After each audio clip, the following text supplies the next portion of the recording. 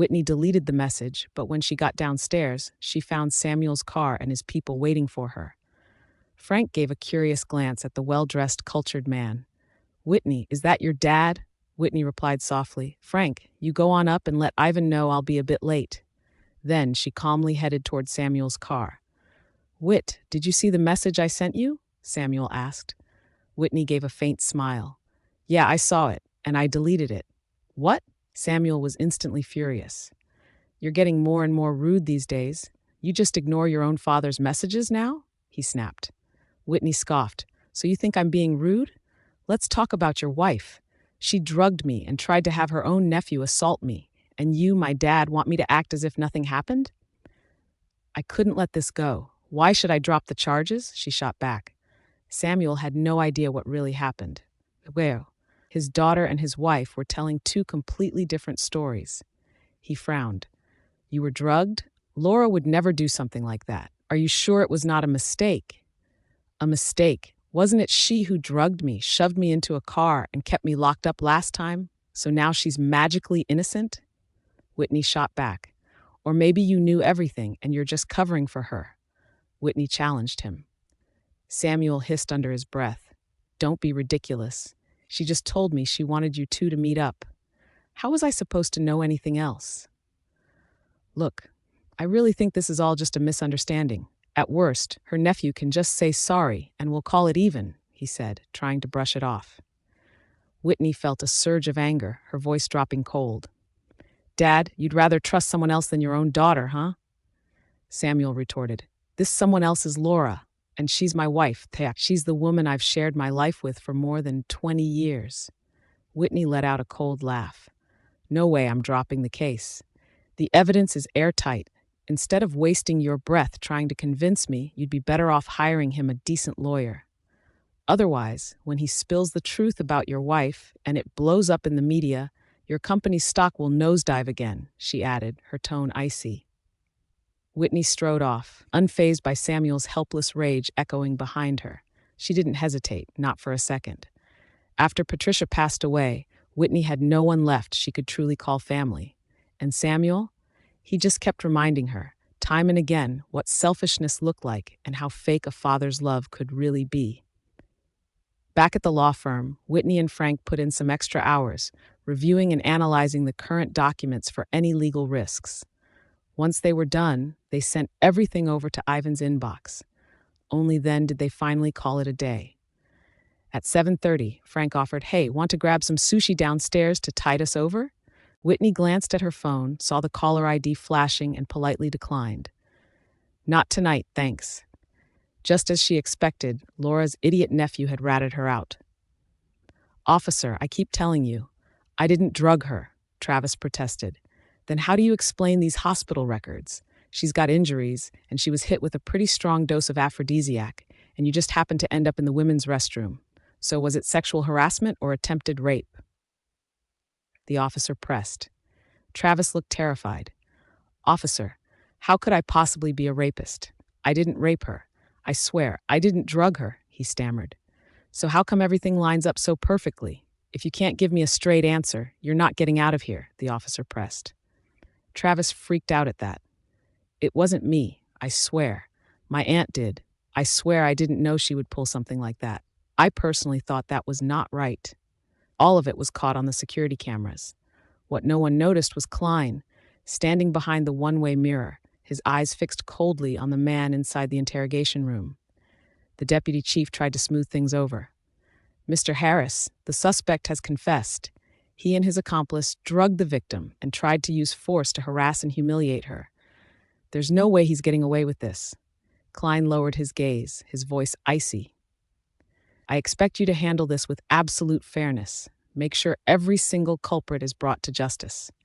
"Yes, sir, absolutely," the deputy chief replied, his voice full of urgency. With that, Klein strode out without another word. The deputy chief couldn't help but wipe the cold sweat from his brow as he watched Klein leave. He never imagined a minor case like this would attract such a heavyweight. Someone from Travis's family had already tried to pull some strings and get the suspect off the hook, but now that Klein was involved, all bets were off. The deputy chief immediately told his wife to quickly return the gifts they'd just accepted. There was no way he could help Travis out. If he did, he'd be risking his own neck. When Samuel got home and heard Tina say Laura had been taken in by the cops, he broke out in a cold sweat. "Dad, you have to help Mom," Tina pleaded, her voice trembling. Samuel's face darkened with anger. "Help her? She's always getting herself into these dumb messes. If this blows up, our company is going to be in serious trouble." Tina's eyes were red from crying. "But Dad, you can't just ignore Mom. Why don't you go talk to Whit? She's the one who started all this. How could she call the cops and get Travis thrown in jail?" "Stop crying. I'll call her," Samuel said. He called up his in-laws, only to find out they'd already tried to grease the wheels with the deputy chief. The guy had taken their bribe, but he had just handed it right back. Samuel felt a chill run down his spine. Returning the gifts meant the law was going to run its course.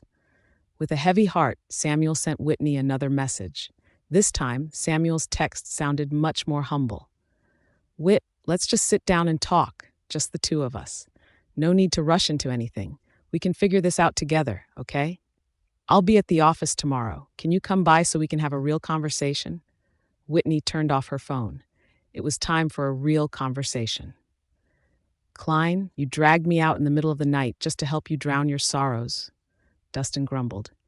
Klein's usually pale skin carried a faint flush as he muttered, "Ever had someone want you at first, and then suddenly, not?" Dustin blinked, confused. "Huh? Please," Dustin snorted. "You're hot, Klein, but with that face, you scare women off." As Dustin spoke, he glanced at Klein, noticing the faint flush at the corner of his eyes, and suddenly remembered how Klein had gone out of his way for Whitney more than once. Dustin's eyes went wide. "Wait, are we talking about Whitney? I thought she was." "Damn, does she really have the guts for that?" Dustin wondered, a bit taken aback. Klein's brows furrowed in irritation as he cut in. "No, you didn't. She's not marrying Carter anymore." Dustin clicked his tongue, teasing. "All right, so she was hooking up with you?" The phrase still made Klein uncomfortable, but the thought of her being with him was oddly satisfying. "Yeah," Dustin smirked.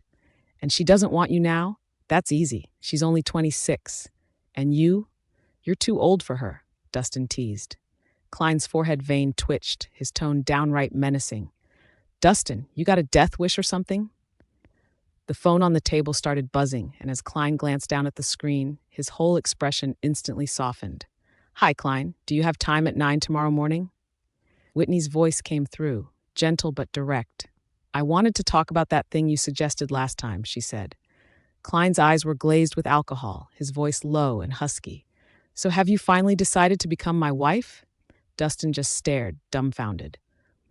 "What did I just hear?" Dustin thought, completely thrown off. Whitney gripped her phone, staring at the closed door, feeling a bit nervous. She pressed the doorbell and Klein opened up, dressed in a loose black silk pajama top. His hair was still damp, clinging to his neck, and beads of water slid down his collarbone, disappearing into his shirt. Whitney's ears instantly turned bright red. Klein, you just woke up?" Whitney stammered, her voice barely above a whisper. Klein raised an eyebrow. "We agreed on 9. What's got you showing up ahead of time?" "Whit, couldn't wait to see me," Klein teased, his voice low and playful. Whitney was super confused. Since when did he, who's always so proper, start acting all flirty? Whitney thought, feeling a bit confused. Whitney cleared her throat softly, eyes lowered. "I just didn't want to be late." "Yeah." The fresh, clean scent from his shower still lingered as he stepped aside. "Come on in." Whitney watched his imposing back and caught a glimpse of his toned calf as he walked away, quietly closing the door behind her. At the entrance, she noticed a pair of pink bunny slippers. Seriously? She couldn't help but feel a little amused. Whitney slipped them on and trailed after Klein. She glanced down and noticed Klein was wearing matching blue bunny slippers. "Wait, are these couple slippers?" Whitney wondered as she paused, a bit taken aback. Seriously, is Klein actually single? She wondered, feeling a little skeptical. Klein sat down, his collar now buttoned up. He sprawled lazily on the couch, legs crossed. "So, what did you want to talk about today?" He noticed Whitney looked a bit spaced out, her gaze lingering on her own slippers. Klein explained casually, The supermarket gave me 2 pairs of slippers for free. I just grabbed whatever style was there. You don't like them? Wait, so they were just freebies? Whitney thought, feeling a wave of relief. Just moments ago, she'd been stressing over how to start the conversation, but after hearing that, she finally felt at ease. They're pretty cute. Rabbits are actually my favorite animal, Whitney said, feeling more relaxed. Is that so? Klein replied with a half smile. Look over there. A friend gave me a rabbit, but I haven't named her yet. Do you have any suggestions? Whitney's eyes sparkled, and she instantly warmed up. You have a rabbit. Wow, she's adorable. So fluffy and white. What a beautiful bunny, Whitney exclaimed, her excitement obvious. Unable to resist, Whitney reached out and gently scratched the rabbit's back. You're such a sweet girl. Little bunny, you don't have a name yet, do you? Are you a girl? How about Jasmine? Klein glanced at his boy bunny and chuckled. Jasmine, huh? Sure, let's call him Jasmine. Dad? The rabbit blinked, looking up at Klein with innocent confusion. After a few minutes of playing with the bunny, Whitney finally remembered what she actually came for. She sat down across from Klein again, nervously clutching her hands on her knees. After wetting her lips, she said, So about what you mentioned before, about marriage, I've been thinking about it. If you don't mind that I broke off my engagement with your nephew, I'd be willing to marry you, Whitney said softly, her voice a little shy but honest. Klein's throat tightened as he asked, his voice a little husky. Have you really thought it through? Yeah, honestly, I'd be the one getting the better end of the deal if I married you, Whitney murmured, keeping her eyes lowered, not daring to look at him. That's not true, Klein said softly. Klein licked his lips, her simple, I'd be willing to marry you, sending a wave of heat rushing through his body. Even though he'd just showered this morning, he was already burning up again. Klein grabbed a throw pillow from the couch and set it on his lap. Patricia just passed away. Should we wait a year before we register our marriage and have the wedding? Whitney's expression dimmed. No, not a whole year. Let's wait until the memorial period is over. Grandma, I really can't wait any longer, Whitney thought, her heart heavy. I can't wait to deal with those people. Grandma, please forgive me just this once, okay? But since my grandma just passed away, I'd rather we keep things private for now. Is that okay? Whitney asked softly, a little unsure. Whitney wasn't sure if her request would upset him, but for now, she just didn't want anyone to know about them yet. Klein locked eyes with her, his gaze intense as he narrowed his eyes slightly. Sure. After the memorial period, do you want to move in with me, or should I move in with you? Klein asked, sounding casual but with a hint of anticipation. Whitney was at a loss for words. He's really getting used to this whole relationship thing pretty fast, she thought, a little surprised. I'll move in with you, Whitney said softly. Klein nodded, got up, and pulled a card out of the drawer, sliding it over to Whitney. Just buy whatever you want. I honestly have no idea what kind of stuff you girls like, Klein said, sounding a bit awkward but sincere. Whitney gulped as she stared at the black card. It's okay. I have my own, she started. Klein interrupted her. I'm old-fashioned about this. A man should take care of his home. Go ahead and take it. There's stuff we'll need for the house anyway. Since we're getting married, what's mine is yours, Klein added, his voice gentle but firm. Yeah, but my money's still mine, Whitney thought to herself. Her own savings were pretty pathetic anyway. Whitney didn't hesitate anymore. She knew she'd have plenty of chances to lean on him in the future, so taking the card didn't bother her at all. She'd only use it for household expenses anyway. As Whitney walked out of Klein's villa, it all felt a little unreal. So, it's really settled? Just like that? Whitney thought, still a bit dazed. She still couldn't believe that her spouse would actually be Klein. Whitney climbed into her car, head spinning. She sat there for a while, trying to steady herself before finally stepping on the accelerator.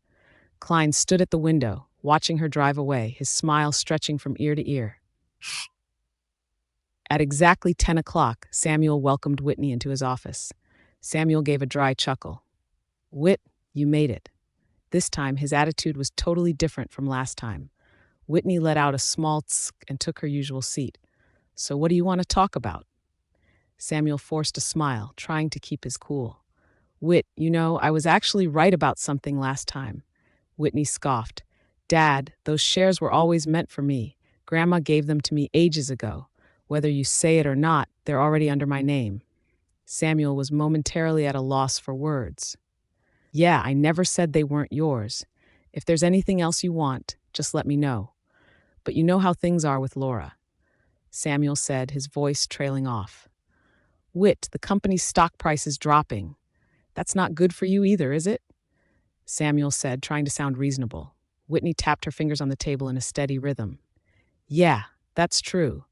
But if you think you can just brush me off with a lame apology, that's not happening. Samuel's face darkened. So, what do you want? Whitney flashed a triumphant smile. First, Laura and Tina need to move out of the villa. That house belongs to my mom and you. They have no business living there. That villa was also full of memories with Patricia. Samuel's face turned stormy, but he gritted his teeth and agreed without hesitation. Fine. Second, they both have to make a public apology to me on social media, and from now on, they'd better keep their distance. That's not asking too much, is it? Whitney pressed, her eyes glinting with determination. Samuel's face darkened again. Sure, I'll have them apologize, but I'll make sure they keep it vague. If the details get out, it'll be bad for the company. Whitney shrugged, unfazed. She suddenly raised an eyebrow. One more thing, just to confirm, you promised me another 5% if I married Carter, right? Samuel shot her a suspicious look.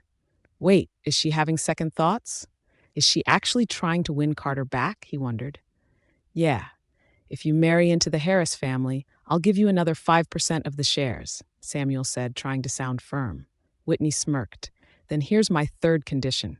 I want that 5% bumped up to 10%.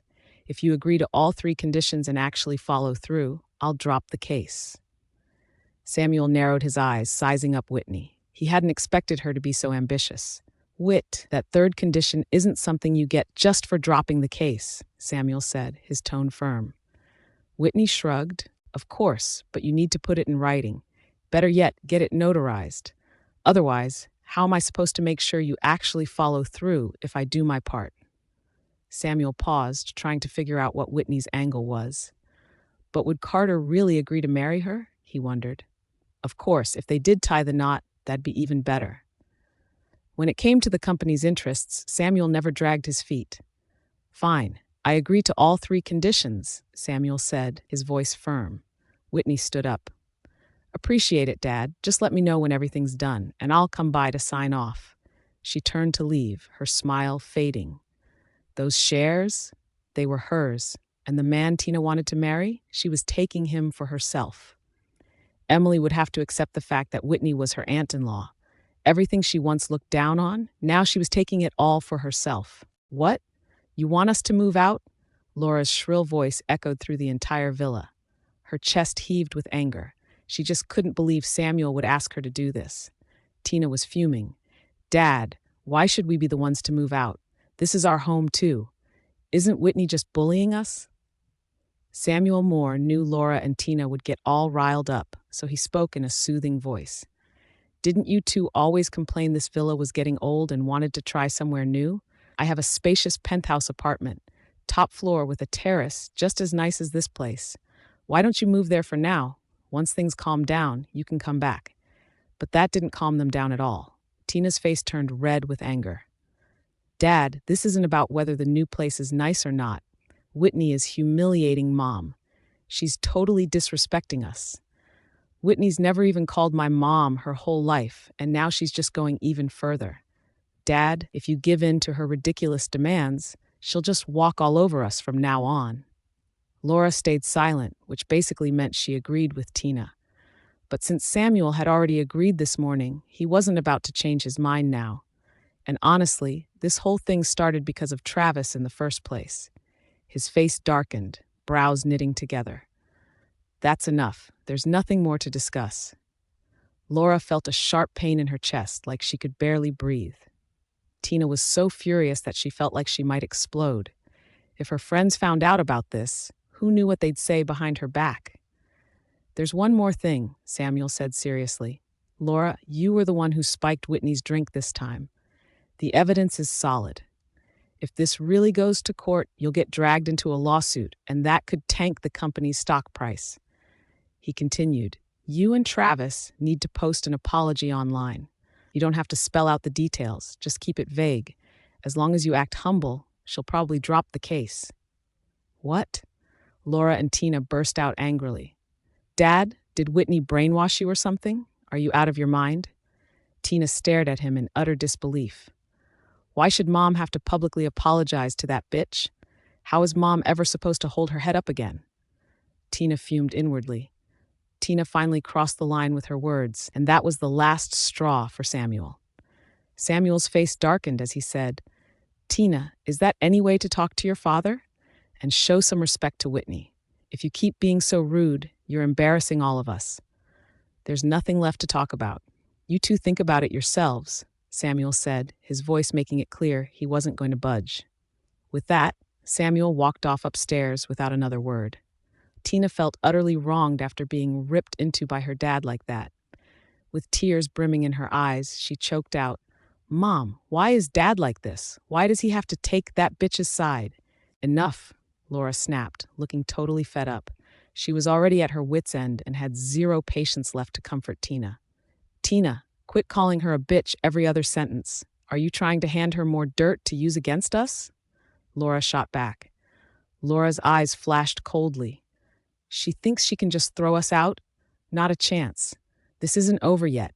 She's already made enemies with the Harris family. Let's see how tough she really is. I can't wait to watch her crash and burn.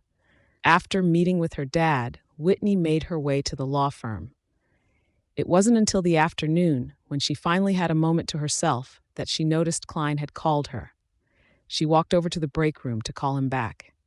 Inside the conference room, Klein, usually icy and unreadable, actually softened when he saw Whitney's name pop up on his phone. Let's pause for a moment.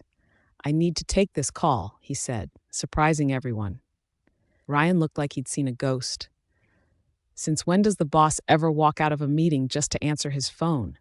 Seriously, this has never happened before, he thought, completely floored. The other execs traded uneasy glances, all silently wondering if something huge was going down. Klein stepped out of the conference room, a smile unconsciously spreading across his face. He didn't even realize how affectionate his voice sounded as he said, Did my girlfriend finally check her phone? Whitney's ears went hot. Girlfriend? Since when did I become his girlfriend? I thought we were partners, she thought, a little thrown off. Trying to play it cool, Whitney gave a little cough. I was swamped all afternoon and totally missed your call. What's up? Nothing much, really. Just wanted to check if my girlfriend remembered to eat lunch, Klein said, his voice warm and teasing. Whitney was still trying to wrap her head around Klein, suddenly acting all caring. Just had a salad for lunch, she said. Klein paused for a second. Trying to lose weight. Whitney blinked, a little thrown. Nope. Then why are you doing this to yourself? Klein teased. Whitney was speechless. Whitney, Frank's taking over the infringement case tomorrow, so I'll need you to keep handling the due diligence at NextSphere Electronics. Ivan began, but he then noticed she was on the phone. Oh, you're on a call? Go ahead. I'll wait till you're done, Ivan said, waving it off. Whitney's heart jumped. Instinctively, she covered her phone, weirdly nervous that Ivan might figure out who she was talking to, even though she had no real reason to feel guilty. Ivan, I'll come find you in a bit, she replied, hoping she sounded normal. Ivan saw her being all mysterious and gave her a playful, suggestive grin. Glad to see her dating again, he thought to himself. He flashed her an okay sign before heading off. Whitney breathed out in relief and asked softly, Klein, are you still there? Her gentle tone sent a little jolt through his heart. Yeah, your boss is looking for you. Go ahead and get to it, Klein said, his voice gentle. Okay, I'll go now, Whitney replied. Klein saw how fast Whitney hung up and just smiled to himself. Laura told the maid to start packing up her stuff, then turned to Tina and said, Go pack up your usual clothes and the things you use every day, too. Tina was so pissed off that she could barely focus on packing. Emily, are you free? Tina asked. Emily smiled. Yeah, I'm free. Tina, it's been forever since we hung out. Want to grab something to eat? She was just about to suggest that herself. At the restaurant, Emily bit her lip, looking totally stunned. Are you saying your dad actually agreed to Whit's request and kicked you guys out of the house? Can you believe it? Emily, seriously, what did she do to my dad to make him treat us like this? Tina fumed. Emily fell silent, lost in thought. She knew Samuel pretty well. He was a sophisticated, self-serving type, always putting himself first, and a shrewd businessman through and through. As both a father and a businessman, he wasn't the type to spoil his daughters just because he was their dad. There was always a catch. After Whitney called off the wedding with Carter, Samuel probably saw her as nothing but a useless pawn. But if he was suddenly treating her like she mattered, there was only one explanation. She must have some new value he could exploit. Tina, is Whit seeing someone new these days? Emily asked, her voice full of gossip. Or did she just land herself a rich boyfriend? Emily teased, giving Tina a knowing look. Tina scoffed, rolling her eyes. Seriously, like she could. Carter dumped her. Who's going to sign up for all that baggage now? Tina sneered. That comment just didn't sit right with Emily. She knew Carter would go back to Whitney. She was sure Carter only had eyes for her, but Emily was more than happy to badmouth Whitney. She let out a mocking laugh. Honestly, there are plenty of rich old men out there who just love girls like her. Suddenly, Tina realized what was going on. No wonder Dad's suddenly on her side. Turns out she got herself a sugar daddy, Tina thought, her eyes narrowing as it all made sense. Tina, don't panic.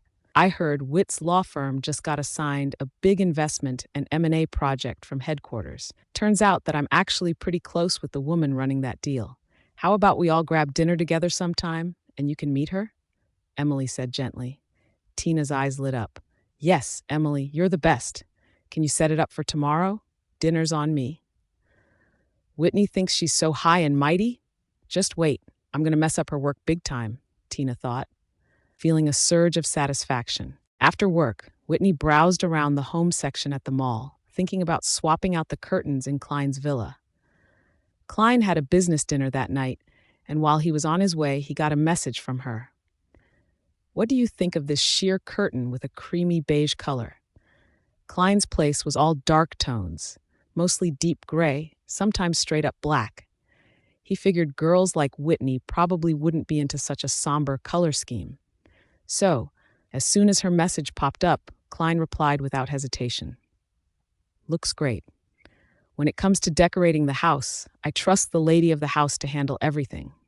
A soft blush colored Whitney's fair cheeks. All right, I'll take care of it then. Whitney ended up buying a bunch of stuff: curtains, rugs, sofa covers, placemats, and some fresh sheets for the bedroom. She quickly arranged for the installers to come by tomorrow. Whitney, the installers will be coming over tomorrow. Here's their number. If you get a chance, could you let the housekeeper know? Klein replied almost instantly. He sent over the front door code and a phone number. Feel free to reach out to my butler directly. Anything you need, big or small, just let him take care of it from now on. Whitney winked. She just shot back a quick okay and left it at that. The next day, Frank was busy, so Whitney headed to NextSphere Electronics on her own. During their last review, Frank and Whitney found out that NextSphere Electronics was tangled up in an unresolved lawsuit. They still owed a supplier $6 million for goods. The first trial was already done, but the verdict hadn't been announced yet. NextSphere Electronics argued that the goods they got didn't match what they'd ordered, so they refused to pay. The supplier insisted they delivered exactly as requested. Since neither side could see eye to eye, they decided to take it to court. If Harris Group took over NextSphere Electronics, including all its assets and debts, then if the lawsuit ruled that NextSphere Electronics had to pay up, the responsibility would fall on Harris Group. With this level of legal risk, Whitney needed to figure out how likely NextSphere Electronics was to win the lawsuit, or, ideally, wait for the verdict before analyzing whether the acquisition made sense. This time, Whitney was working directly with Paige Turner, the manager overseeing the lawsuit. Miss Turner, Miss Moore from PrimeBridge, is waiting for you in the lounge, the assistant said. Paige didn't even glance up. Let her wait. Whitney had been waiting since 9, and by 10 she couldn't help but walk over to the assistant's desk. Excuse me, is Miss Turner still tied up in her meeting? The assistant smiled. Yes, but I'll let you know as soon as she's done. Whitney frowned. But we already scheduled this meeting. The assistant chuckled. Well, Miss Moore, you know how it is. Miss Turner's schedule is packed. Whitney sat back down, keeping her cool. She decided to wait another half hour. If she still didn't get a response by then, she'd just leave. Honestly, it was up to Nextsphere Electronics to explain the risks the team had found. If they didn't want to work with her, she'd make sure Harris Group got the full story, no sugarcoating. Right on the dot, 30 minutes later, Paige finally strolled in. Whitney glanced at the elegant woman and gave a polite nod. Miss Turner, hello. I'm Whitney Moore, the attorney in charge of Harris Group's acquisition. Miss Moore, hello. God, I've been swamped all morning, Paige replied. Whitney decided not to dwell on being kept waiting so long and cut straight to the chase. Miss Turner, could you let me know when the verdict for this pending lawsuit is expected and what odds your legal counsel is giving you for a win? Paige let out a laugh. Oh, Miss Moore, aren't you lawyers supposed to be the ones who never spill a word? How would we know if we're going to win or lose? But honestly, we're pretty confident this case is in the bag for us. Whitney didn't back down. Miss Turner, it's been 2 months since the first trial ended. Has the judge given you guys any hint about when the verdict might come out? Paige waved it off. Come on, Miss Moore. You know we can't just go bug the judge for an answer. Sometimes, if a lawyer had the right connections with a judge, they could see a verdict before it was officially announced. But clearly, Paige wasn't about to let anything slip. Paige smirked. Miss Moore, it's not that I'm hiding anything, but I checked the legal team list Harris Group sent over in our team chat today, and your name wasn't on it. Whitney frowned. That's impossible. She quickly checked her phone. There was no notification about being removed from the group, and Ivan hadn't mentioned anything. What the hell is going on? She wondered. Paige said lightly, Well, I'm not sure what's up with your firm's staffing. Maybe you should check with your coworkers? Whitney took a deep breath and managed a polite smile. All right. Thank you for your time. As soon as she got in the car, Whitney dialed Ivan, hoping he'd pick up right away. But Ivan didn't answer. Feeling uneasy, Whitney headed back to the firm, her nerves on edge the whole drive. As soon as she walked into the department, she heard Ivan shouting from his office. Gina, have you got no shame? This is my client, my case. Why are you trying to replace my team's lawyer with yours? Yelling at me won't change anything. This is Townsend's decision. Go ask him if you don't believe me. You're always defending your little protégé. Maybe she ticked off someone important. Valerie turned around and spotted Whitney coming back. She quickly pulled Whitney aside. Whitney, take it easy for now. Ivan didn't know about this either. He just had a huge fight with Mr. Fisher, and now Gina's here arguing with him. Whitney's eyes turned icy. Where's Townsend? Valerie looked uneasy. He's out of town on a business trip. He hasn't picked up his phone at all. Otherwise, Ivan would have stormed over there to raise hell. Gina clicked out in her high heels, spotting Whitney as she walked back in. She snorted, tossing her hair, and strutted off with a sway of her hips. Ivan followed behind, his face dark and miserable.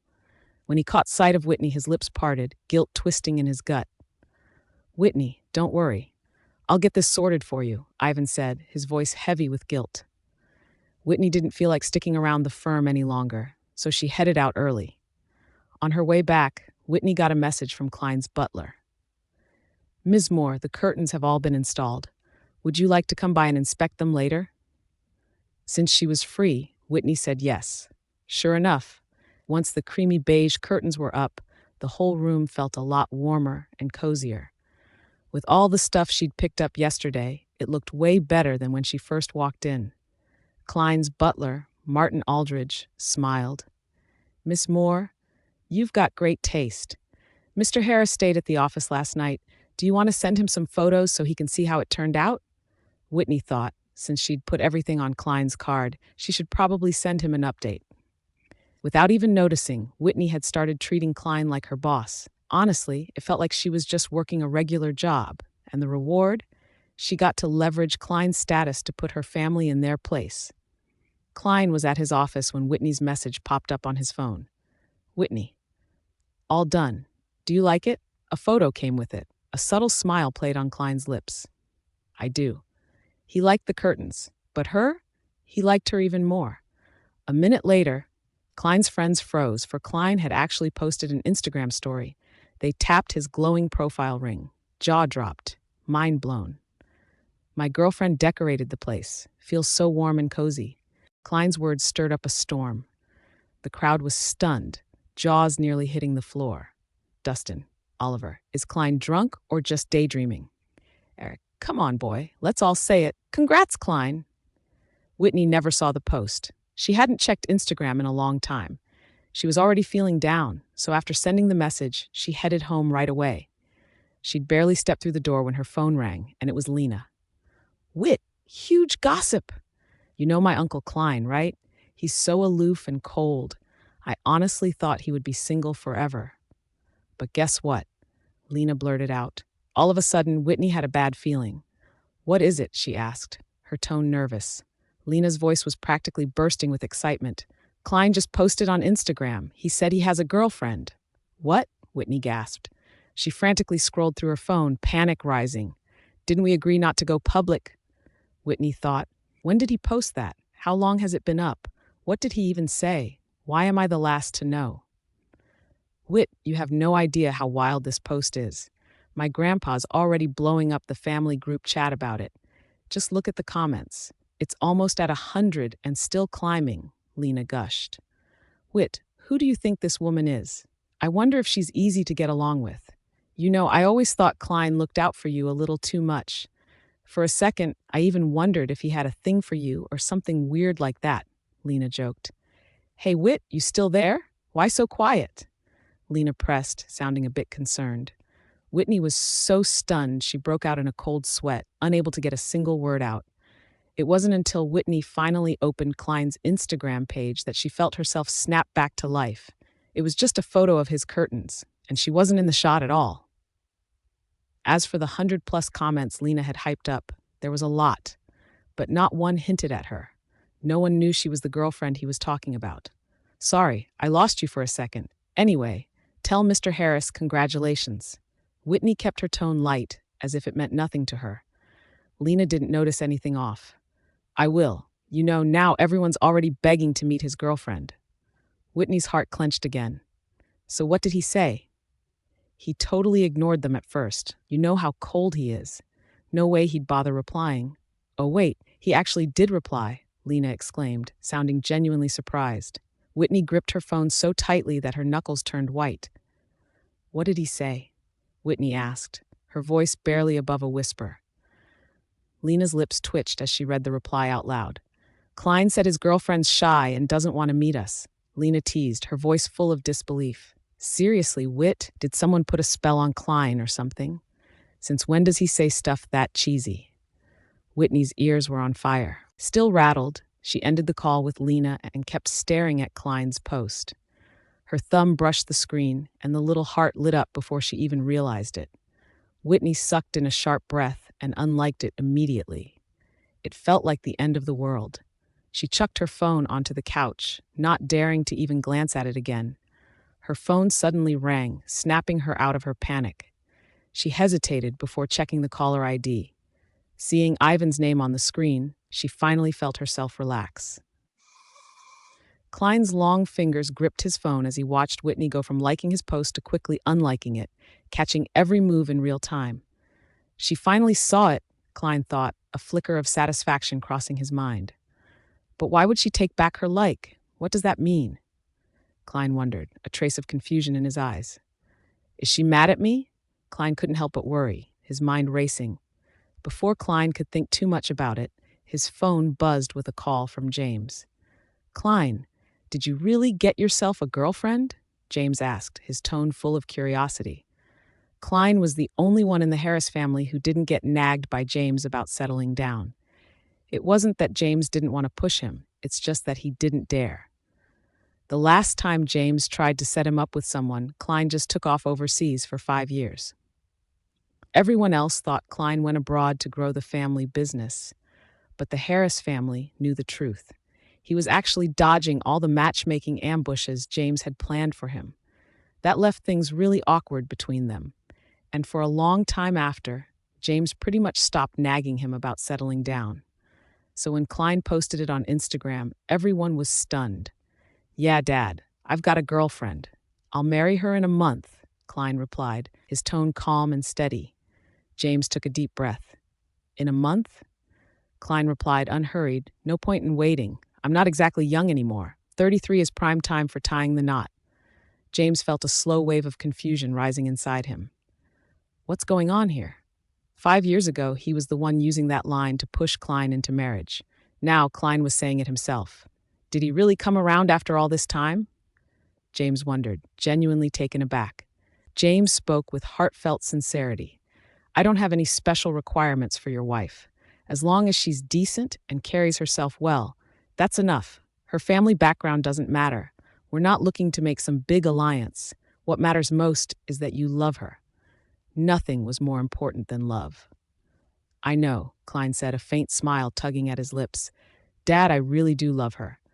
James couldn't help but smile. "That's great to hear. One of these days, bring her over so I can meet her in person." "She's a bit shy, so try not to overwhelm her." "Let's wait until next month," Klein replied gently. After they literally got married, he would bring her home for sure. James had no idea what Klein was really thinking. He simply thought Klein's girlfriend was just shy. They didn't talk for long before hanging up. Klein called Martin. "Martin, when Whitney stopped by the house today, was everything okay?" "Everything was fine, sir, but Miss Moore looked a little off today," Martin replied. Klein's gaze darkened, and his smile disappeared. "A little off?" "Yeah, I tried to talk to her twice, but she seemed totally lost in thought both times," Martin said. Klein frowned, lost in thought. "Why was she in such a bad mood? Doesn't sound like it's because of me. Is it because of Carter?" "All right, I got it," Klein said. After hanging up with Ivan, Whitney stared at the group chat for the acquisition and investment project. She held herself back from blowing up in the chat and instead called Calvin, the project lead. Calvin had just gotten back to his office, sounding distant. "Hello, who is this?" Whitney greeted him politely, keeping her composure. "Hello, Mr. Malone. This is Whitney Moore from Prime Bridge Law Firm." Calvin raised an eyebrow. "Oh, Miss Moore, is there something you need?" Whitney calling him directly was definitely skipping the usual chain of command. Calvin had always suspected there was something off between Whitney and Klein, but nothing annoyed him more than subordinates going over his head. And when a partner pulled that stunt, it really rubbed him the wrong way. Whitney didn't care about his icy attitude.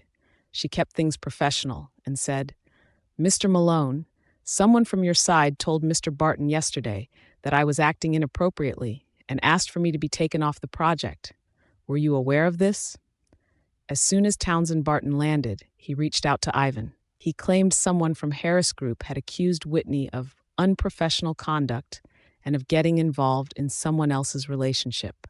Afraid the scandal would blow back on the firm, Townsend removed her from the project without consulting Ivan. With Ivan's approval, Whitney wanted to find out directly from Calvin who had made those accusations. She knew Townsend would never spill the beans, so this was her only shot. Calvin's eyes widened in shock. "Are you sure? I seriously had no clue." He was irritated that Whitney had come straight to him, but what really freaked him out was the possibility that someone on his own team was stirring up trouble. If Klein ever caught wind of this, he didn't even want to think about it. "Ms. Moore, I trust you completely. I'll look into this right away and find out who's behind these rumors. I promise you'll get a clear answer from me. Is that okay with you?" Calvin said, sounding genuinely serious. Whitney had a whole rant prepared, but she was caught off guard when Calvin actually stood up for her instead of just backing his own team. "Hearing you say that really puts my mind at ease," Whitney replied, her voice steady. As soon as he hung up, Calvin called a meeting. He hadn't even made it to the conference room when a message from Klein came in. "Klein, Calvin, is there an issue with the NextSphere Electronics acquisition?" Calvin immediately assumed Whitney had ratted to Klein about him. "Man, I had no idea Miss Moore was this important to Mr. Harris," Calvin thought, stunned. Suddenly, he remembered Klein's post from yesterday. Zooming in on the photo, he spotted a faint figure reflected in the floor-to-ceiling window. That figure looked uncannily like Whitney's. A chill ran down his spine. He quickly replied, "Calvin, Mr. Harris, everything's fine. I'll get to the bottom of who's spreading those rumors about Ms. Moore right away." Klein's long, slender fingers idly toyed with a silver lighter, his voice icy. "Rumors?" Calvin's phone buzzed. He glanced at the flashing name on the screen and picked up, resigned. His heart sank. "I'm screwed," he thought. "Hello, Mr. Har." Before he could finish, Klein's cold voice cut in. "We've got a rat in the Harris group spreading rumors?" The lighter in Klein's hand flicked on, casting a faint glow over his half-lit face. "You've got 15 minutes. With a click, the call ended. Calvin let out a bitter laugh. "Who the hell is it? Well, now they're screwed, and I am too."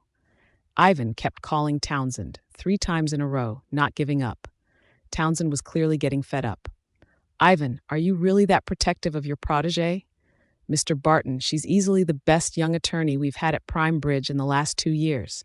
Of course I'm going to stand up for her," Ivan said. "I swear she's nothing like what people are saying. Mr. Barton, don't let a few rumors ruin her career, okay?" Townsend gave a wry chuckle. "I'm not writing her off. She just isn't the right fit for this project right now.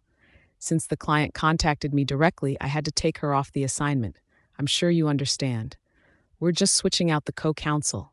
It won't affect your position at all. What do you say, Ivan?"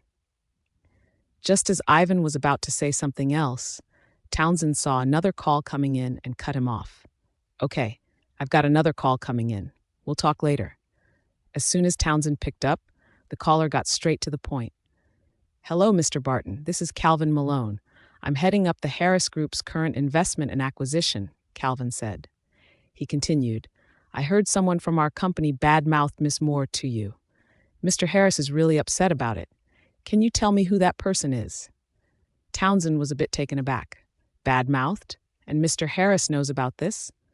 "Yes, Mr. Harris is furious and wants me to find out who did it within 10 minutes. Mr. Barton, I've always respected Mr. Walton and his team, and I'm calling you because I figured you'd know what's going on. Honestly, I only learned about this myself." Townsend Barton gave an awkward chuckle. "Ah, I see. I always thought Miss Moore was honest and kind, and I couldn't believe she was like that." Calvin Malone agreed. "That's right. Miss Moore is talented and capable.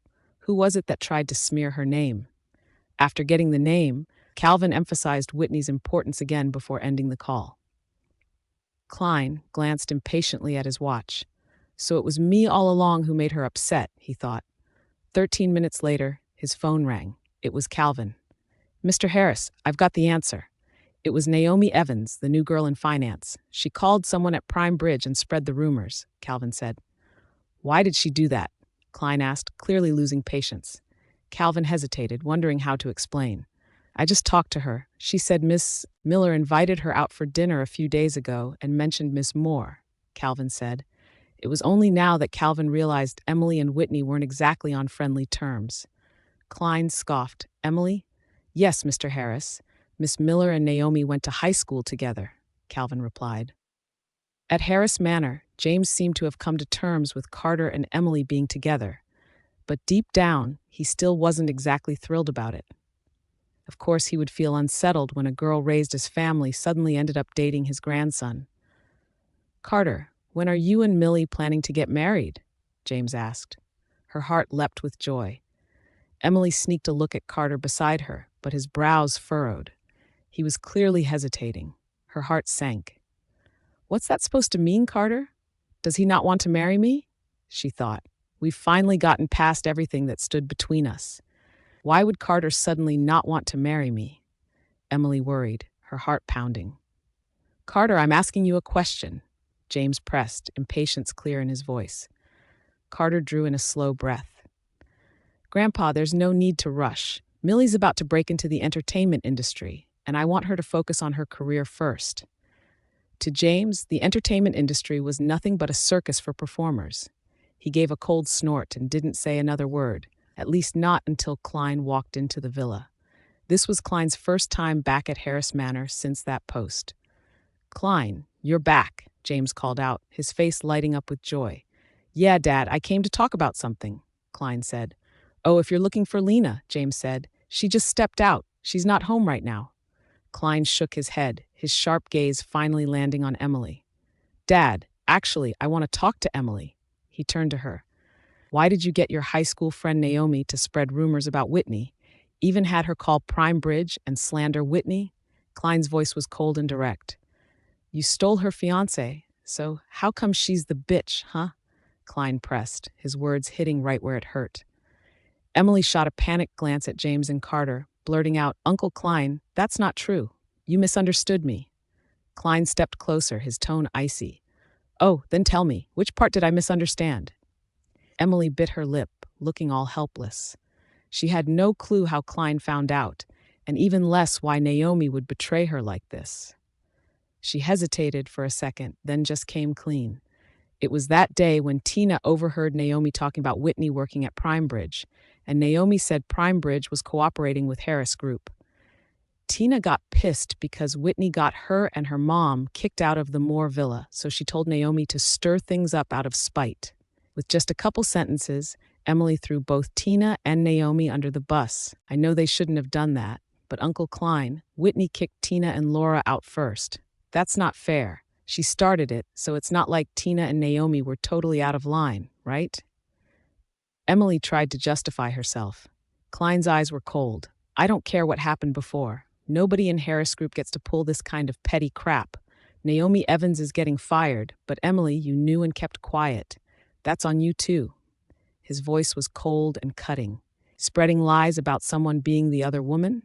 How heartless do you have to be to make up something like that? Emily understood that every word from Klein was calling her heartless.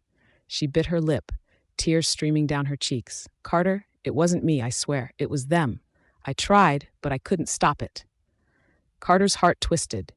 He hated seeing Emily cry more than anything. Once again, Carter was squaring off against Klein, all because of her. Uncle Klein, Whitney's just an outsider.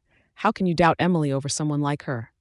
Carter protested, frustration clear in his voice. An outsider? Klein arched a brow, skepticism clear in his voice. Carter felt the weight of Klein's stare pressing down on him. Isn't she? He asked, uncertainty creeping into his voice. Dad, what do you think? Klein turned to James. James let out a heavy sigh. How did things get so tangled between my own grandson, the girl I raised as my own granddaughter, and the kid I care about most? He thought, disappointment weighing on him. Just fire her, Klein. It's your decision, James said, sounding tired. And Emily, you'd better stay out of other people's family messes from now on.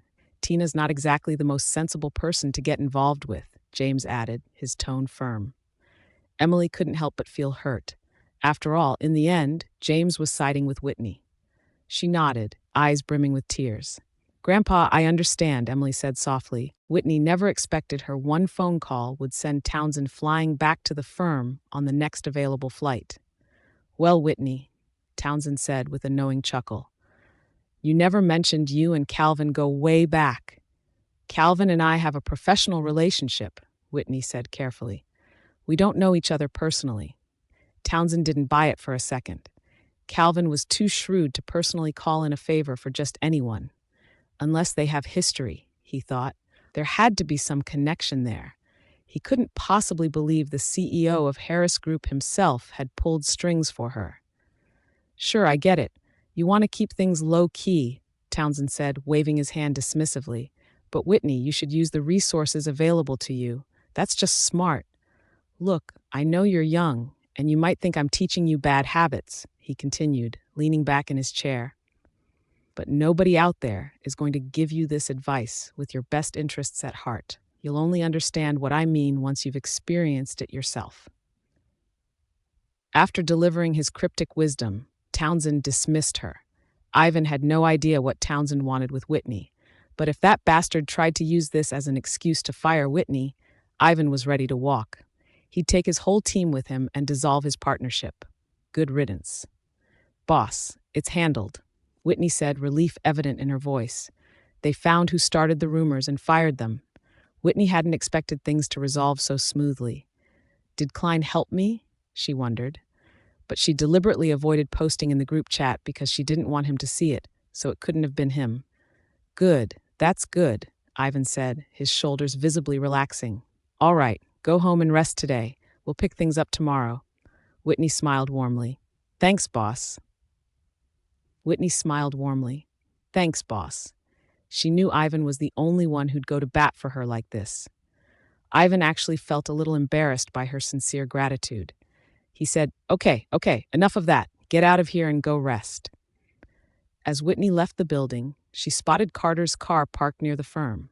She pretended not to notice and kept walking, but he got out and stepped directly into her path. Before Carter's hand could reach Whitney, she stepped back and away from him. Carter, stay away from me. The disgust on her face hit him like a slap. Whitney, why did you get Millie in trouble with Uncle Klein again? You said you'd give us your blessing, so why are you targeting her now? Carter was deliberately trying to provoke her, wanting to see how she'd react. But all he got was a cold, dismissive glance. Gone was the adoration and joy that used to light up her eyes when she looked at him. Carter realized that it had only been a few days, but she really had moved on from him. The thought made his chest tighten, and he could barely breathe. Whitney stared at him coldly, as if she'd just heard the most ridiculous joke in the world.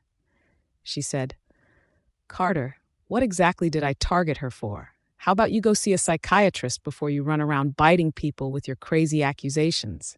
Her sharp rebuke made his face flush with anger. I know you don't like your sister, but kicking them out so they can't even go home, isn't that taking it too far? Maybe she went a bit overboard, but she's the one who spread those rumors. You got Millie scolded too, so shouldn't you apologize to them?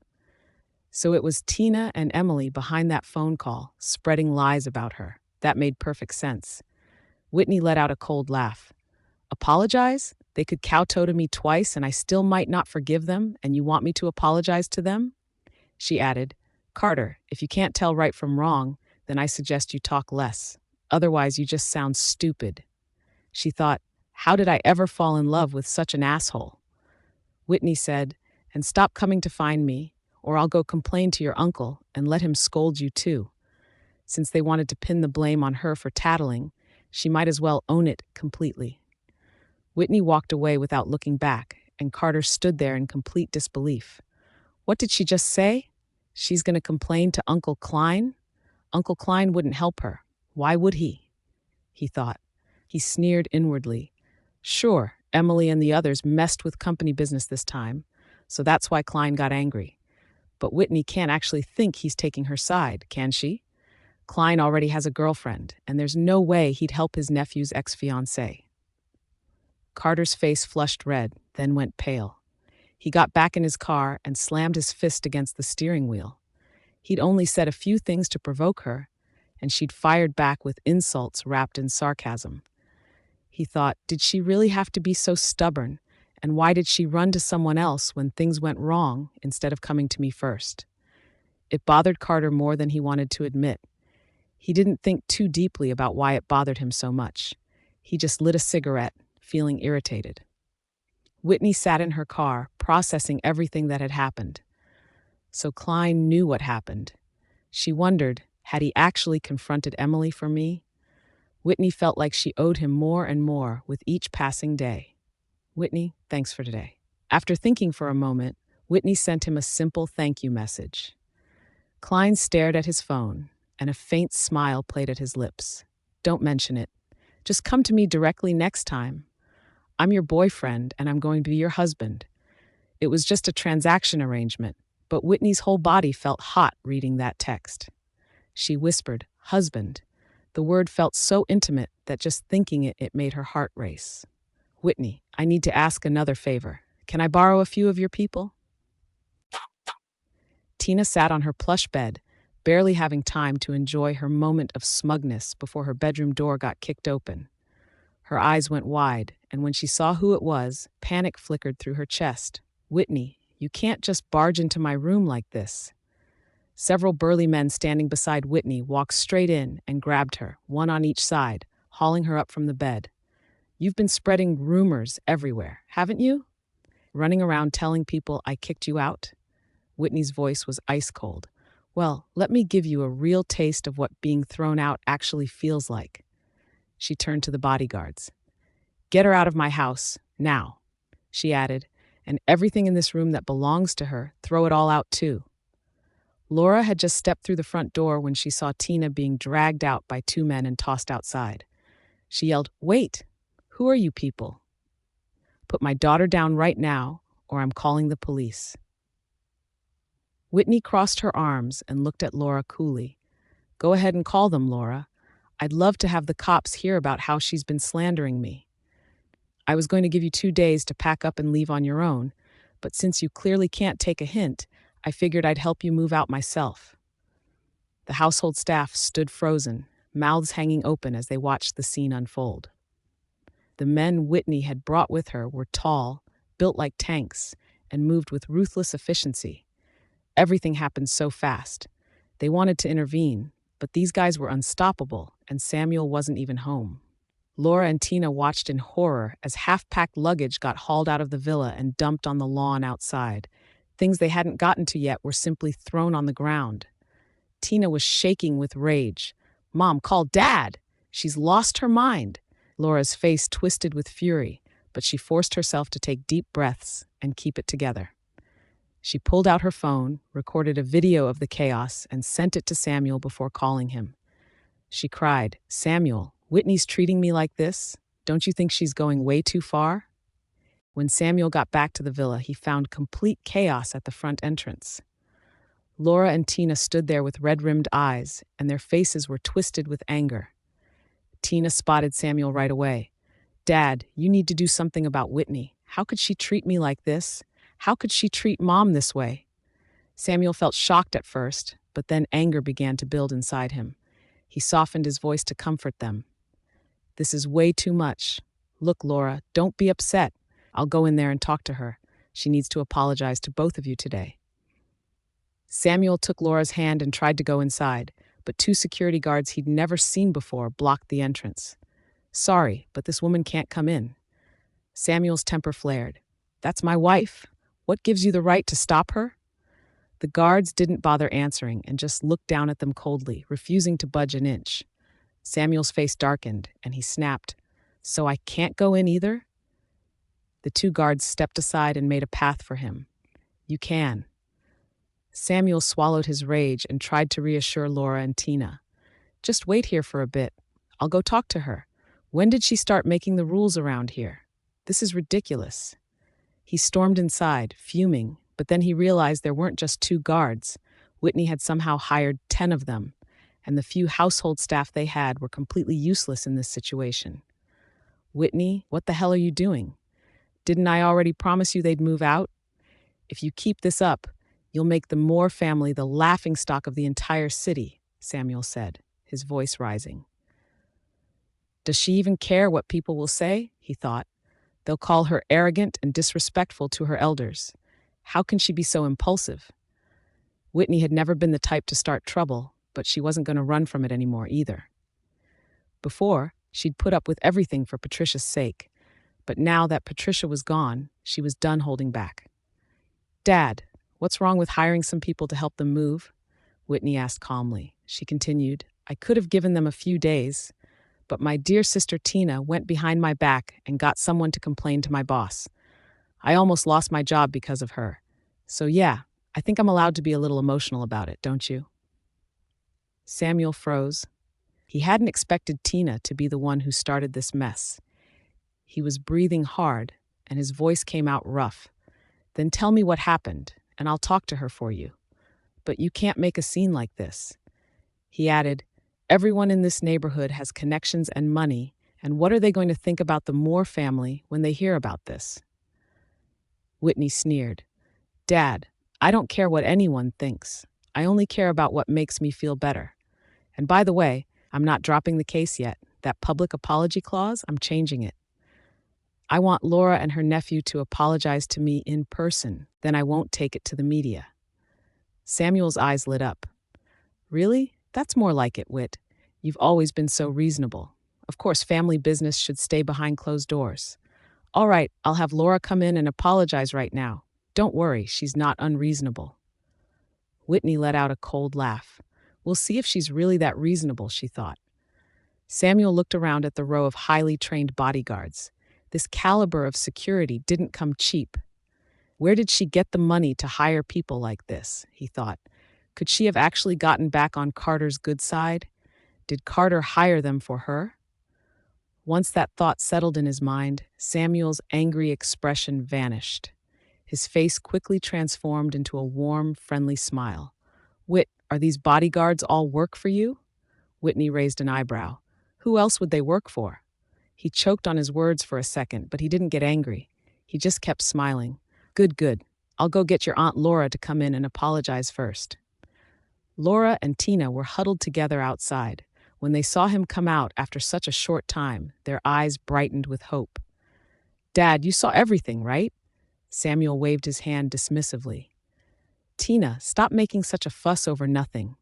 Laura, listen. I just talked to Whitney and she's come around. Remember how she wanted you to apologize publicly through the media? Well, she's thought it over, and now she just wants you to go in there and apologize to her face. Then she'll let the whole thing go. What? Tina's voice shot up, and her whole body went rigid with anger. Dad, she just kicked me and Mom out, and now you want Mom to go in there and apologize to that little bitch? Tina Moore. Samuel's voice came out slow and deliberate, each word hitting like a hammer. Is that how you talk about your sister? You clearly need to learn some manners. He frowned. Laura, look at our daughter. Does she look anything like a Moore family girl should? Anyone who saw her would think she's some street thug. All right, I'll have the servants pack up your luggage and clothes and load them into the car. Once you apologize, I'll personally drive you both to the South Orchid Villa. Laura bit down hard on her lip, and her nails dug so deeply into her palms that they left marks. Fuck you, Whitney, she thought. She'd make that girl pay back every bit of today's humiliation 100 times over. Whitney's mother had stolen her place while she was alive, and now she'd left behind a bastard to insult her even after death. I'll get revenge on this, she thought bitterly. Her eyes reddened slightly, but her voice came out soft and gentle. Samuel, since you insist, I'll go in and apologize to her. She looked so fragile and helpless that Samuel's heart softened. He pulled her close, his arm around her shoulders. I know you're the one being wronged here, Laura. I haven't forgotten everything you've done for this family. Whitney sat on the couch and had made it through half a cup of coffee before Laura and Tina finally showed up. Samuel tried to smooth things over with a laugh. Whit, Laura's here. Whitney set her cup down on the table with just enough force to make a point, and her gaze sharpened instantly. Oh, you're here, she said, pulling out her phone with casual indifference. She opened the camera and aimed it straight at Laura's face. Go ahead then, apologize. I'm listening. Tina stared at her, trembling with rage. Dad, are you seeing this? What is she doing? Is she seriously recording this? Whitney shrugged. Why not? You really think a half-assed apology is going to cut it? I need proof, something to remind you all not to forget about today. She wanted them to remember that she wasn't some doormat who'd take their crap lying down. She wanted them to think twice before messing with her again. She'd played the good girl long enough, and if being called difficult was the price, she didn't care anymore. Laura tasted blood in her mouth.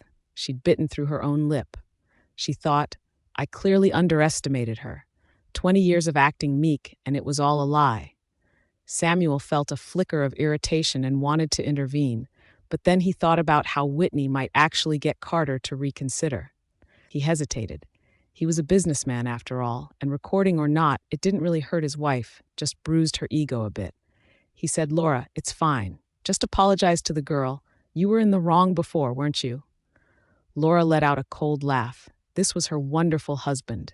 She forced down the fury roiling in her chest and smiled darkly. Fine, I'll apologize. She said, I was wrong before. I used the wrong approach with you, and I won't interfere with your marriage anymore. Whit, can you forgive me just this once? Wait, what method did you use? Come on, tell me, Whitney said. Laura's face stiffened, and she took a deep breath before speaking again. I shouldn't have drugged your drink. That was my fault, and I shouldn't have taken shortcuts just to set you up with my nephew. I know I was wrong, and I won't do it again. Whit, are you satisfied now? Whitney put away her phone. Fine. Next time, bring your nephew along too. With that, Today's drama was finally wrapped up. Whitney turned to look at the servants who'd been making her life difficult. You, and you. Pack your things and leave. Laura, don't say I'm being heartless, but these are your most loyal followers, so they can go with you. Sir? Several of them looked panicked. Were they really being fired? They thought. They'd worked at the villa for years, some for over 5 years, and the longest-serving one had been there for a decade. Samuel thought to himself, she's ruthless. She just swept out all of Laura's people in one go. That's enough. You can all leave from now on, he said. We don't need this many servants at the moment anyway. You'll get the compensation you're owed, so that's settled. Laura's hatred for Whitney climbed to a whole new level. When everything was done, Whitney glanced at her father. Dad, should I have your luggage sent over there too? Samuel stiffened, and his expression turned cold. I'm not moving to South Orchid Villa. I'm staying right here. Whit, this is my home. Are you trying to kick me out too? Whitney smiled faintly. I wouldn't dare. Just asking, since you and Laura are so close and all. Samuel stayed silent. Laura and Tina moved into South Orchid Villa, and the humiliation burned through them both. Sure, it was called a luxury apartment, but it couldn't compare to living in an actual villa. The space felt cramped and wrong. Tina stared at her bedroom, half the size of what she'd had before, and swept everything off her dresser.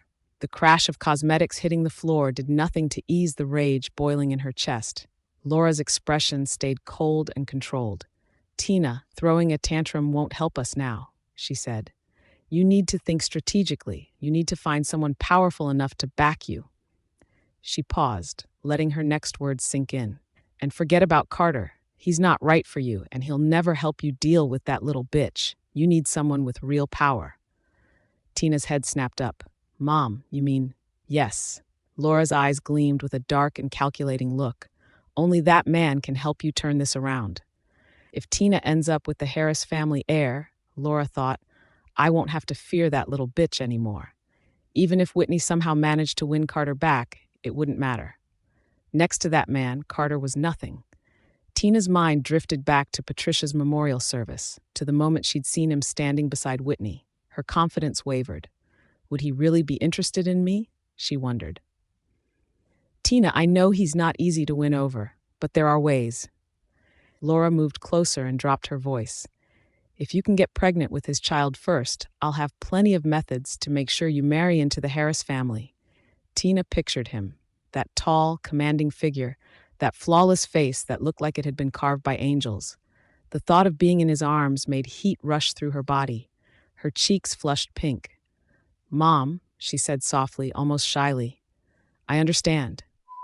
Whitney borrowed Klein's bodyguards and finally got her revenge. So this is what it feels like to have power on your side, she thought, and damn, it felt good. She stood by the window and called Klein. He picked up almost instantly. His voice came through, deep and rough around the edges. Hey, everything handled? Yeah, Whitney said with a soft laugh. All taken care of. Thanks, Klein. Klein's voice dropped lower, with just a hint of amusement. That's it? Just a thank you? Whitney's heart skipped a beat. She knew Klein was interested in her.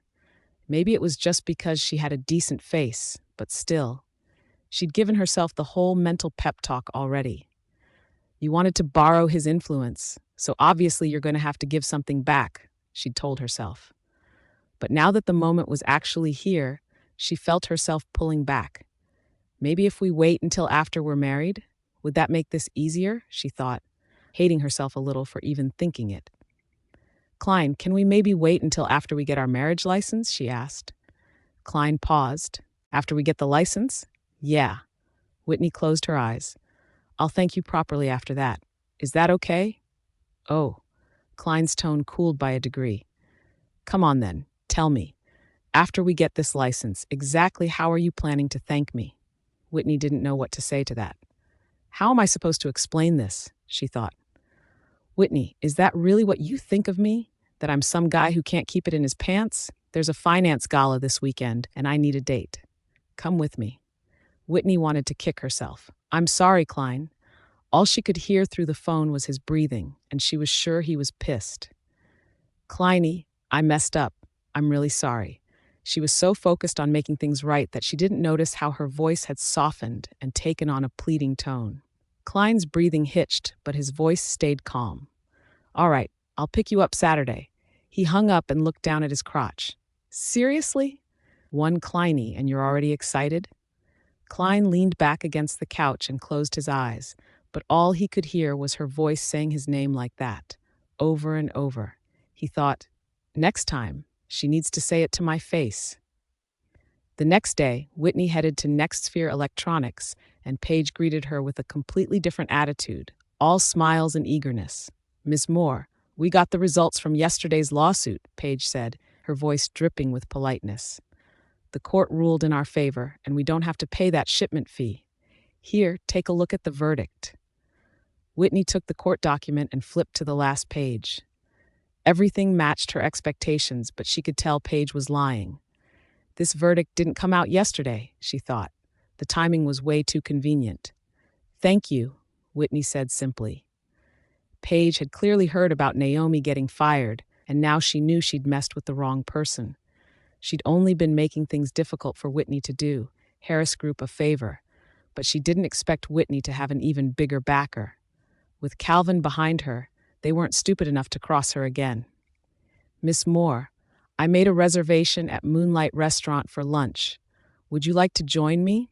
Paige asked, still trying to make amends. Whitney smiled politely but shook her head. "I appreciate it, Paige, but I need to get back to the firm." "Thank you, though." It wasn't appropriate for someone doing due diligence to have lunch with clients anyway. Plus, after the way Paige had acted yesterday, Whitney couldn't force herself to smile through an entire meal. She could fake it for a few minutes, but a whole lunch? That was asking too much. Whitney spent the afternoon finishing NextSphere Electronics' detailed due diligence report and sent it to Ivan. She stretched her arms over her head and realized it was already 6 o'clock. She started packing up to leave when her phone buzzed with a location pin from Lena. A second later, Lena's call came through. "Whit, get over here and help me pick out some clothes. I'm going to Lisburn tomorrow to catch a show." Whitney felt a twinge of envy as she watched her friend's carefree lifestyle. "Off chasing inspiration again?" "Yeah, I have to," Lena said. "I haven't touched my sketchbook in 3 months, and everything I look at feels ugly.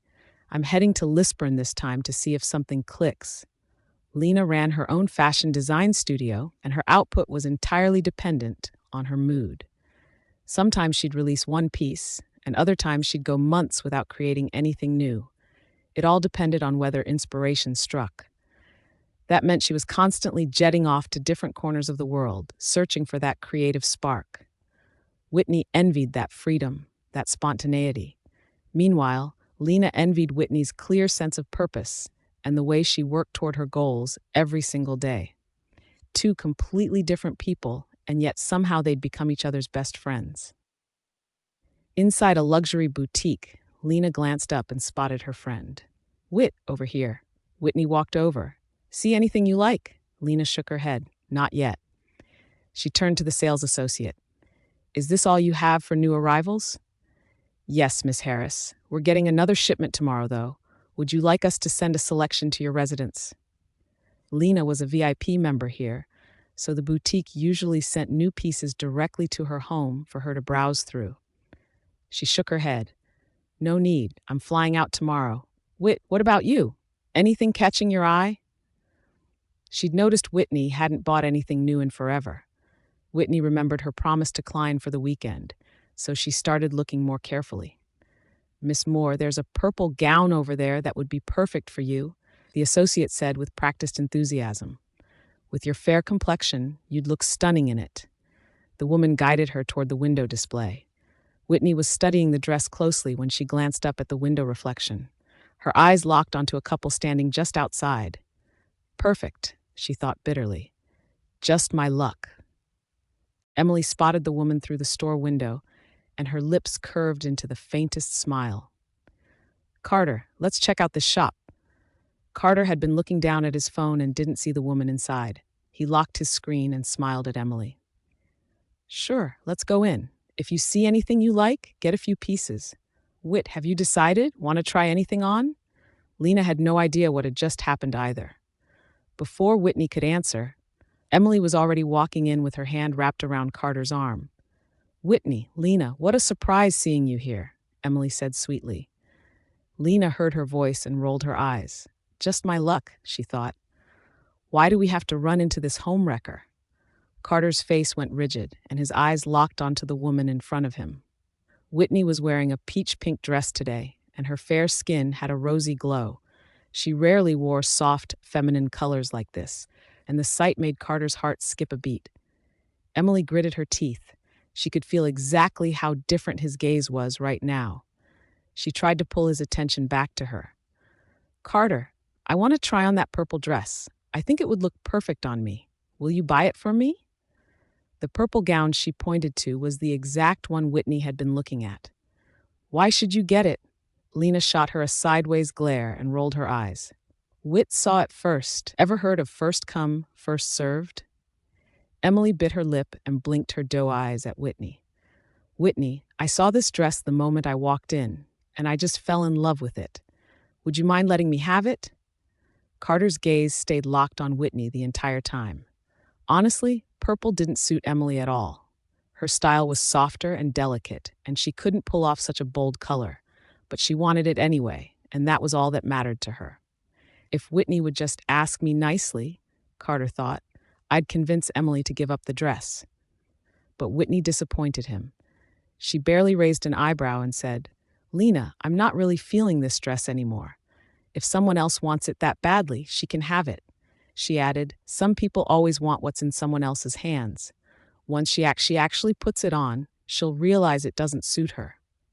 Lena had been ready to argue, but Whitney had already made up her mind, so she let it go. "Do some people just love taking what belongs to others?" she muttered, clearly throwing shade. Emily's expression faltered for a second, but thankfully Whitney and Lena left. The sales associate looked at these clearly well-off customers and asked, "Miss, would you like me to wrap this up for you?" Emily's face changed several times before she finally said, "Yes, wrap it up." Lena was still fuming just thinking about it, and she snapped, Why'd you just let her have it like that?"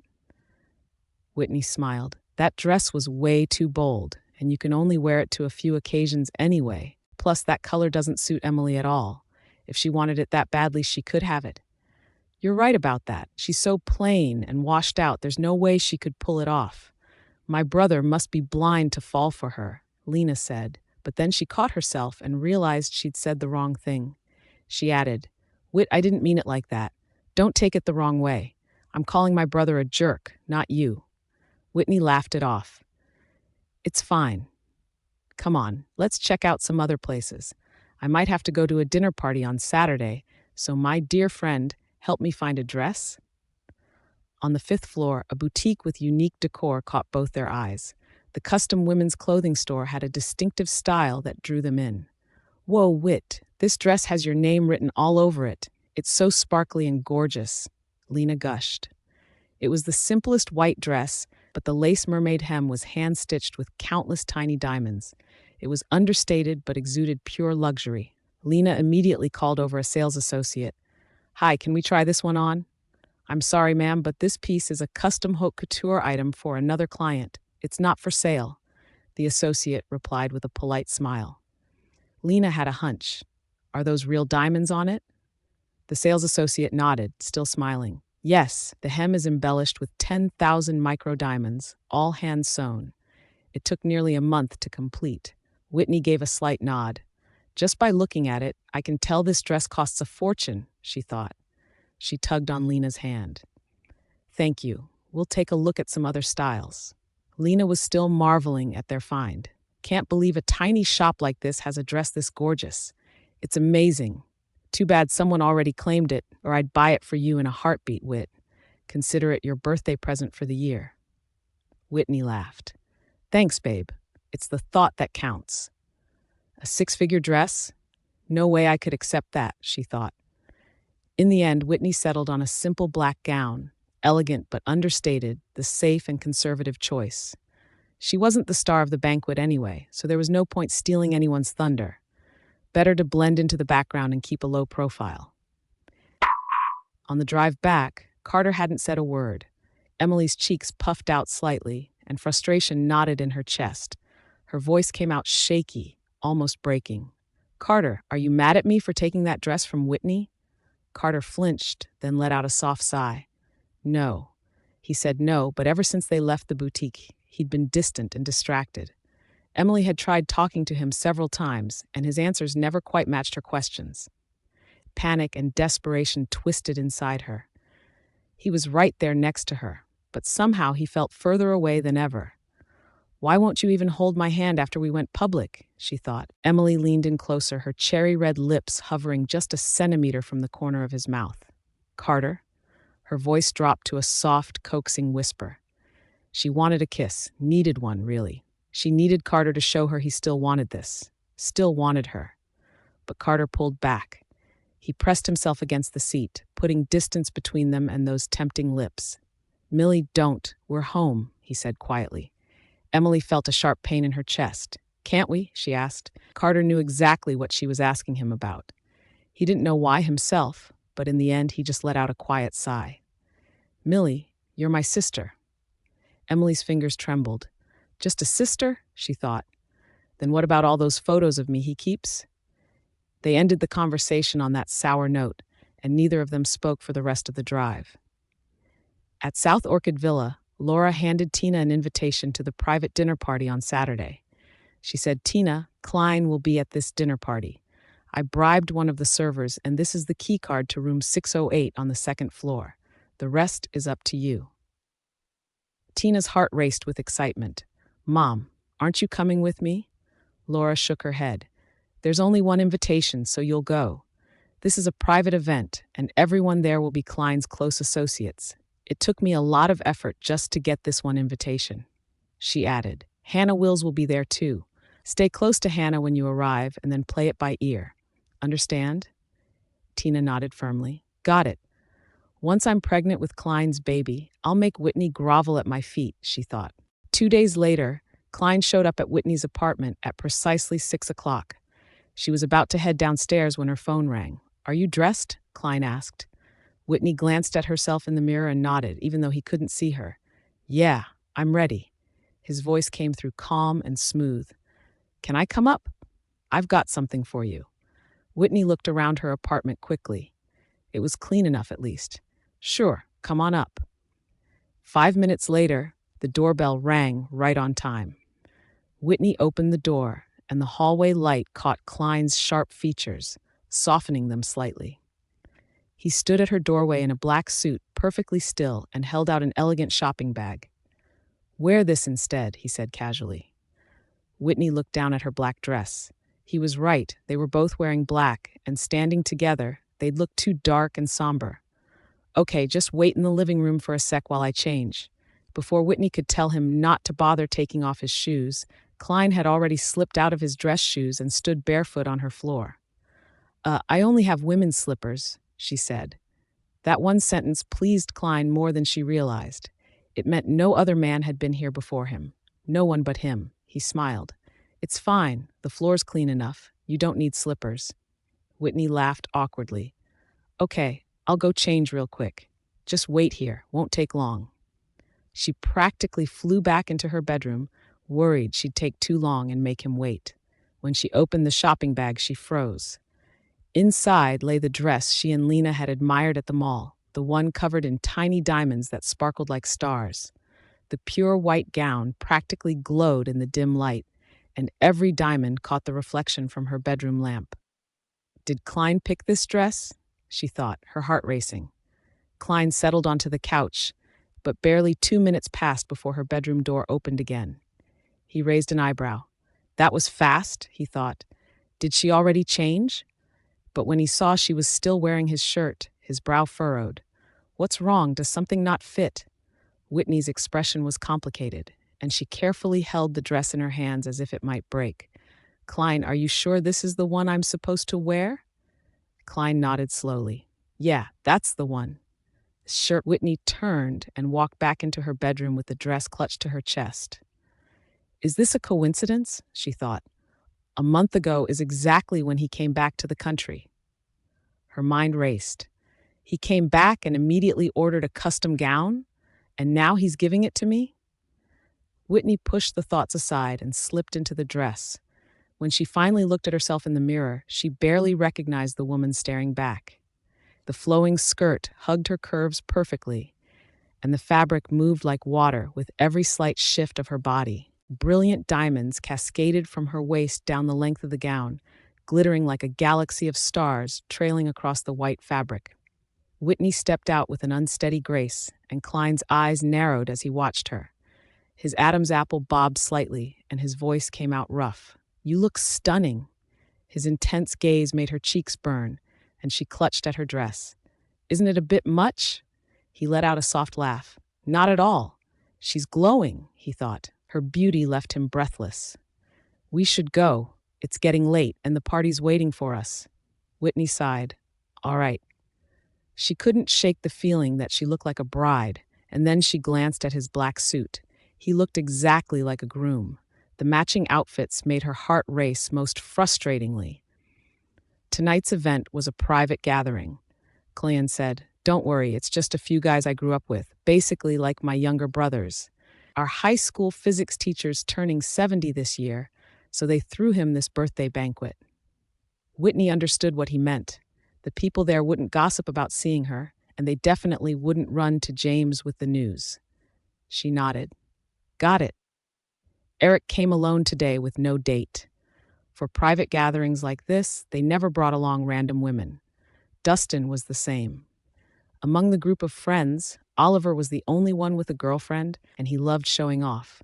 "Mr. Whitmore, this is my girlfriend, Joanne Falls," Oliver said with a grin. Joanne was a minor actress in the entertainment industry, and she smiled sweetly. "Nice to meet you, Mr. Whitmore." "Joanne, my wife has seen your work," Paul said with a warm chuckle. "She told me you're such a talented actress. She couldn't understand why you weren't playing lead roles." Joanne smiled. "Thank you, Mr. Whitmore. You're too kind." Oliver patted Joanne's hand. They're right. You're amazing." Why isn't she playing lead roles? Dustin thought. Because Oliver won't let her. That's why. He liked Joanne, but didn't want her to get too famous.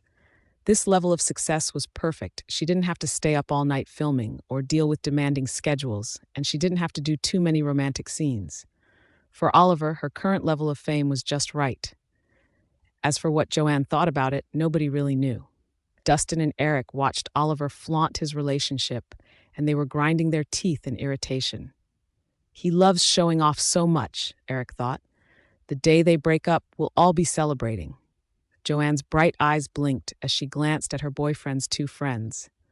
Why do they look at me like they're disappointed in me or something? She wondered. Paul looked around the room. Klein isn't here yet? Is he picking up his girlfriend? Klein was several years older than the rest of them, but he had also been Paul's student in high school. Technically speaking, Klein was their senior. Eric smirked and jumped in. Sir, you don't know Klein. He's so cold that nobody wants to hang out with him except us, and if it wasn't for us, he wouldn't have any friends at all. There's no way he has a girlfriend. They all figured that post on his social media was just some single guy's delusion. Only Dustin rubbed his nose, thinking that Klein might actually bring someone tonight. Oliver chimed in. Exactly. Mr. Whitmore, out of all your students, I'm clearly the most successful one. Dustin and Eric shot him identical cold glares. Seriously? Not having a girlfriend means you're not successful? They thought. Joanne felt like her boyfriend was drawing way too much hate, so she tugged on his hand. Oliver finally shut his mouth. Klein got out of the car and walked around to open Whitney's door for her. He held out his arm, and Whitney slipped her hand through it without hesitation. She missed the slight smile playing at the corner of his lips, but she heard his low voice as it brushed against her ear. Let's go. Time to head in. The moment Klein and Whitney walked into the banquet hall, it felt like every pair of eyes turned toward them. There weren't that many people scattered around the room in small groups. However, all those curious and scrutinizing gazes still made Whitney feel a flutter of pressure in her chest. Klein's tremendous fingertips tapped gently against the back of her hand. Don't worry, I'm here, and no one's going to mess with you. For some reason, Whitney felt like he had this strange power over her. As long as he was by her side, she felt inexplicably safe and secure. "Klein, so you finally got yourself a girlfriend?" Paul asked. Klein spoke unhurriedly. "Mr. Whitmore, this is my girlfriend. She's a lawyer." Paul's eyes lit up. Well, well, your tongue's sharp enough as it is, but you went and found someone even sharper." Whitney smiled and nodded, and that's when she noticed the elderly woman sitting beside the old man. "Dear, my wife can't speak," Paul said with a warm chuckle. "A lawyer, how wonderful. That's such a good profession." Eric was utterly stunned that Klein had actually brought a woman with him. But something about her seemed familiar, and he couldn't quite place it. Oliver narrowed his eyes and studied her face. "Why does she look so familiar?" he thought. The more he looked, the more certain he became that he'd seen her before. Neither of them could have imagined that Klein's so-called girlfriend would turn out to be his nephew's ex-fiancé. Dustin was the only one who knew the truth, and he mentally rolled his eyes. He actually brought her, he thought. He's got some nerve. Wait until his dad finds out. All hell's gonna break loose. Klein looked at his younger brothers with tremendous satisfaction, raising an eyebrow. "What? You guys aren't gonna greet my girlfriend?" They stared at him in confusion. "I'm talking to you," Klein continued smoothly. "Come over and say hello. After all, I'm your elder brother, so it's not unreasonable for you to show some courtesy, is it?" The three of them were speechless. "What the hell?" they all thought at once. "Hey, Whitney." Dustin was the first to break ranks and actually sound friendly. The other two mumbled half-heartedly. "Hey, Whitney." Klein wasn't having it, and his brow furrowed. "Louder, and mean it." Eric rolled his eyes internally and drawled out, "Hey, Whitney." Oliver did the same. It wasn't that they had anything against Whitney. They just didn't appreciate Klein pulling the seniority card on them. "Whitney, you look really familiar," Dustin said, tilting his head. "Have we met before?" Whitney's chest tightened. Of course we've met, she thought. The Campbell family and the Grant family were both at that wedding. Oliver leaned in and nodded. "Yeah, Whitney, I feel like I've seen you somewhere too." A second later, he sucked in a sharp breath, and it was obvious Joanne had just pinched him. He pressed his lips together and went quiet. The guys were all childhood friends, and they quickly fell into their own rhythm, talking about things only they understood. Joanne stepped forward and took Whitney's hand. "Let's go check out the other side. You guys keep chatting." Whitney wasn't used to kindness from strangers, and it caught her off guard. They hadn't gone far when Joanne let go of her hand. She stuck out her tongue playfully and grinned. "Don't you think what they were talking about back there was super boring?" Whitney laughed softly. "Yeah, a little. I'm Joanne, by the way." "What's your name?" "I'm Whitney. I actually know who you are." Joanne blinked in surprise. "Oh, have you seen my work?" No. Whitney had actually recognized Joanne the moment she saw her. When Whitney first graduated and joined Prime Bridge Law Firm as an intern, she'd seen Joanne walking out of Ivan's office with red-rimmed eyes. She'd been to their firm before. Joanne could tell Whitney didn't want to elaborate, so she let it go. "You hungry? Want to grab something to eat?" Whitney nodded, but this dress was so eye-catching that she had to move carefully. There was no way she could actually sit down and eat properly in it. Joanne smiled. "Your dress is gorgeous, by the way. You could walk a red carpet and outshine half the celebrities there." "Thanks, that's sweet of you to say." Joanne was clearly outgoing and bubbly, a sharp contrast to that Oliver guy from earlier. She had primary extrovert energy. Whitney felt a strange sense of disconnect. She's changed so much, she thought, remembering that brief glimpse from years ago. "I saw you at the firm that day." Joanne froze for a second, her mind clearly going back to that time. "Wait, you work at Prime Bridge Law Firm?" Whitney nodded. "Yeah, I just started. I was still an intern back then." "That explains how you know me. God, I was such a mess that day." Joanne let out a rueful laugh. "My agency had just screwed me over, and I was staring down this insane breach of contract penalty. I must have looked awful when you saw me." Whitney just smiled. "You look really good now." Joanne's eyes sparkled with quiet humor. "Compared to back then? Yeah, I guess I am doing better." But she was still miles away from where she wanted to be. Joanne asked, "How long have you been seeing Mr. Harris?" Joanne had been working alongside Oliver for 3 years, so she'd run into Klein more than once. Sometimes they called him Klein, and other times it was Mr. Harris. It all depended on the setting and their mood. But Joanne knew one thing for sure. A low-profile powerhouse like Klein rarely showed up anywhere with a woman on his arm. So she couldn't help but wonder, is this girl actually his girlfriend? Whitney's ears turned pink. Not that long. They weren't even dating. The two women kept chatting while Klein and the others headed upstairs to the second floor. Oliver watched Klein glance back every few steps and let out a light scoff. Quit looking back like some lovesick fool. Relax. Your girlfriend's with mine, and my girl's sweet. She'll take good care of Whitney. This is all your fault. We're going to be late, Hannah said, and her voice had an edge to it. If her mom hadn't insisted she bring along a friend's daughter, she would have been there ages ago. They'd agreed on 6:30, but Tina didn't show up until 7:30. I'm so sorry, Hannah. My car broke down on the way here, Tina said, and she looked frazzled. Her palms were already sweating when she thought about what she had planned for tonight. The more guilty you feel, the more things go wrong, she thought. She'd been sure the drug was in her purse, but then she'd realized she had left it at home and had to rush back to get it.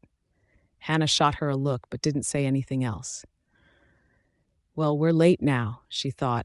I just hope Oliver hasn't left yet. Hannah was also one of Paul's students in the same year as Oliver. She wasn't particularly close to Paul, but she'd been crazy about Oliver for years now. And then he started dating a no-name actress. An actress is fine, but why not me? She thought bitterly. I'm a Wills family heiress, for God's sake. The Wills family wasn't quite top tier, sure, but they were leagues above bottom feeders like the Moores. That was why Hannah looked down on Tina so much. As soon as they walked into the banquet hall, Hannah left Tina behind and went straight to find Paul. Tina felt a flash of anger, but she didn't dare offend her. She scanned the room, looking for Klein, but he was nowhere to be seen. Did Mom get it wrong? She wondered. Is he not even here? Then her eyes landed on a figure in the corner, and her breath caught. It was Whitney. Whitney and Joanne hit it off surprisingly well, and they got so caught up in conversation that they lost track of time. A sharp female voice cut through the air. Whitney, what are you doing here? Tina's eyes narrowed as she stared at Whitney. Mom said this was a private event, and the invitations were hard to get, she thought. Why does this bitch get to be here? Whitney looked up with clear annoyance, her brow furrowing for a moment before smoothing out. Tina Moore, you're hurting my ears. Joanne studied the woman in front of them curiously. Is she one of Whitney's relatives? She wondered, judging by the name. You okay? Joanne asked with concern. Tina shot her a sideways glare. Sorry, but this is between Whitney and me. I'd appreciate it if irrelevant people would back off. Joanne disliked people who arrived with a passive-aggressive attitude from the start. She frowned. Listen, lady, can you not act like some street vendor having a meltdown? This is Mr. Whitmore's dinner party, not a zoo. If you want to bark like a dog, the door's that way. Tina's chest heaved with anger. Who are you calling a dog? She let out a mocking laugh and turned to Whitney. Don't tell me you're here trying to hook a rich husband after your engagement to Carter fell through. She continued, Save yourself the trouble. A pretty face doesn't mean anything when you're damaged goods. This isn't the kind of place for someone like you, so why don't you leave? Whitney watched her coldly as she worked herself up. Just as Whitney was about to speak, a familiar scent of dark wood and sandalwood filled her nose. She found herself pulled into a firm, warm embrace. Klein's eyes flashed with cold light. Are you saying my date doesn't belong here? Tina panicked immediately and waved her hands frantically. Mr. Harris, I was talking about Whitney crashing the party without an invitation. I wasn't talking about your date. Tina assumed Klein's date was Joanne. But then she watched as Klein pulled Whitney close and wrapped his arm around her shoulders in an intimate gesture. Tina's jaw practically hit the floor. Her mind went blank, and her hands and feet turned ice cold. So, Klein and Whitney were really sleeping together. She'd suspected it at Grandma's funeral, but now the evidence was right in front of her face. Klein stared at Tina coldly. What, my date needs an invitation now? Oliver burst out laughing.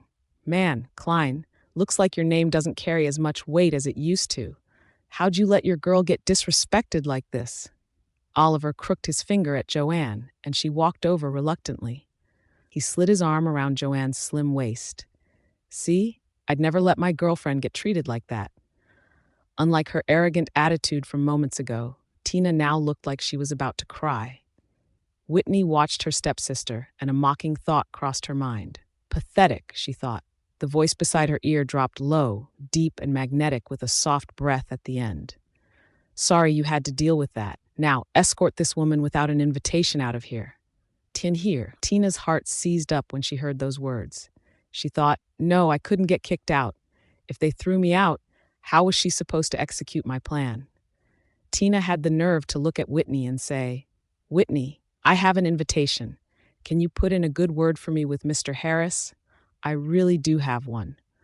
Whitney just stared at her, completely confused. Sometimes I really want to crack open her skull and see if there's just cotton stuffing inside, she thought. Just seconds ago, Tina had been trying to kick her out, and now she dared to ask for her help. Whitney wasn't some saint, so why would she lift a finger for her? She tugged gently on Klein's sleeve and said, Klein, I don't know her. Tina panicked immediately. Whitney, why are you lying? Klein was about to call over 2 servers to throw Tina out when Hannah finally showed up. She had no idea what was going on. Still, she'd promised her mother she'd look out for Tina a bit, so she said carefully, Klein, Oliver, what's happening here? When Hannah called Klein's name, Whitney's eyebrow lifted slightly, almost imperceptibly. Klein's expression darkened. Do we know each other? Hannah had run into Klein at least twice before. She'd never talked to him directly, but they'd been at the same events, so they weren't complete strangers. When she caught sight of the stunning girl standing next to Klein, she called his name without thinking. But now that he'd just humiliated her in front of everyone, her face flushed with embarrassment. She looked at Oliver with hurt in her eyes. Did Tina do something to upset you guys? Oliver was actually so sick of Hannah. Every time she looked at him with those puppy dog eyes that were practically dripping with desperation, his skin crawled. And that sickeningly sweet voice she put on made him want to run for the hills. However, Hannah's mom and Oliver's mom were close friends, so Oliver gave her some FaceTime. Is she with you? Hannah's heart sank, but she kept her expression smooth and wore a faint smile. Yeah, she is. She added, Since you brought her, Klein, do me a favor and let this one slide. Klein shot him a cold, sideways glance, and his eyes seemed to ask, Do you really think you have any pull with me? Oliver knew this man didn't give a damn about anyone when he got ruthless, so he turned to Whitney instead. Ms. Moore, my company needs a legal consultant. Interested? Whitney looked surprised. Mr. Grant, you're too kind. Of course. Klein scoffed quietly. At least he knows when to back off, he thought. He patted Whitney's hand. Come on, let's get you something to eat. Since the compensation was settled, Klein couldn't care less about some clown's fate anymore. Whitney winked at Joanne and left with him. Oliver looked at Hannah with barely concealed impatience. Keep your people in check, or there won't be a next time. With that, Oliver wrapped his arm around Joanne's slender waist and strolled away. Hannah dug her nails into her palms, and jealousy burned through her chest as she watched that arm around someone else's waist, driving her absolutely insane. Tina's eyes were just as red with envy. How does Whitney get so lucky? She thought bitterly. She already broke off her engagement with Carter, but now she's latched onto someone even better, someone way more powerful than Carter ever was. A cold gleam flashed in her eyes. Don't get too comfortable, Whitney. Once I'm pregnant with Klein's baby, you'll be out of the picture for good. Once they were gone, Hannah rounded on the woman beside her with vicious anger. Tina, don't cause me any more trouble, or I won't cover for you again. I don't care if your mom asks me to. Tina wanted to snap back, but she didn't dare. Hannah, I understand. Whitney didn't really care why Tina had shown up. She took delicate bites of her pastry, utterly unaware of the cream that had smudged the corner of her mouth, and she looked like she was enjoying every second of it. Klein's gaze burned hot as he stared at her flushed lips, and his eyes darkened with something dangerous. She must have felt his intense stare because she looked up. What? Do I have something on my face? Without warning, Klein's dry, cool thumb brushed across the corner of her mouth, and then he brought it to his own lips and sucked on it. Cream, he said. It's sweet. Whitney's cheeks flushed red in an instant. Dustin watched the two of them being all lovey-dovey from across the room, and he couldn't stand to look anymore. Eric asked, curious, "Does his dad know about this?" "Who knows?" Dustin shrugged. "So he's serious about her?" Dustin thought about it for a second. Seems like it. They'd never seen Klein act like this before. If they believed in that kind of thing, they'd swear someone had possessed him. Well, this should be fun to watch. Dustin thought, no kidding. This might turn into one hell of a show. Eric and Dustin were deep in conversation, and neither of them noticed the server who'd just hurried past. "Would you like some juice, sir?" Klein glanced at the tray in the server's hands and gave a slight nod. The server had 2 glasses of orange juice. He set one in front of Whitney first, then slowly placed the other in front of Klein. "Please enjoy, sir, miss." Klein narrowed his eyes and studied the server for a moment before picking up his orange juice and taking a long drink. Whitney watched him gulp it down. "Is it that good?"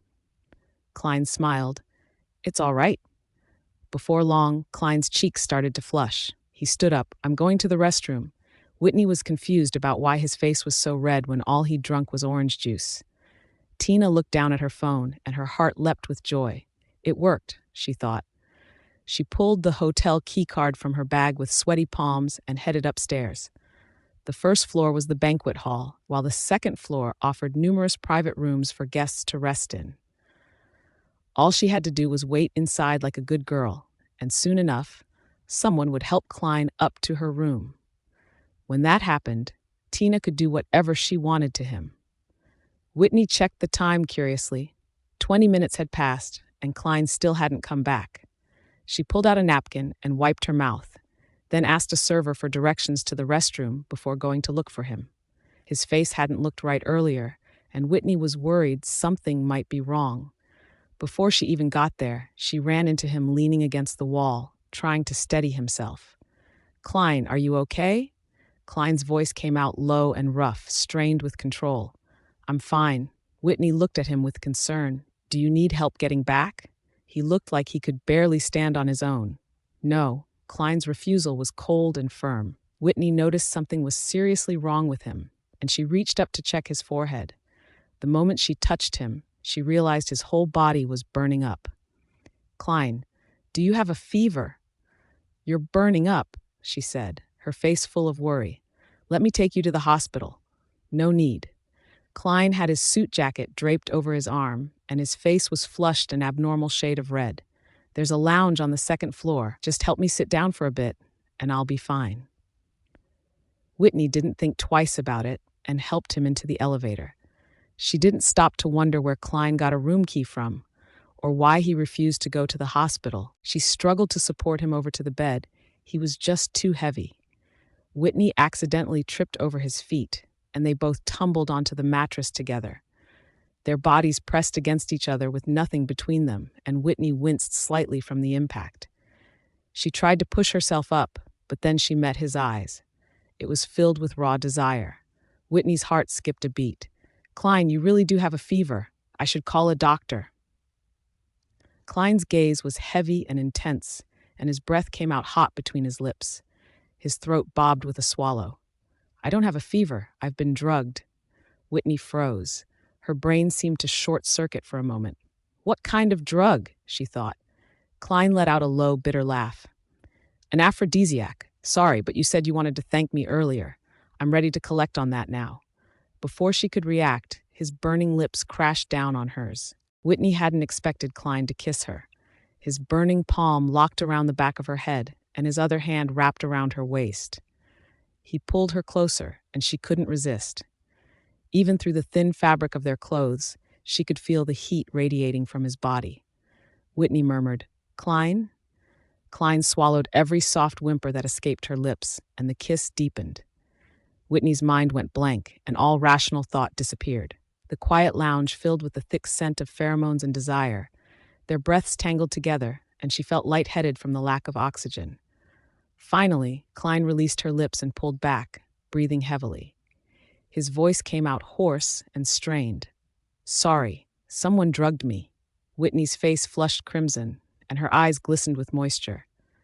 She couldn't bring herself to look at him. Can you let go of me now? His body pressed against hers, and she could feel his obvious arousal. She didn't dare to meet his eyes. Sorry. He apologized, but his hand stayed locked around her waist. Whitney listened to his ragged breathing, and it took another 5 minutes before he finally pushed her away. She turned her back to him. Should I call 911? She'd been drugged once before, and she knew that bone-deep, crawling sensation, like millions of ants gnawing at you from the inside.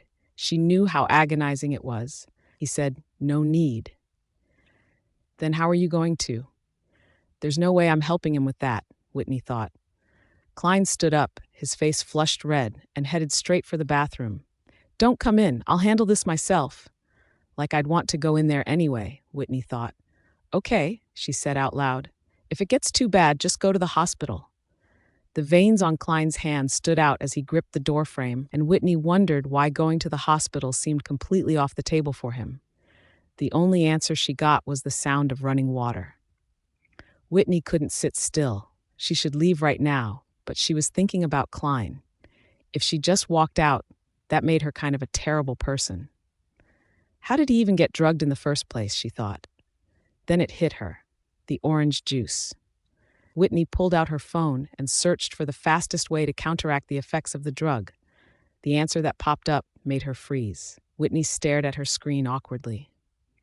Behind the frosted bathroom door, she could hear more than just the shower running. There were other sounds too, low, muffled groans that he was clearly trying to suppress.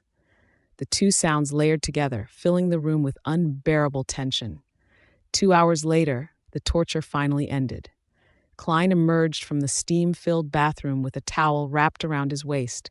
His hair was still wet, but his eyes were clear again and back to normal. He said, I'm sorry. I lost control back there. Whitney stayed silent. She couldn't bring herself to say, it's fine, because it wasn't fine. Klein thought she was still angry, so he walked over and crouched down beside her. Do you want to hit me or something? Get it out of your system? What? He always managed to catch her completely off guard. Klein leaned forward and offered half his face to her. Go ahead, hit me. It'll make you feel better. Whitney stared at him. Is he serious right now? She thought. She looked at him with a complicated expression. Are you okay? Suddenly, noise erupted in the hallway. Which room is it? This one. Then someone started pounding on the door. Whitney heard a shrill woman's voice, and it sounded familiar. Ah! Tina stumbled out with her clothes disheveled, and her mind went blank. Wait, the man in the room. It wasn't Klein, she thought. She was done for. Her innocence was gone. She'd given herself to a complete stranger. Excuse me, is the man inside Daniel Jenkins? Someone asked. What looked like paparazzi swarmed Tina and started snapping photos. Her hands and feet went ice cold, and her face turned white as a sheet. Stop taking pictures. I said stop. But the paparazzi didn't listen. Quick, it really is Daniel. Miss, do you know the man inside is Daniel from Jenkins Group? He's married. Are you his mistress? Miss, how long have you been his mistress? Miss, you look kind of familiar. Tina froze. The words, he's married, hit her like a death sentence. The stranger I slept with is married, she thought, panic rising in her chest. She tried to run, but the two paparazzi had her surrounded. The man from inside emerged slowly and casually. What's all this about? Daniel, that woman just came out of your room with her clothes all messed up. Are you two, together? Daniel clicked his tongue. No, I don't even know her. All right, everyone go home. Whitney finished watching the drama unfold through the peephole and turned around, but she ran straight into what felt like a human wall behind her. Whoa. Klein asked, What are you looking at? Nothing at all. She didn't notice the slight smirk tugging at Klein's lips. We should wait a bit before heading out, she said. Outside was a complete circus, paparazzi everywhere, and people crowding around to watch the show. If she and Klein walked out of this room right now, those photographers would definitely point their cameras straight at them. Don't worry, Klein said gently, trying to calm her down. No one's going to take pictures of me. I already sent people to clear everyone out. Whitney looked down and thought about it for a moment. Could Tina have been the one who drugged him? She wondered. Mom, what am I going to do? They definitely got my face on camera, Tina said, her voice rising with panic and anger. I might as well just throw myself in the river.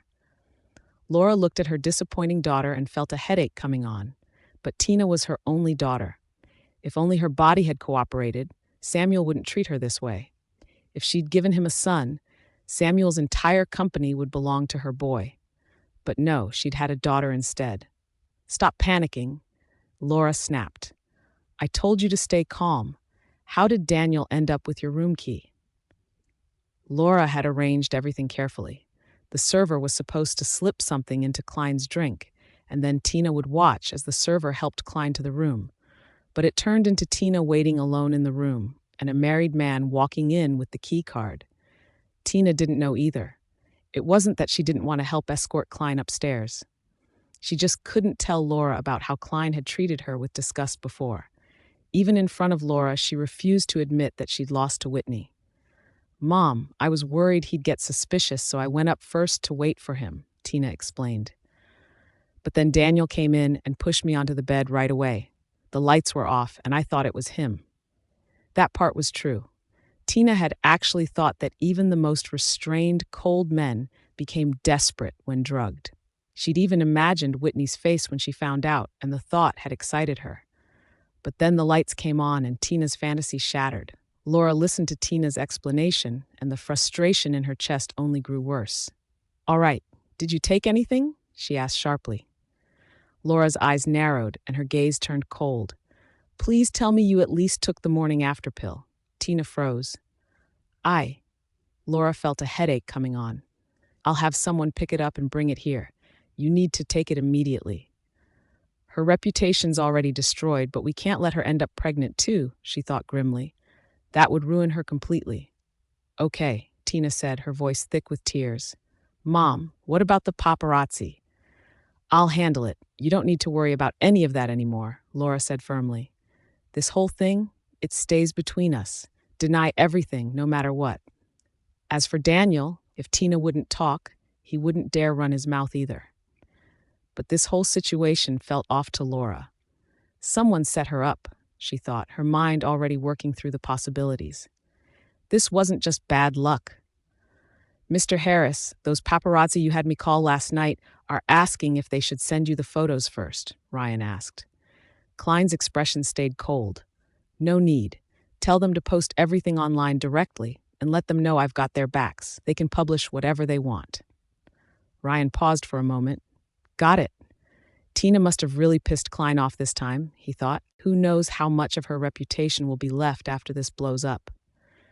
Klein didn't even raise an eyebrow. A woman who dared to scheme against him had no right to expect mercy from him. Still, he had finally gotten what he wanted yesterday. He'd kissed his wife. Whitney's mind had been numb ever since she got back from the party last night. Whitney, why did you guys leave so early yesterday? The message was from Joanne. The two of them had hit it off instantly and exchanged contact information before the night ended. Whitney stared at her phone screen and her ears started burning. Yesterday, she'd waited until the set cleared out, and then she followed Klein straight out of there. On the drive back, she couldn't even look at him. She kept her eyes anywhere but on the man sitting next to her. She'd never felt so anxious in her life. She and her best friend's uncle had kissed. The whole night, no matter how many times she brushed her teeth, she could still taste him on her lips. She typed out a message. Joanne, I wasn't feeling great yesterday, so I had to leave early. Joanne replied right away, no worries. When I wrap up filming, let's grab dinner together. Whitney smiled and typed back, sounds good. Having a celebrity friend is kind of exciting, she thought. At noon, Whitney headed down for lunch and spotted that familiar figure from way down the hall. Her face darkened. Whitney, I'm telling you this restaurant is pretty good and they've got a 50% off opening special going on, Valerie said. Whitney cut her off. Valerie, go in and grab us a table. I'll get some water and be right there. What do you guys want to drink? Once she'd sent them ahead, Whitney turned to find the man already standing in front of her. Carter, are you ever going to give this up? she asked. Carter's lips pressed into a thin line and he held out a shopping bag. For you, that dress you liked the other day. Whitney caught a glimpse of purple fabric inside and frowned.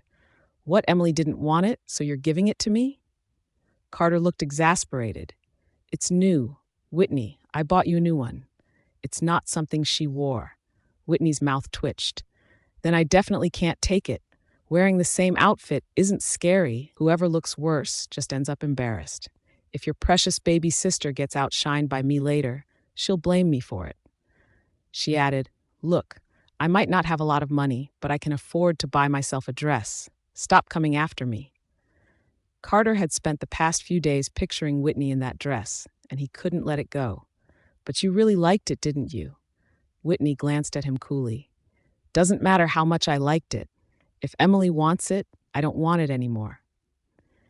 I don't want the dress, and I don't want him either, she thought. Carter stood frozen in place, the rejection hitting him hard. He said, Whitney, Millie and I aren't what you think we are. Whitney let out a cold laugh. Oh, really? So what are you then? Just a pure, innocent brother and sister? Would a pure, innocent brother set his password to his sister's birthday?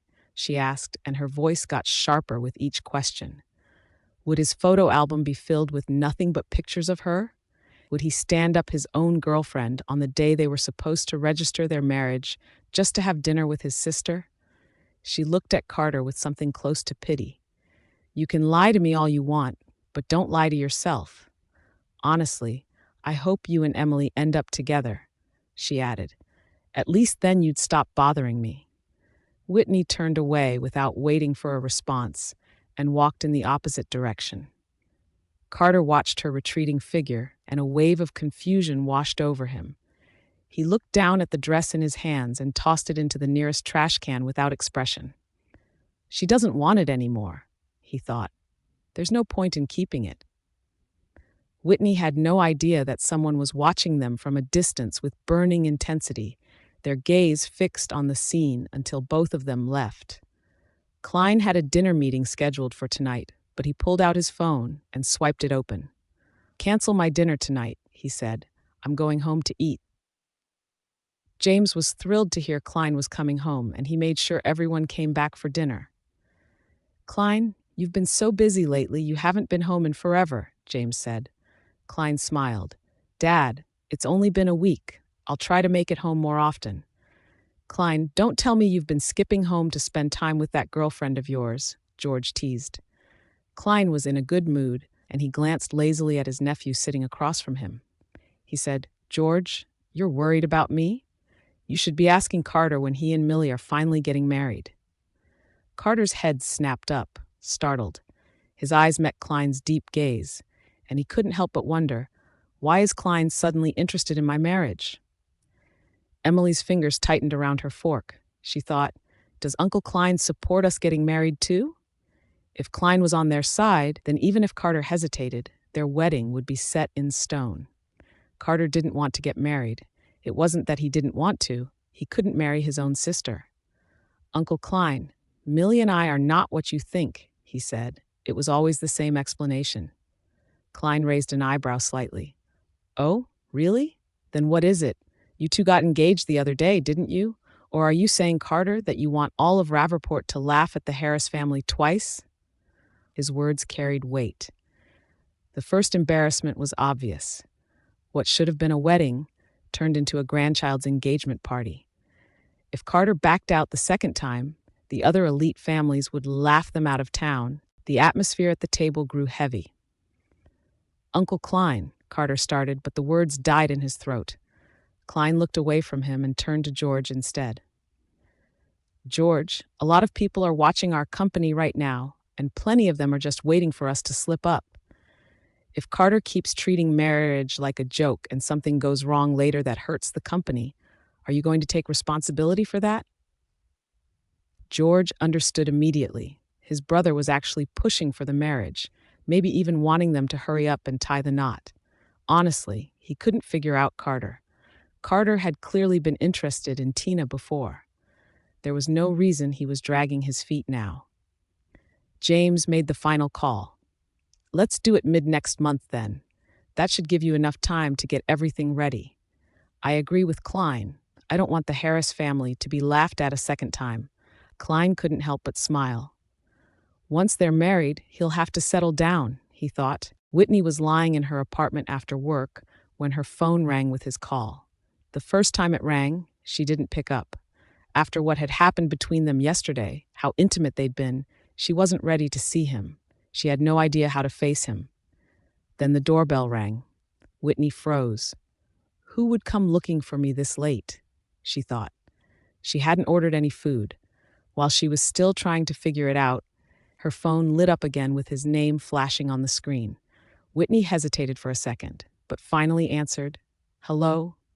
His voice came through, smooth and magnetic with that slight upward lilt at the end. "It's me. Open the door." Whitney said nothing. So that was why he'd called. He was already at her door. No matter how much she didn't want to, she had to get up and let him in. She opened the door, and his sharp, defined features filled her vision.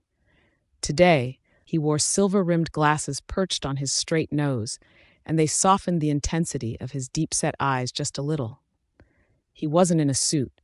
He wore only a white dress shirt with the sleeves rolled up, showing his forearms with their prominent veins. The collar hung open at his throat, revealing his collarbones underneath.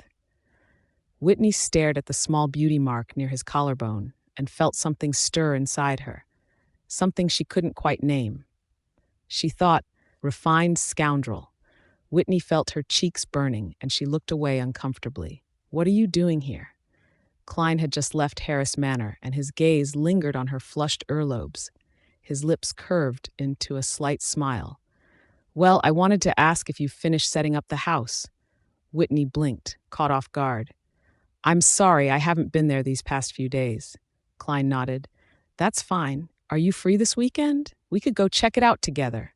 Why would he drive all the way here just to tell me this, she thought. And going to pick out furniture together, that's way too couple-like. Still, she found herself nodding. "Okay." Klein raised an eyebrow, his expression almost teasing. "Aren't you going to invite me in?" Whitney suddenly realized they'd been standing there talking this whole time, with her inside and him still at the doorway. Whitney said, "Sorry, I forgot. Come in." Klein slipped off his shoes and stepped inside barefoot, and Whitney remembered he'd done the same thing last time he visited. "I'm sorry, I don't have men's slippers. I'll buy some tomorrow." It's pretty awkward making him go barefoot every time he comes over, she thought. She didn't even notice she was already assuming there would be more visits. "Don't worry about it. You can get them the day after tomorrow if you want." Wait, the day after tomorrow isn't rushing? Whitney thought, confused. She coughed to cover her embarrassment. "So why are you wearing glasses today?" It was a weak attempt at conversation, and she knew it. Klein smiled. "I wear them sometimes. I met with an old fox today, and glasses make me look more harmless." Not even close, but thanks for trying, Whitney thought. Behind his glasses, Klein's eyes caught the cold light as his gaze settled on a photo frame on her dresser. "When was this taken?" Whitney walked over to look and smiled. "During my first year of grad school. One of my seniors took it for me." Klein took off his glasses, like he wanted to see the woman in the photo more clearly. Her smile was too sweet, and she had her hair pulled back in a simple ponytail. Her cheeks had this natural flush to them, like a perfectly ripe peach. It made him want to take a bite. Klein's throat bobbed as he swallowed. "You're beautiful." He set the photo down and glanced at his watch, trying to look casual. "It's getting late, so I should let you get some rest." Whitney thought he'd want to stay a bit longer, so this caught her off guard. She walked him to the elevator. "Don't bother seeing me out, just head back in. See you this weekend," he said. Whitney smiled softly. "See you this weekend." When she got back to her apartment, she spotted his silver-rimmed glasses sitting on the console table. When did he even leave those here, she thought. She immediately called him. "Hey, you forgot your glasses." Klein had just gotten off the elevator, and his voice came through lazy and unhurried. "Oh yeah, I forgot about those. I'm already in my car now though, so I'll just grab them next time." Before she could respond, he hung up. Whitney frowned, confused. Couldn't he just pick them up this weekend, she thought. The next day, Whitney got a call from Samuel before she'd even made it to the office. "Whit, Did you have something to do with the news about your sister online? Whitney's brow furrowed. What news? Samuel paused. It wasn't you? No. From his tone, Whitney could guess what kind of news it was. Samuel hung up, clearly frustrated. Samuel looked at Tina, passed out on the couch from crying, and irritation flared in his chest. I already told you it wasn't Whitney. You did this to yourself, and now you want to blame Whit for it? If Samuel was being honest with himself, he'd always favored Tina more. But it seemed like all that spoiling had gone to her head, and she'd gotten completely out of control. Now she'd gone and become someone's mistress, and the paparazzi had caught her and plastered it all over the internet. He'd tried everything to kill the story, but the scandal wouldn't die, and the company's stock had dropped 10 points as a result. He was furious. Dad, she's lying. It had to be her. Tina sobbed. Otherwise, how did everything fall apart? She thought bitterly. Maybe she even benefited from it somehow. Tina couldn't wrap her head around why Klein hadn't come to her room that night. She must have bribed the staff, she thought, her mind racing, and she made me lose my virginity. The hatred twisting through Tina's chest showed on her face, distorting her features. Laura wasn't her daughter, so she kept her voice soft and gentle. Samuel, I don't believe Whit would do this either. But she was at the party that night, and she's never liked Tina. Samuel's expression darkened. Would Whitney really do something like this? He thought. Maybe not before, but now? I'm not so sure anymore. Fine. Tina, you're staying home for a while. No going out and making things worse. I'll talk to Whitney tomorrow. If she did this, he thought grimly, she has to take down those articles, no matter what it takes. The moment Whitney walked into the law firm, she heard a few colleagues huddled together, gossiping about today's trending topic. Oh my God, did you guys see the news? They're saying the Moore family's daughter is some married guy's mistress, and the wife caught them red-handed. Wait, the daughter from EtherTech? That Moore family? Has to be her, right? Didn't we just hear she called off her engagement with the Harris family a while back? Someone gasped. Which Harris family? Klein Harris's family? Because of the cheating thing? Obviously, it's not like we have multiple powerful Harris families running around. Whitney's jaw tightened and irritation flared through her. How the hell did this story twist around and make me the scandal, she thought. Her phone buzzed with a TikTok DM. Whitney, is this what you've become after we broke up? Throwing yourself at married men like some desperate mistress? Her eyes narrowed and her expression darkened. Not this again, she thought bitterly. Carter just won't leave me alone. Whitney was convinced she'd been blind all along. She grabbed her phone and stood up, and someone called out, Whitney, want some coffee? I bought an extra cup. Whitney smiled. Thanks, but I'm good. She was too furious to eat or drink anything. She needed to blow off some steam. Carter regretted the message the second he sent it. He figured this was probably just a misunderstanding. Still, when he'd seen that photo, his first instinct was to confront Whitney about it. He hadn't stopped to consider that he had no right to judge her anymore. Whitney crouched in the stairwell, her fingers flying across the keyboard so fast they practically smoked. Carter, I'm warning you. Stop harassing me over nothing. I don't care if you think I'm someone's mistress or side piece or whatever. I could order 18 male escorts in one night, and it would be none of your damn business. Got it? We broke up. I can be with whoever I want now. Don't you have a company to run? Don't you have your own girlfriend? Why are you obsessing over what I'm doing? Whitney. Or are you having regrets? Well, too bad. Even if you came crawling back with money, I wouldn't take you back now. After firing off one final, go to hell, Whitney blocked the number wherever it had come from. Carter's assistant stared at the massive wall of text Whitney had sent, paragraph after paragraph of her absolutely tearing into someone, and his mouth went dry. He had no idea what had gotten into Carter, making him borrow his phone just to send a text message. He thought, now what am I supposed to do? Should I show him or shouldn't I? This was stressful. After sending the message, Whitney didn't give it another thought. But Ryan noticed the online confusion right away. He immediately went online and paid people to use burner accounts to leak the truth that it was Tina in those photos. So by lunchtime, Whitney heard her coworkers' conversations shift completely. Oh, so it was the second daughter all along. We got it wrong this morning and almost blamed the older daughter for nothing. I didn't even know EtherTech's CEO had two daughters. I thought he only had one. Ha, check this one out. EtherTech's older daughter is from his first wife, and she died years ago. So the most spoiled younger daughter is the one caught up in this scandal. Think about it. Really think about what that means. Whitney listened to them talk and couldn't help checking online to see how things had turned. Sure enough, every single thread pointed straight at Tina now. Tina yelled at More Manor. That bitch. Mom, look at this. She definitely hired an army of trolls to do this. Laura said, enough, Tina. Now that these photos are out there, you're basically confirmed as the person in them. You'll just have to stay home for a while and lay low until this blows over. Laura was beyond frustrated. She'd even been consulting doctors about the risks of forcing a pregnancy at 45. The first one's a lost cause, she thought bitterly. I'll just have to hope I can have another kid who's actually useful, preferably a son. That would be even better. Otherwise, if Samuel really did give up on Tina, Laura would go down with her. Tina, you need to focus more on your father, Laura said. Look at him.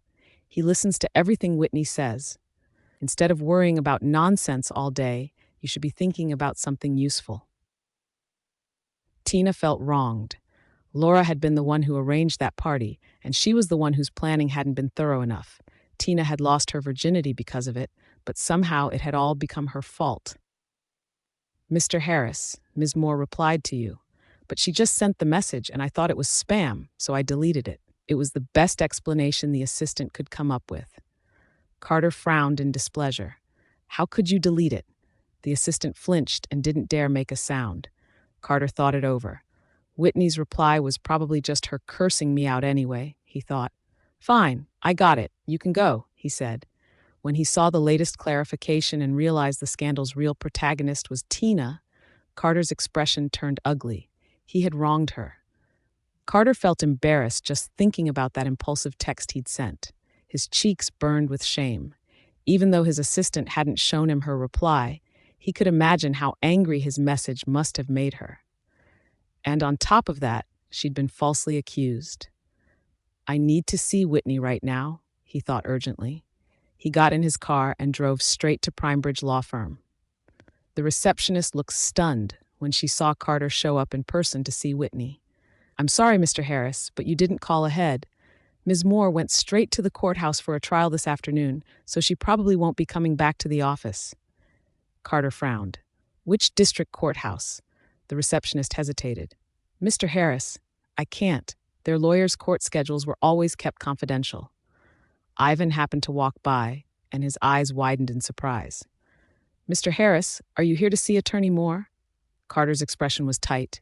Yeah, which courthouse is she at? Ivan worried he might be looking for trouble, so he laughed it off. Let me think. I believe it's the West District Courthouse. The moment those words left his mouth, Carter turned and walked straight out. The receptionist stood there, speechless. Once he'd completely disappeared from view, she finally spoke up weakly. Mr. Walton, Miss Moore didn't go to the West District Courthouse today. Ivan glanced at her. Oh, is that right? Well, I'll give him a call in a bit. Don't worry about it. Of course, he knew Whitney wasn't at West District, but Carter had looked so hostile just now that anyone who didn't know better would think he was going to pick a fight with his girlfriend. A little white lie isn't really that bad, he thought. They couldn't let this mess up their team's case. Whitney's court hearing went incredibly well today, and she walked out of the courthouse at just 4 o'clock. After saying goodbye to her client, she thought about it for a moment and decided she was too tired to head back to the law firm. She sent a quick message to the group chat to update Ivan, then started heading home. But the second she hit send, Ivan's call came through. Whitney, what's going on between you and that CEO from Starwave Entertainment? He showed up here this afternoon at 1, and he looked like he was ready to catch someone cheating, Ivan said. Whitney blinked. What? He came to the firm looking for me? Ivan replied, Yeah. And he said he was going to the courthouse to find you. but I was quick on my feet and told him you were at the West District Courthouse, so that sent him off in the wrong direction." Ivan paused, then his tone shifted slightly. "Whitney, I know this Carter guy is from the Harris family, but he's also engaged." He didn't say more than that. He didn't want his most promising associate getting tangled up in messy rumors that could damage her reputation. This industry was harsh enough, and it was especially brutal on women. So after thinking it over, he figured he should at least give her a heads up. "Boss, don't worry. There's nothing between us," Whitney said firmly. "He keeps losing his mind and following me around. I've made it clear to him already. And don't worry, I'm not handling Starwave Entertainment's contracts anymore, so the chances of us running into each other are basically zero." Ivan finally understood. So this guy's been chasing after Whitney, he thought. "All right, I get it now. That explains why you didn't want to handle Starwave Entertainment's contracts anymore. Fine, I'll keep that in mind, and I'll deal with him if he shows up again," Ivan said.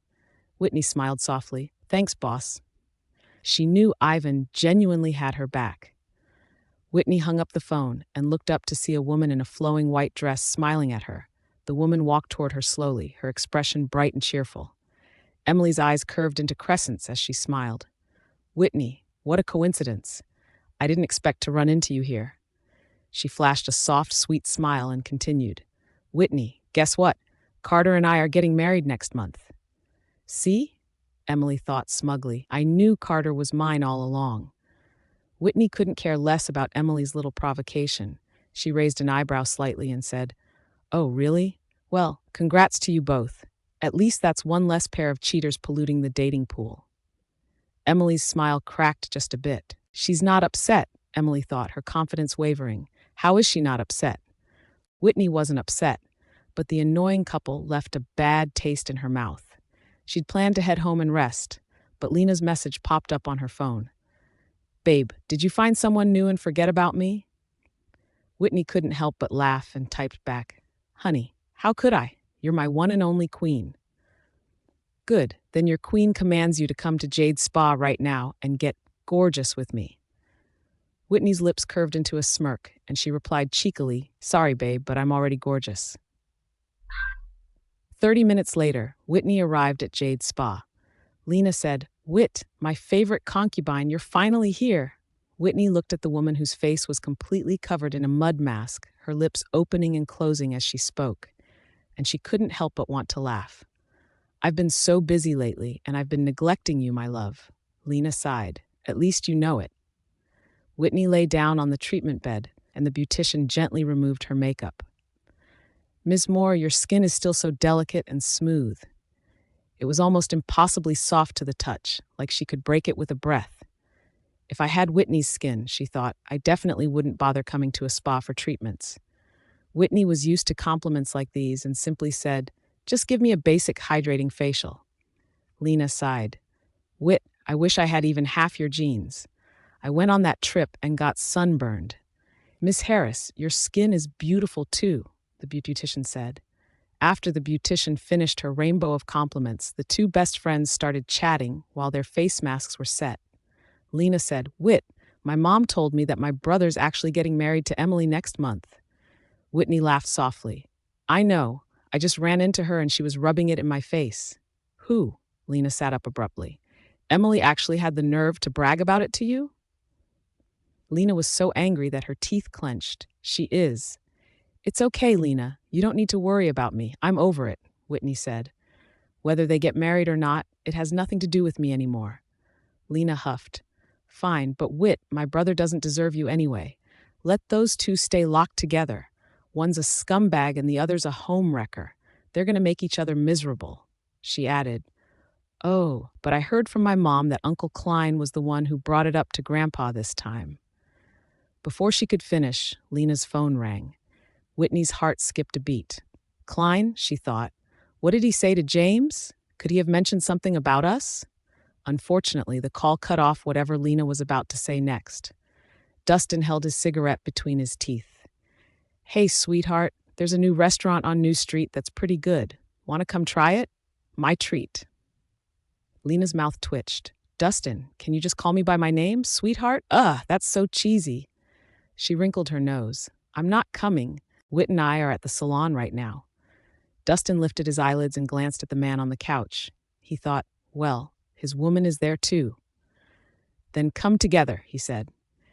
Lena, if you pass this up, it's not going to be so easy to get me to pay next time. Lena's eyes lit up, and she covered the phone's mouthpiece. Whit, want to grab dinner together tonight? Whitney actually wanted to say no. She knew Dustin was the doctor Klein had taken her to see a few times before. But Lena didn't give her a chance to refuse. We're coming. Send me your location. Whitney couldn't help but sigh. Lena hung up and grinned. Hey, Whit, you have no idea how stingy Dustin is. This time, we're going all out and ordering whatever we want.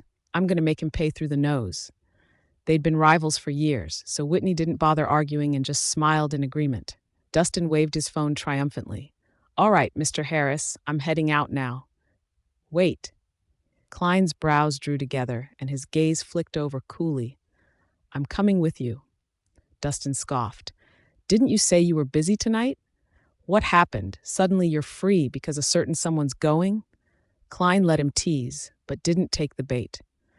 Dustin was curious about how far things had actually progressed between them. Hey, that news about the Moore family's second daughter online, you leaked that too, right? Just because she pissed off your girl? Klein let out a cold laugh. She pissed me off too. Did she really think my bed was that easy to climb into? He thought darkly. He'd only been away from the country for a few years, and already someone had gotten bold enough to try crawling into his bed. His bed was reserved for one person only. Dustin clicked his tongue and grinned. Damn, Mr. Harris, are you getting serious about your nephew's girl? Klein shot him a cold look. Watch what you call her. She's my girlfriend.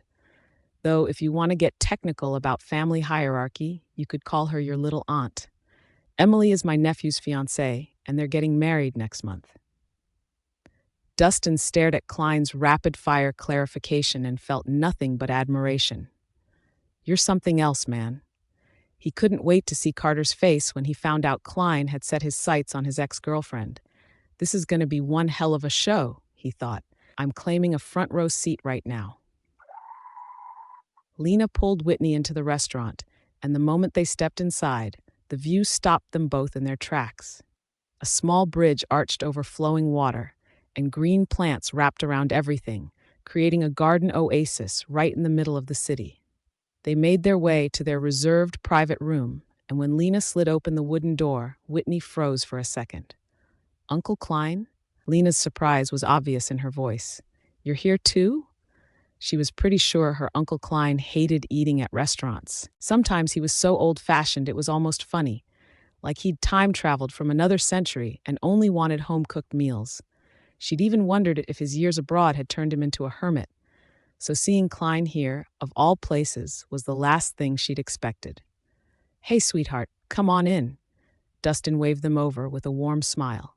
He nodded politely at Whitney. Whit.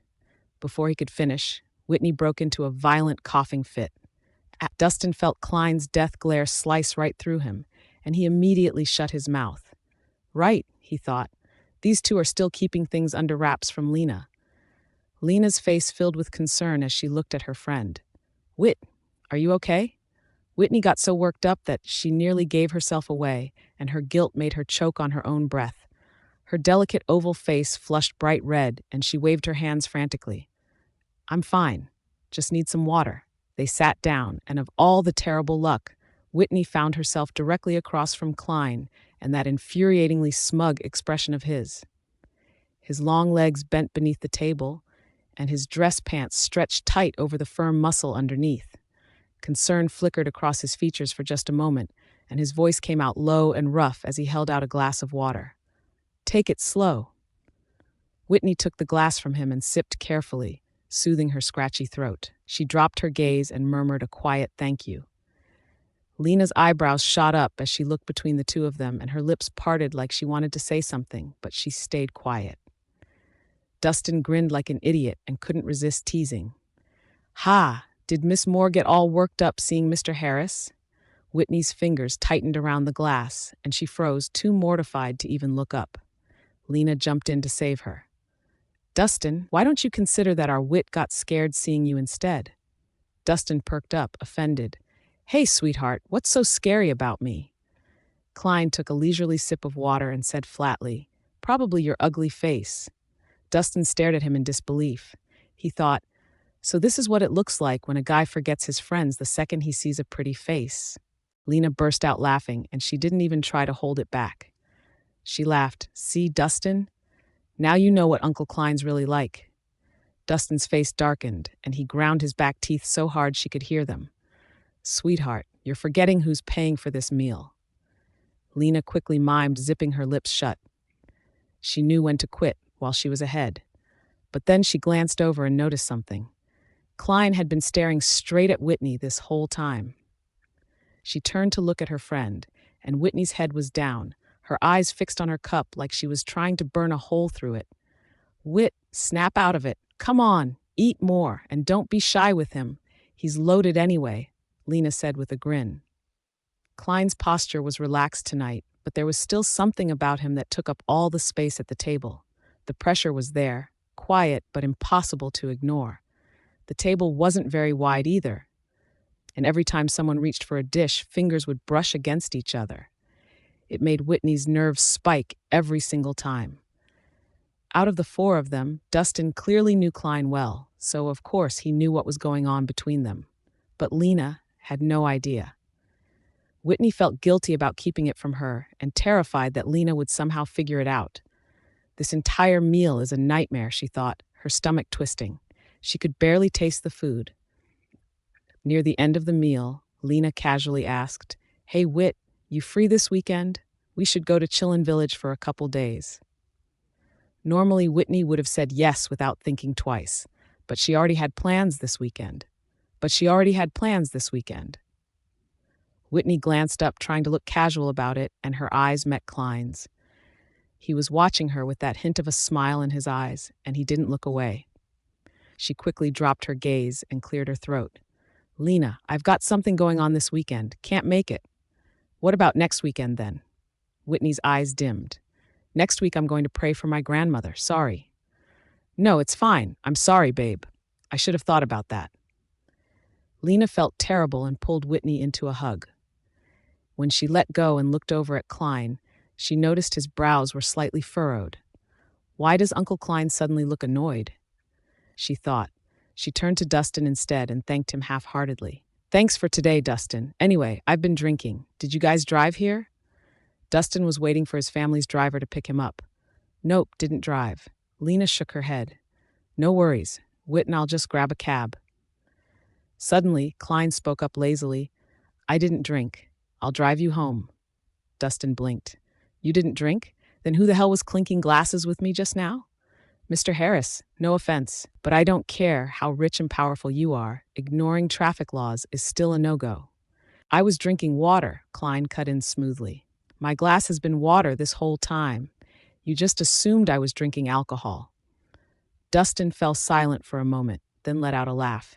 He couldn't help but sneer. You clinked glasses with me using water? That's real classy of you. Klein slowly lifted her gaze and shot him a look. But you were having a great time drinking with me, weren't you? Oh, wonderful, Dustin thought. Klein's really something else. Finally, the two of them got into Klein's car, and Dustin stayed behind to wait for his driver. Klein's eyes flicked up, and he glanced at the two people in the back seat through the rearview mirror. Luna, I'll drop you off at Harris Manor first, then take Whitney home. Lena didn't think much of it. Okay, Uncle Klein. Whitney actually wanted to say he could just drop her at the subway station, but she suddenly regretted sending her car in for maintenance today. Once Lena got out, it was just the two of them left in the car. Whitney noticed he'd pulled over to the side and turned on the hazards, and she was a little confused. Then she heard his cool voice break the silence. My dear girlfriend, come sit up front. His tone left no room for argument, so Whitney could only bite the bullet and get out of the car. If they kept sitting there at the entrance to Harris Manor with the hazards on, anyone from the Harris family coming home would see them clear as day. When Whitney's subtle fragrance drifted into his space, Klein's lips curved almost imperceptibly, and he pressed down on the gas pedal. Whitney deliberately looked out the window, watching the street scenes slide backward. Klein's magnetic voice cut through the quiet, casual, and unhurried. Are you going to the memorial service next Saturday? Can I come? Whitney shook her head. I'm not going to the cemetery. We're doing it at Moore Manor. Usually the daughters or granddaughters cook, and we hold the memorial at home. Based on the family's schedule, she wouldn't need to go up the mountain for the memorial visit until next week. Of course, she didn't need to explain all that to Klein. She said, Klein, I'm sorry, but I can't go get the marriage license with you until next week. Klein's expression darkened. Why are you apologizing? His distant tone made him feel unsettled. They were about to get married, but they felt like complete strangers who'd just met. Whitney hesitated. I thought you might be in a hurry. Klein let out a low chuckle at her words. His laughter made Whitney uncomfortable. What's so funny? Whit, do I really seem that impatient to you? Whitney realized too late that she'd said the wrong thing. No, that's not what I meant, Klein. I just thought your dad might be pressuring you since you're getting older.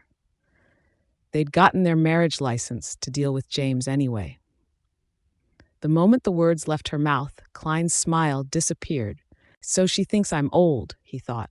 Whitney watched his smile fade and rushed to explain. I'm not saying you're old. I just meant that at 33, your family might be pushing you to settle down.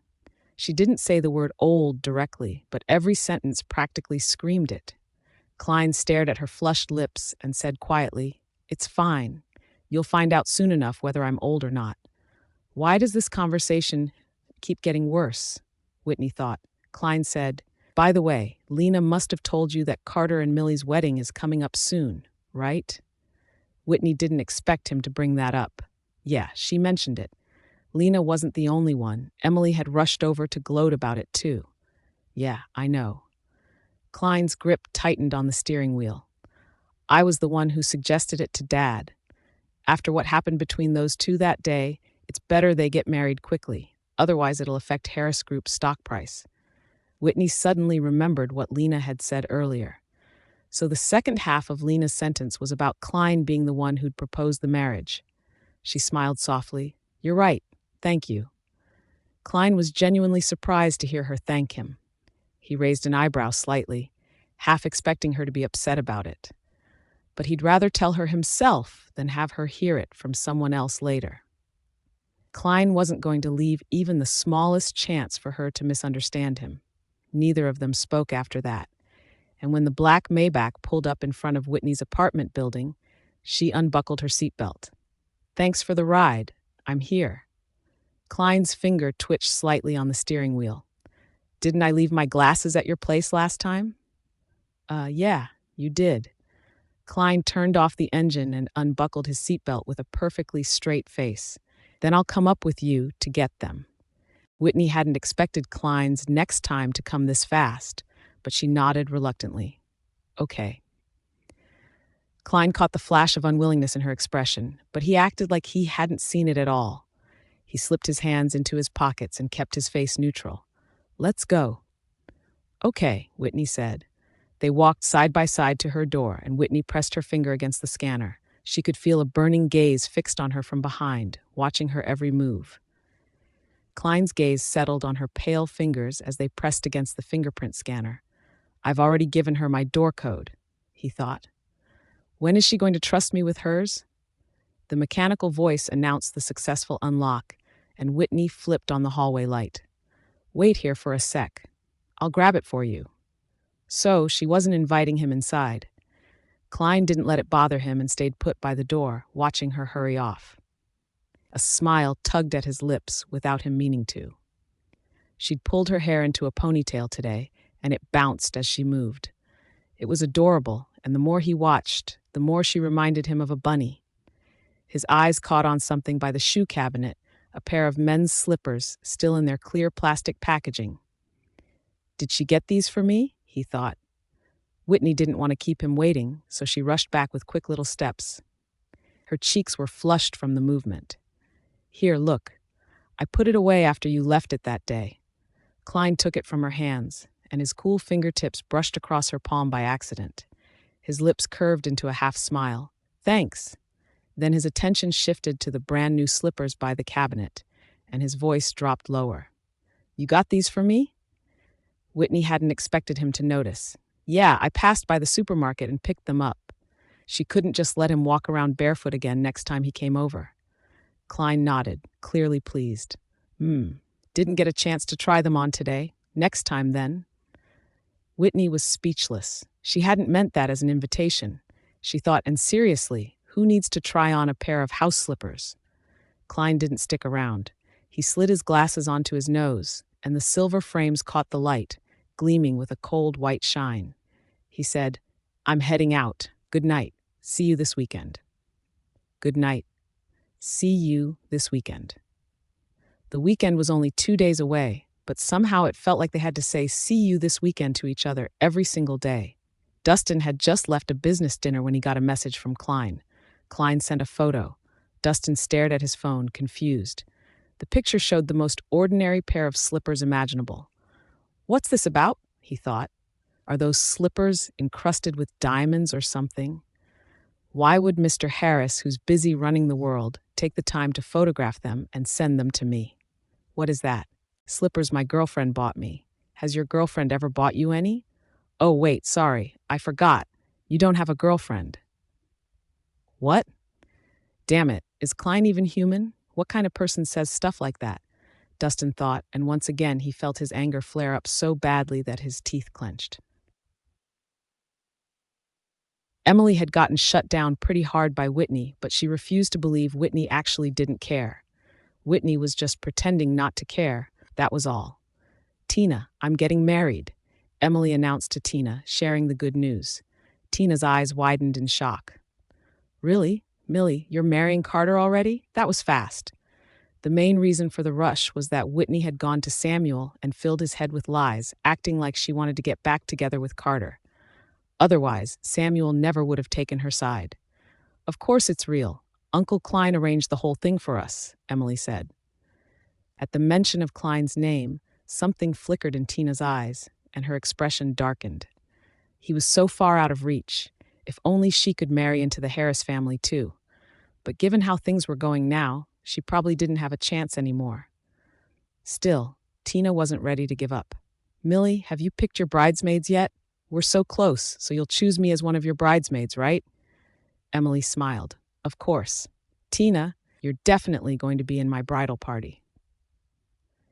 Tina had to come to the wedding because that's the only way Emily could use her to humiliate Whitney properly. The whole reason Emily had gotten close to Tina in the first place was that Tina and Whitney didn't get along. And the enemy of her enemy was her friend. Tina hung up and immediately ran to Samuel to tattle. Dad, didn't you say Whitney might get back together with Carter? But do you even know that Carter's getting married to Millie next month? Samuel froze for a second. What? Where'd you hear that? Are you sure? Of course I'm sure. Tina smiled smugly. Millie just called me herself to share the good news, and she even invited me to be her bridesmaid. She kept going. Dad, I'm telling you, you're betting on the wrong horse. Whitney's a lost cause. If you're counting on her to land you some rich husband, that's never going to happen. Enough. Samuel cut her off, his tone sharp. Tina's way of talking was so crude it made his ears hurt, and he could barely stand listening to her anymore. When it came to his 2 daughters, neither Whitney nor Tina gave him a moment's peace, and he was tired of dealing with both of them. He said, I'll confirm this with your sister myself, but you need to keep your head down for the next month. Before their wedding, you'd better not cause any trouble. If Carter really was getting married, the wedding would be even more extravagant than last time. More wealthy families would attend, and if his daughter could show up as a bridesmaid for the Harris family, it might salvage some of her reputation. Samuel was just that practical. Whichever daughter could make him look good got more of his favor. So when Whitney stepped out of the law firm, she found Samuel's car waiting outside. She got in. Dad, what are you doing here? Samuel let out a cold snort. What? I can't come here now. Whitney, do you even remember what you promised me? Carter's getting married, so what are you going to use to marry into the Harris family? Whitney's eyes flickered for a moment. So he knows about it, she thought. She smiled slightly, completely unfazed, and replied in a leisurely tone, I know, Dad. We broke up so he can marry whoever he wants. What's wrong with that? You, Samuel gritted his teeth. Whitney, last time you made such bold promises and gave me conditions, you made me agree to let Laura and your sister move out of Moore Manor, and the condition was that you'd marry into the Harris family. Now you're telling me there's nothing wrong? Everything's wrong about this. Whitney shrugged. Dad, I think you've got it twisted. They moved out of Moore Manor as punishment for drugging me with her nephew's help. She continued, and marrying into the Harris family? That was about getting your 15% shares. Samuel couldn't argue with Whitney. Regardless of the cause and effect, what mattered most was that he needed a powerful marriage alliance to help his company. Because of Tina's mess, his company was struggling even more now. He sighed. Then tell me, how are you going to marry into the family now? You don't want the 15% shares anymore? Whitney's lips curved with confidence. Want them? Of course I do. Dad, I said I'd marry into the Harris family, but I never said the person I'd marry was Carter. Samuel's eyes widened in shock. If you're not marrying Carter, who else could you possibly marry? Suddenly, a thought struck him. Wait, there's more than one unmarried man in the Harris family. Could it be? Whitney said. What if I told you my target has always been the real power behind Harris Group? A hint of mockery flashed in her eyes. I've been thinking about the previous terms, and they're not quite enough. If I pull this off, you'll need to give me at least 20% of the shares. Do you agree? Samuel froze, his mind reeling. I never saw this coming, he thought. Whitney's after Klein?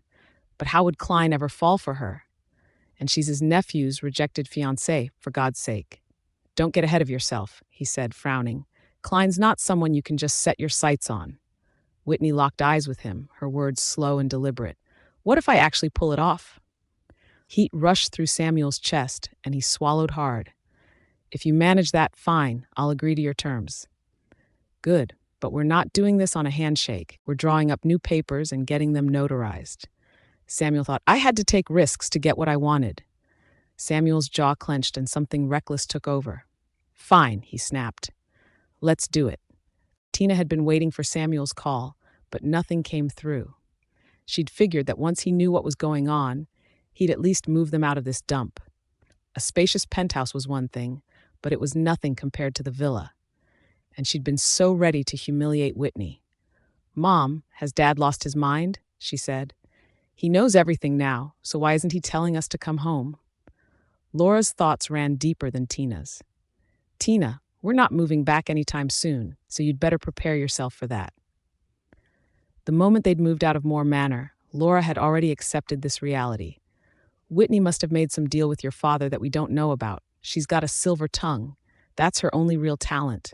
So we don't need to do anything. We just wait and watch her mess up. Laura's reassurance calmed Tina down. You're right. That bitch is all talk anyway. Laura smiled. Now you need to seize this bridesmaid opportunity, understand? Whether or not you can make a spectacular comeback all depends on that day. Tina's face lit up. Mom, do you have a plan already? Plans didn't come that quickly. She just wanted Tina to make a more striking entrance. Laura said, talk to Millie about the bridesmaid dress. See if we can arrange our own. Tell her we won't steal her spotlight.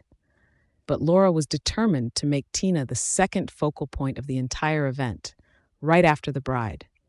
Tina wasn't unattractive, she just lacked refinement. Over the next month, Laura needed to work on fixing Tina's bad habits. But can they really be fixed? She thought with an inward sigh. After her confrontation with Samuel, Whitney went back to the law firm to work like a dog.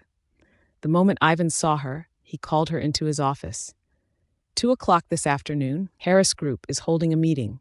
I've already submitted the due diligence you all did last time.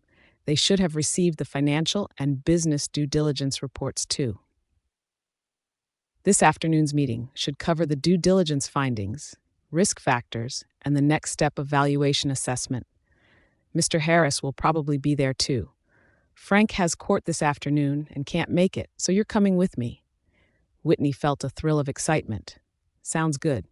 Even as support staff on a merger of this caliber, Whitney could learn so much. Of course, she'd jump at the chance. Ivan said, However, Whitney, You should prepare yourself. We'll probably be working weekends for the next few weeks. Whitney's brow furrowed slightly.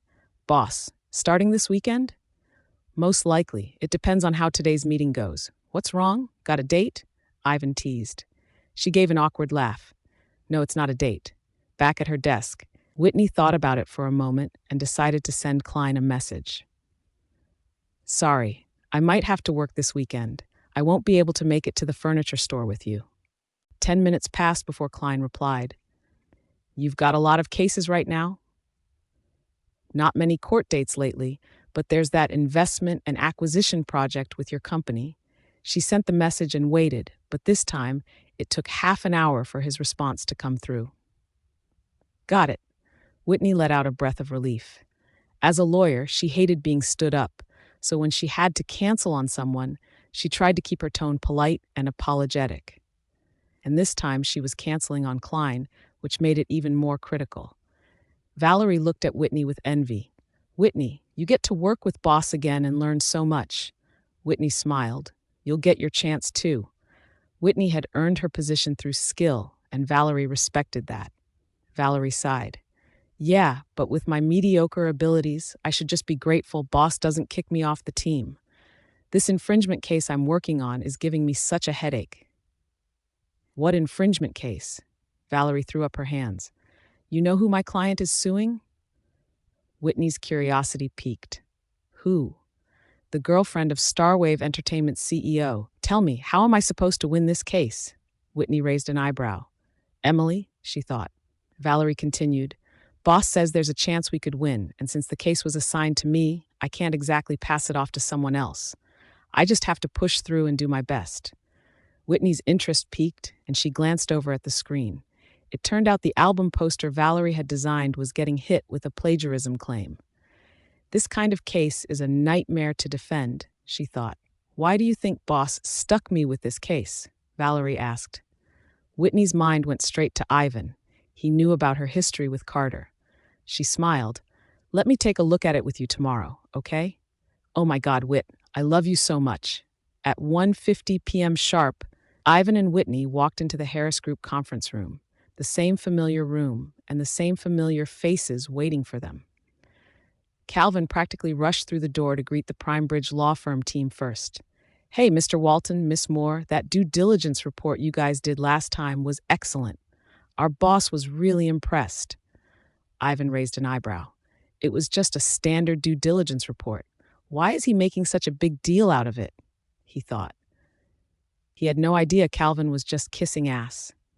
Well, it's what we're here for, but thanks for saying so, Calvin, Ivan replied smoothly. The accounting firm representatives exchanged glances, and their mouths twitched. Wait, was our report not good enough or something? They wondered.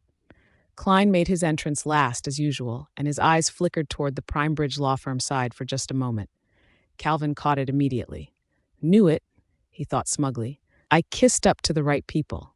Klein wore his glasses again today, and they were still the ones he'd grabbed from Whitney's place yesterday. Whitney felt something strange stir inside her, though she couldn't quite name it. I'll keep this brief, Klein said. For this acquisition, I want us to handle work communications during office hours as much as possible and minimize taking up everyone's after-work time.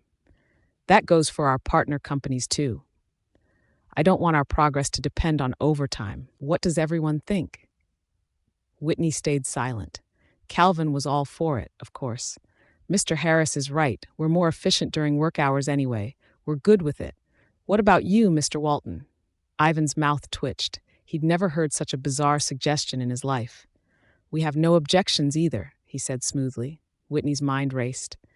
Is he seriously abusing his power right now? She thought, a bold suspicion forming in her mind. The meeting lasted for 2 hours, and by the time it concluded, the workday was nearly over. Calvin deliberately held Ivan back, and the two of them headed to his office to discuss things further.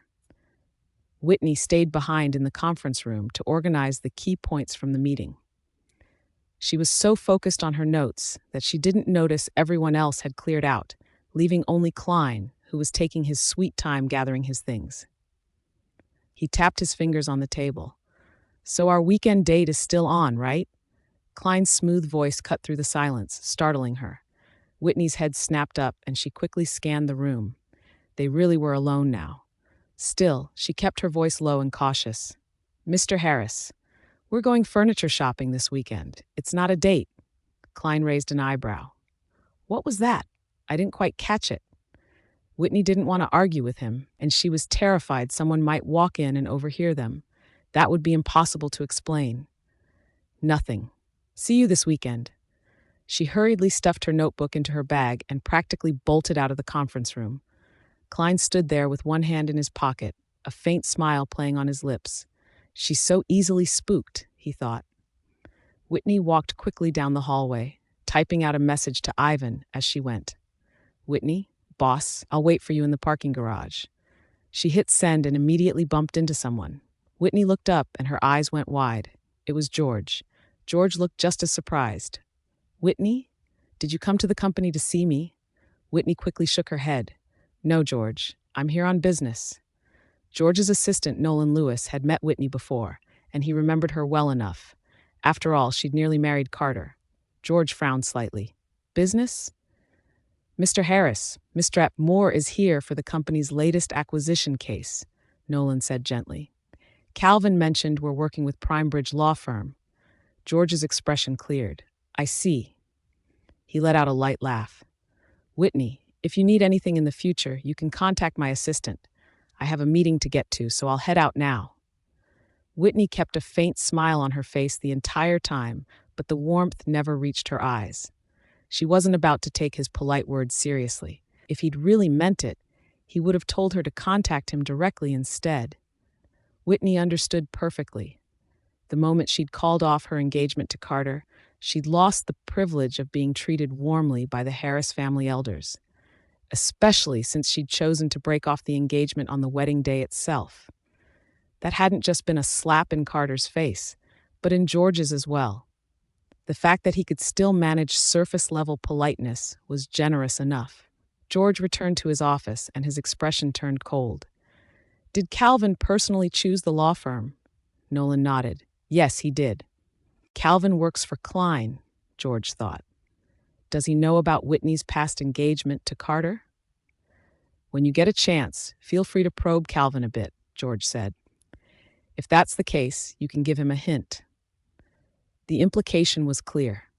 George didn't want Calvin getting the wrong idea that Whitney still had any connection to the Harris family. She'd chosen not to marry Carter, so she had no right to enjoy the privileges that came with being part of the Harris family. Nolan understood immediately. "Yes, sir." Calvin didn't send Ivan away until he saw Klein return to his office. "Man, the things I do for this guy," he thought. "Covering for Klein like this was hard work. I should really put in a request with HR to bump up my year-end bonus." But instead of hearing about a bonus, he got a visit from someone close to George. Calvin said, "Nolan, what brings you here?" Nolan smiled. "Nothing major. I just wanted to check if you're still using the conference room this afternoon. Mr. George Harris needs it." The company had conference rooms on multiple floors, not just the 22nd, so Calvin found the question pointless. Every day, the administrative department sent out the conference room schedule in advance. Calvin thought, was Nolan blind or something? Calvin smiled. "Well, no, we don't need it. Mr. Klein Harris won't be using it, so Mr. George Harris can have it." When dealing with George's people, Calvin always used full formal titles. Klein might be younger than George, but he owned the entire corporation, and Calvin needed to keep the names straight to avoid confusion. Nolan nodded knowingly. "Good. By the way, Calvin, is the legal team you hired for the new acquisition from PrimeBridge Law Firm? I think I just saw a familiar face." Calvin paused. "Yeah, that's right. Is there a problem?" Nolan replied. "No problem. You might not know this, but there's a Ms. Moore at PrimeBridge Law Firm who's Mr. Carter Harris's ex-girlfriend. I thought maybe she was here to see our Mr. George Harris. You know how it is. Mr. Carter Harris is getting married soon, and it's better if ex-girlfriends stay away." Calvin froze. He thought, wait, what? Is Nolan talking about George's son? And Miss Moore, is that Whitney? So Mr. Klein Harris is interested in his own nephew's ex-girlfriend? Nolan caught the shock on Calvin's face and knew his hint had landed. He smiled with satisfaction. Well, Calvin, I'll let you get back to work. Mr. Harris needs me, so I should head back. Calvin was still processing when Klein suddenly appeared in the doorway of his office. Oh God, now that I know this secret, is he going to silence me? He thought. Klein raised an eyebrow. What are you spacing out about, Calvin? Nothing, Mr. Harris. I'm fine, Calvin said quickly, snapping back to attention. Good. From now on, notify me about every meeting with Primebridge Law Firm, big or small. Understood? Calvin's expression turned complicated. Understood. Oh, I understand perfectly, he thought. Are we about to witness an uncle versus nephew showdown? Calvin felt both terrified and a little excited. Ivan spotted Whitney standing next to his car in the parking lot. He walked over and waved her in. Get in. Once they were both settled in the car, Ivan turned to Whitney with a puzzled expression. What do you think Mr. Harris meant by what he said in the meeting? Whitney asked. Huh? What part? The whole thing about not working overtime. I literally just told you we'd probably need to put in extra hours, and then he goes and says that in the meeting. If I didn't know better, I'd think he had cameras in the office or something. Whitney's lips twitched, and she let out an awkward laugh. I know, right? So weird. Talk about timing, she thought. Of course, Ivan would never suspect that Whitney had anything to do with it. There was no way he could imagine that Whitney had any connection to Klein, the most powerful man in the business world. Well, whatever. No overtime means no overtime. Mr. Harris is something else. Guess they're not in that much of a rush with the merger after all. Ivan shrugged. We'll just focus on finishing the Harris Group project during regular hours and everything else can wait. Whitney forced another smile. Sounds good, boss. If boss knew that Klein made that rule, just so I'd have time to go furniture shopping with him, what would he even think? She wondered. Over the weekend, Whitney showed up at the furniture store where she'd agreed to meet Klein. Klein was dressed casually today, and without his usual sharp suit, he looked way more approachable, especially with those silver-rimmed glasses. Klein, the store I bought from before, is on the 5th floor, Whitney said. Should we head up? Klein shook his head. No rush. Let's browse our way up, floor by floor. He nodded toward a nearby shop. Look, there's a bed store right there. Whitney stared at him with a complicated expression. You're changing your bed too? You really think I'd use an old bed as our wedding bed? His words made her mouth go dry and she twitched her lips. Fine, let's go look. He's paying for everything, and it's his place anyway, she thought. If he wants to browse, he can browse all he wants. The sales associate spotted Klein's expensive casual wear the moment he walked in and rushed over eagerly. Sir, ma'am, welcome. Are you looking for a bed today? What size do you need? I'd be happy to help you find something. Klein didn't even hesitate. We want the biggest, softest one you've got. Something that's super comfortable to sleep on. Whitney blinked. She thought, what? Right now, our largest standard bed is 2 meters wide, but if you need something custom, we can make it up to 2.4 meters wide for you. Would you be interested in that? Klein turned to look at the woman standing there, looking completely dumbfounded. Is 2.4 meters too small? Whitney's face went blank with confusion. I guess that should be fine.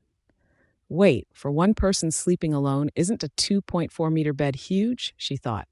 Klein asked, do you have it in stock? The sales associate could tell from his tone that this was going to be a big sale. Yes, we do, sir, ma'am. Right this way, please. Sir, if you'll look here, this bed frame uses foreign pine slats, and the legs have a hidden design that makes the whole bed appear to float when you look at it, which creates a really unique visual effect. The headboard cushions are made from SSS-grade genuine leather. It's super soft to the touch, wear-resistant, stain-resistant, and with beautiful luster. The color scheme is elegant and sophisticated. But our real selling point is this imported luxury mattress. This mattress is from a brand used by the British royal family. It's filled with platinum-certified wool and long staple comfort cotton, so it's incredibly soft.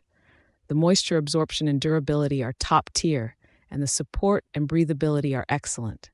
We only produce 80 of these mattresses per year. Klein tried it out, and the mattress felt incredible. He looked over at Whitney and gestured to the bed. Want to give it a try? Whitney's mouth twitched. No thanks. You're the one who's going to sleep on it, so you test it, she thought. All right, I'll take this one. Let's pay. The sales associate had never seen such a decisive customer, but she still felt obliged to give him a heads up. Sir, we can deliver the bed frame quickly. We have it in stock and can install it within a week.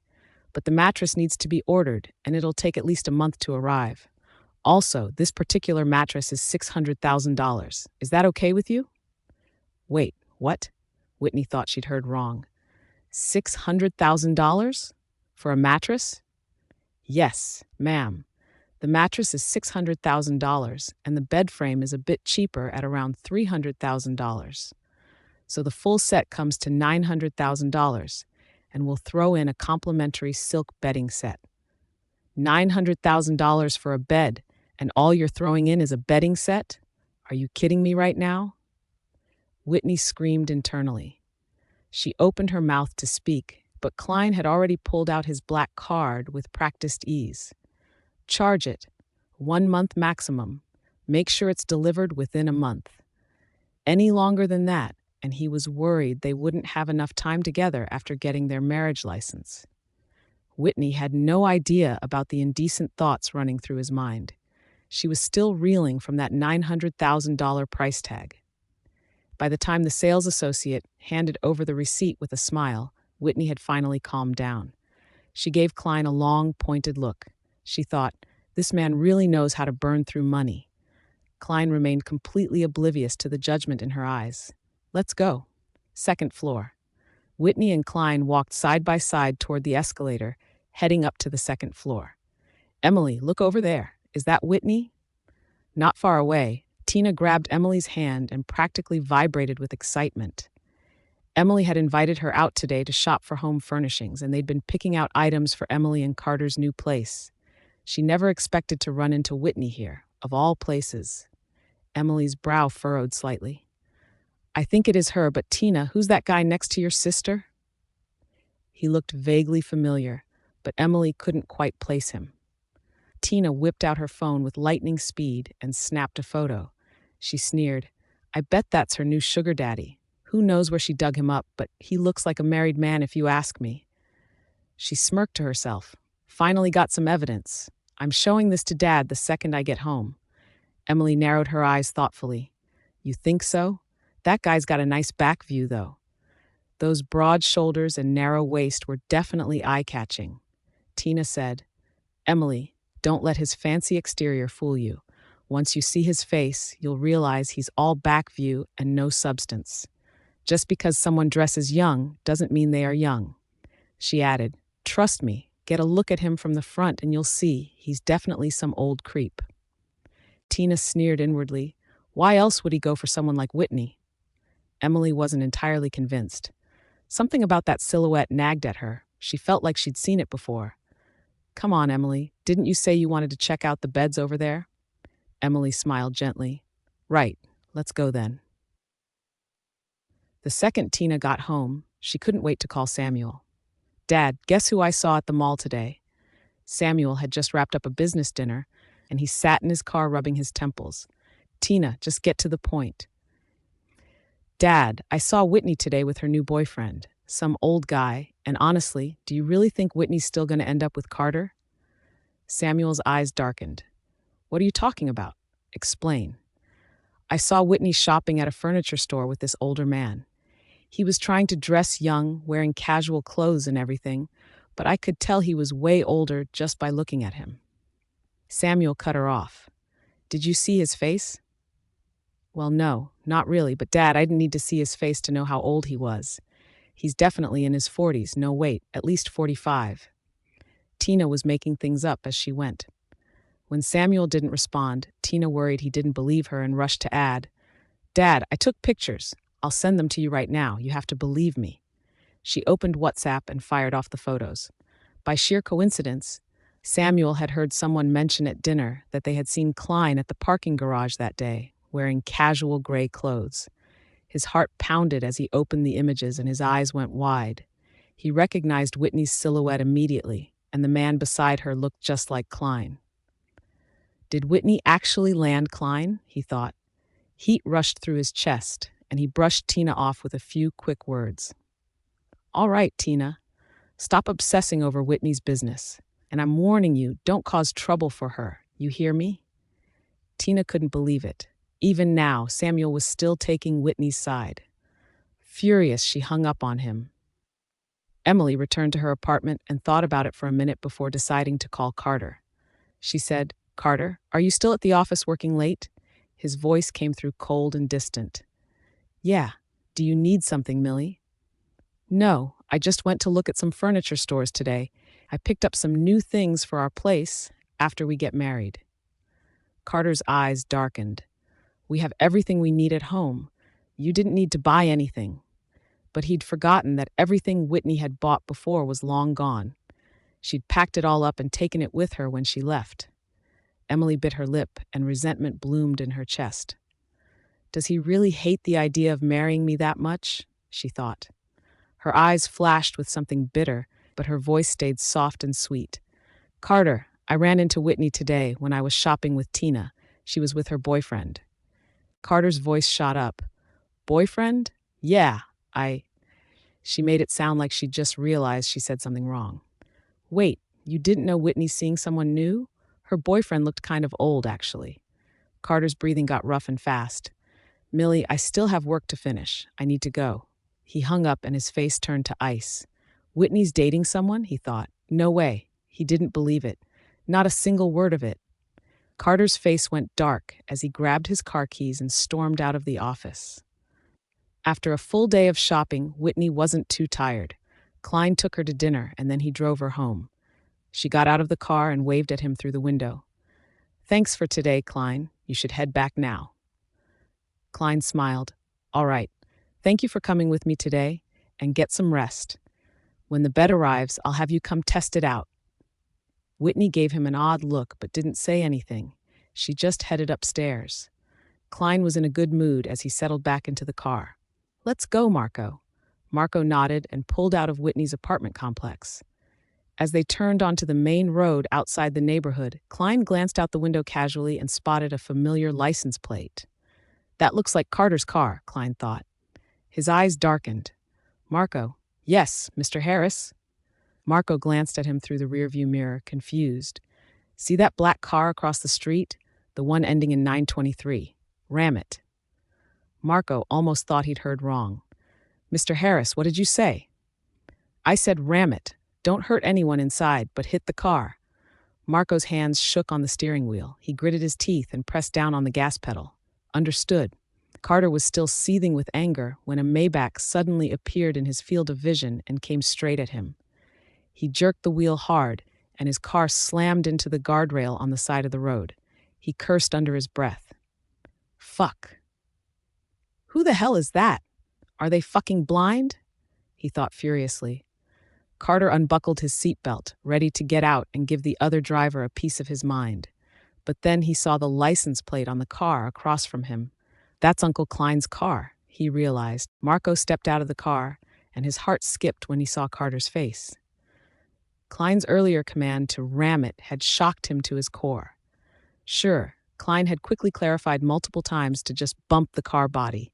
Don't hurt anyone inside, just a gentle tap. But Marco was 40-something years old, and he'd never done anything like this before, so his nerves were still jangling. Klein climbed out of the car at his own leisurely pace and walked up to Carter's vehicle with perfect composure. He raised an eyebrow, looking genuinely surprised. Carter? Is that you? Marco stood behind him, and his mouth twitched. Jesus, Mr. Harris could win an Oscar, he thought.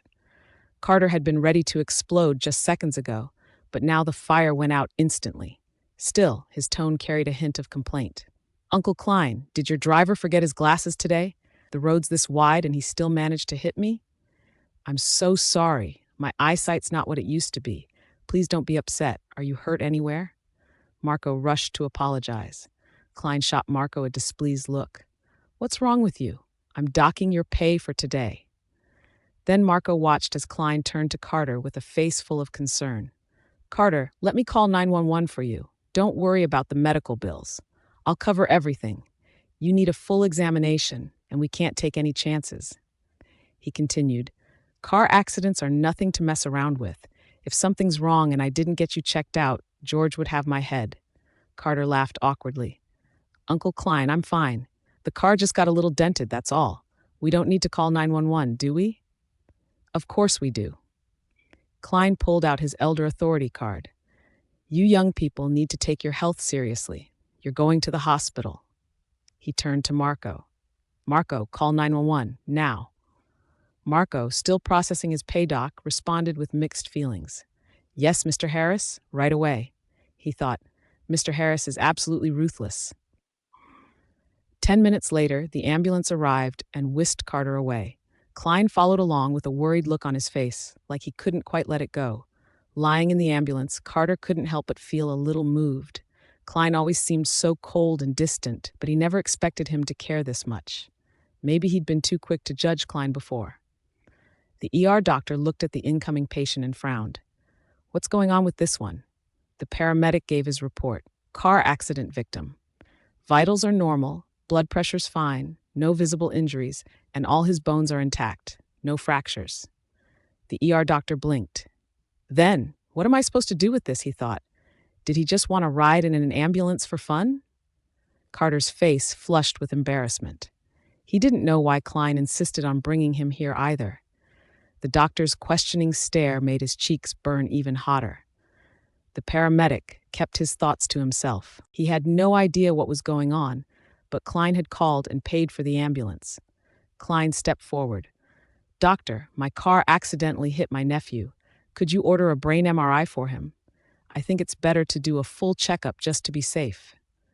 The ER doctor raised an eyebrow and looked at the patient. Did it hit your head?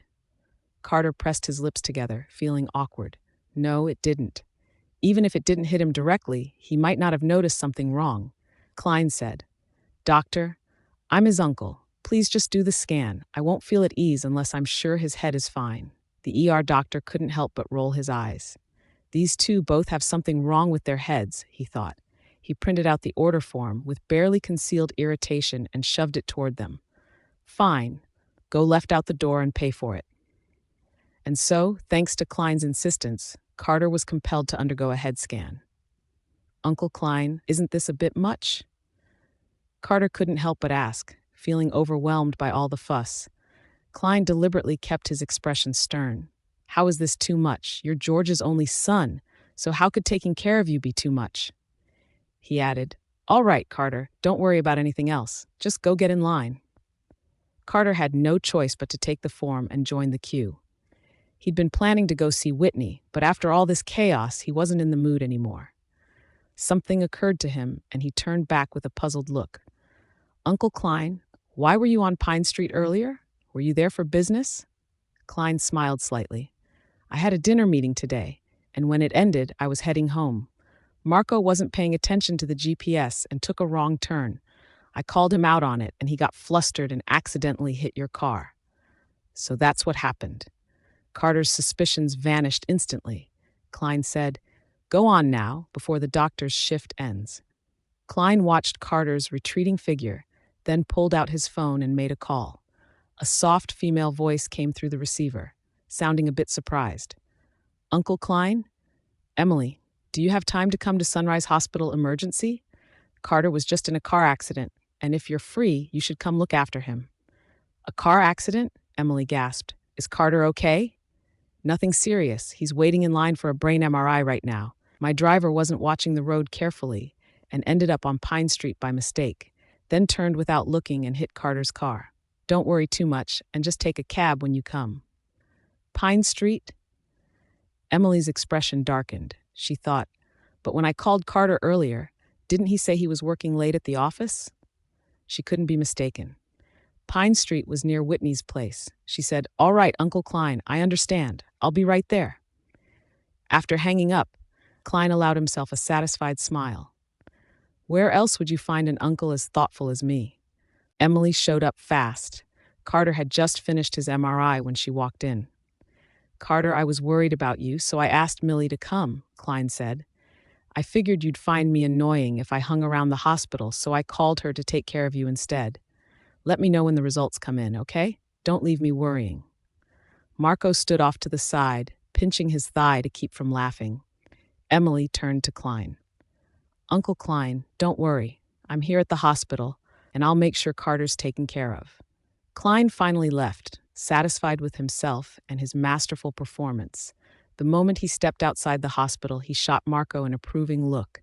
You did good work today. I'm tripling your salary this month as a bonus. Nice job. Marco let out a long breath. Thank you, Mr. Harris. I'm glad you're pleased. Oh, and you can head out. I've got something else to handle. Klein sent Marco on his way, then turned around and headed back to the emergency department. Half an hour later, Whitney had just gotten out of the shower. She opened her phone and was surprised to see that Klein had posted on Instagram, something he rarely did. She tapped on it, and the images made her heart drop. One photo showed a car accident scene, and another showed the emergency room. Klein posted, "Got into an accident. That was close.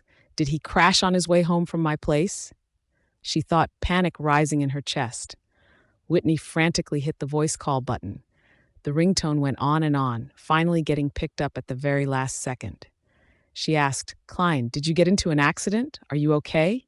Where are you? Are you at the hospital? The rapid-fire questions made warmth bloom in his chest, like a soft feather brushing against his heart. It tickled. It felt warm. He coughed lightly, and his voice came out weak and strained. I'm fine. Just a minor injury. Nothing serious. Are you sure you're okay? Whitney's concern was evident in her voice. Do you need me to come over? If Klein had gotten into an accident on his way back after dropping her off, she couldn't help feeling responsible for it. Klein couldn't keep the smile off his face. I'm fine, just a minor injury. If you're up for it, though, I could really use some soup tomorrow. My housekeeper's off, and the doctor said I should stick to light meals. Okay, I'll bring you some tomorrow morning. Klein's mind worked quickly. No need to rush over that early. Evening works better. Just bring it when you get off work. All right, I'll leave work early then. The moment Whitney hung up, Klein called his house staff immediately. Take tomorrow off. No need to come in. Yeah, the whole day. Why? No particular reason. Let's just say I'm in a good mood. Carter stiffened when he spotted Emily approaching.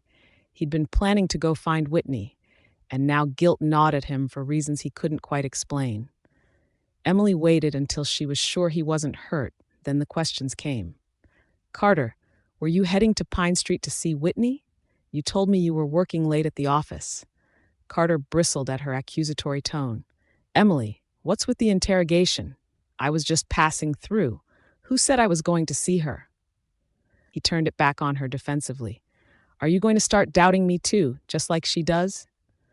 Emily bit her lip, and her face flushed red before going pale.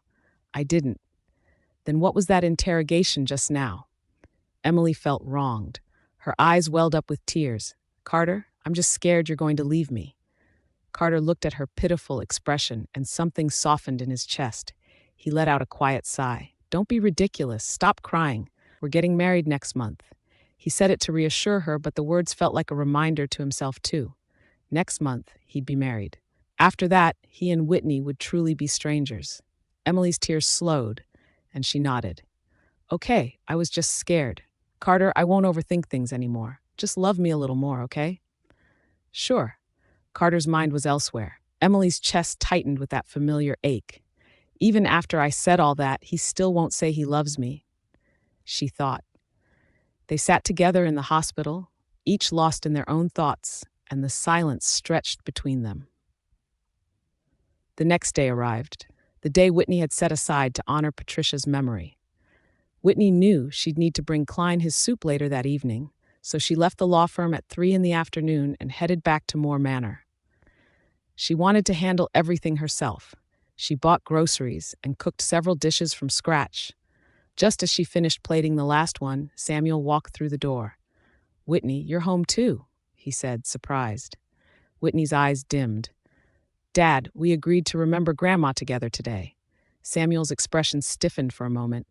Ha ha, I've been so busy I completely forgot. You should have reminded me earlier, sweetheart. What if I'd had a business dinner tonight?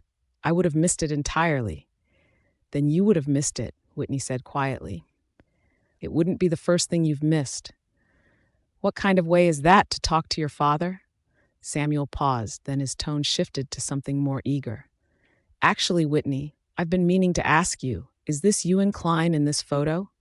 He held up his phone, expectation written all over his face. Whitney glanced at the screen and felt a jolt of surprise. Who sent you that? Are you having me followed? What are you talking about, sweetheart? Why would I waste resources tracking my own daughter? Tina sent it to me. She saw you two while she was out shopping yesterday. Of course, Samuel conveniently left out all the nasty things Tina had said about Whitney.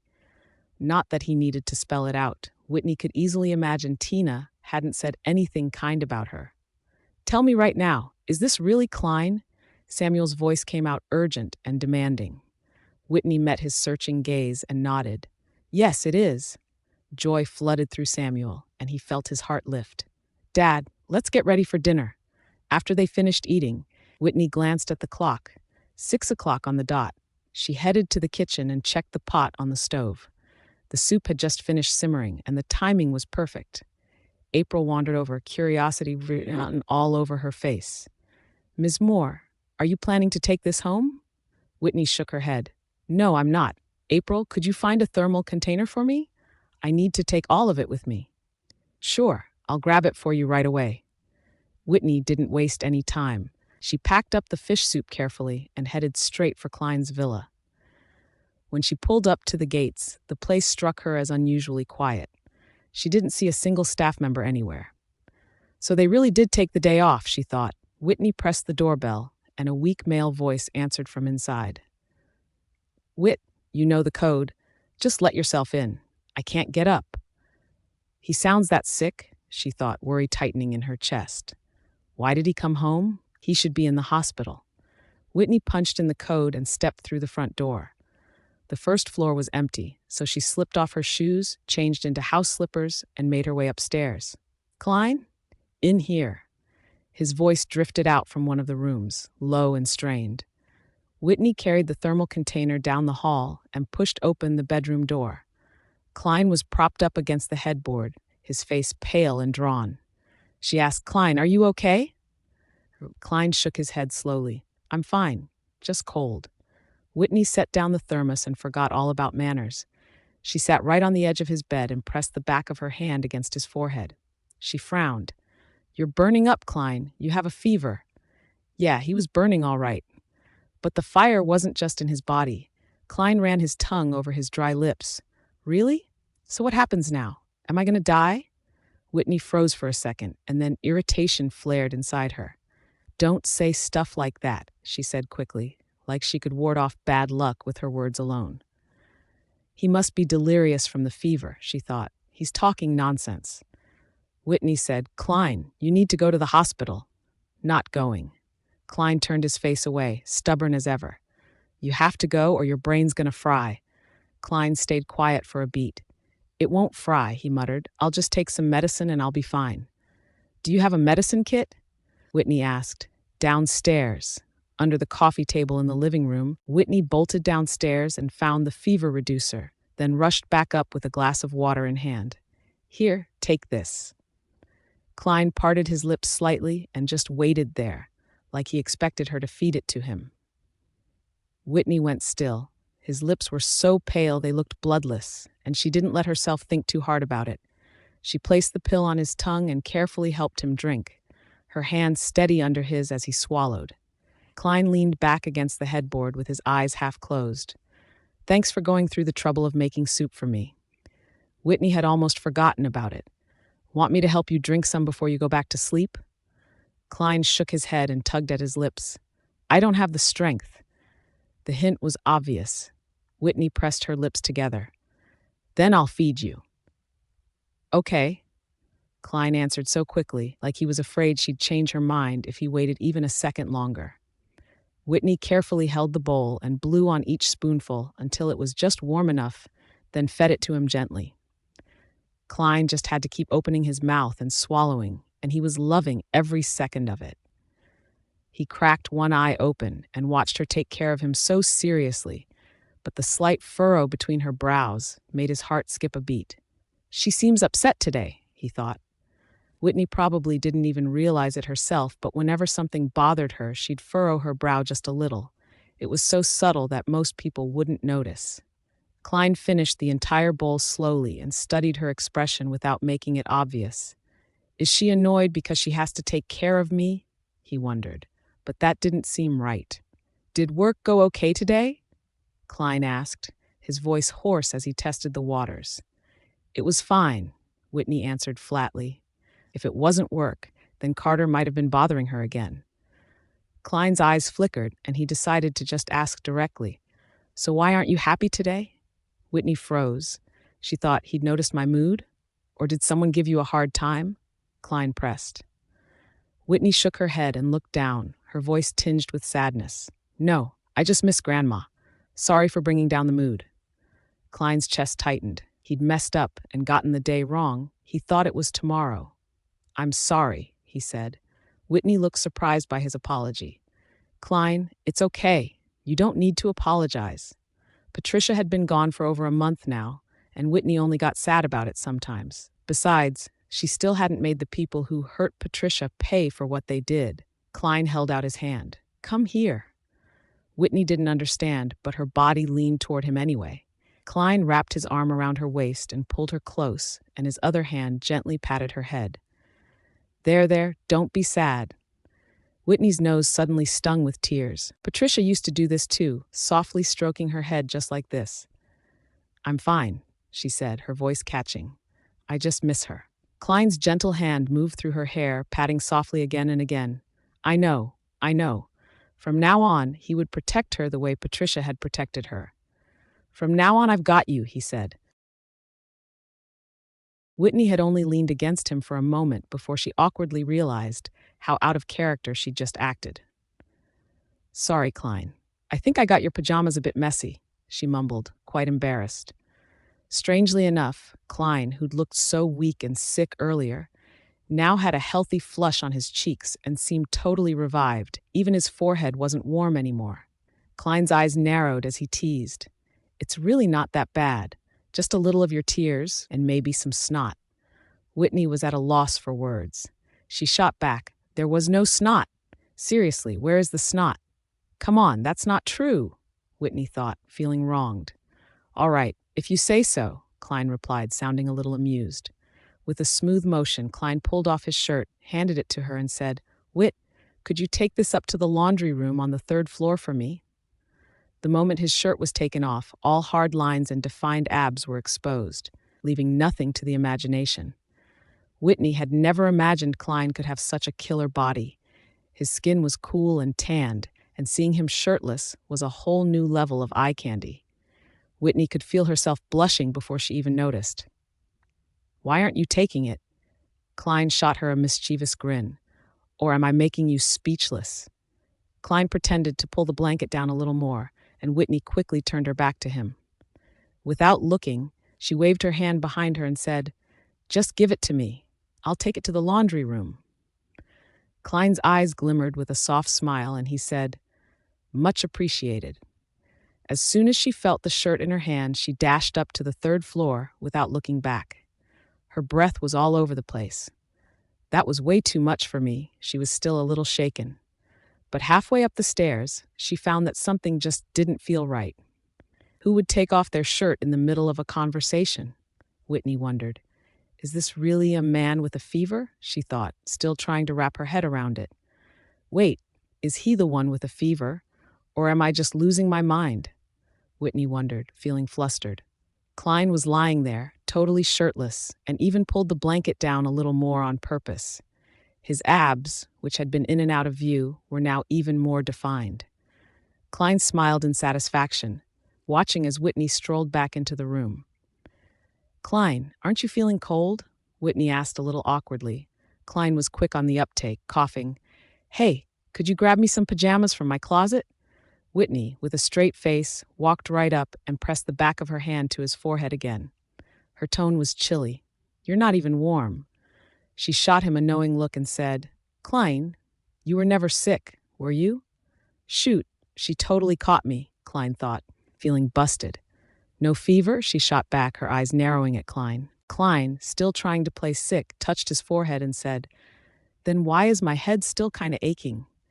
Whitney felt totally played. She grabbed the thermos, turned to leave, and said, "If you're not sick, I'm out of here." "Wait," Klein caught her wrist, his voice soft and coaxing. "I'm not messing with you. Maybe your soup really did the trick, and I'm feeling better now." "Did you forget I got into a car accident yesterday?" Klein added, putting on a pitiful face. Whitney's resolve started to waver. "Yeah, he even posted about the car accident on WhatsApp yesterday," she thought. "There's no way he'd fake that, right?" Whitney thought. "Besides, what's he even trying to get out of this? A bowl of soup," she thought, a little confused.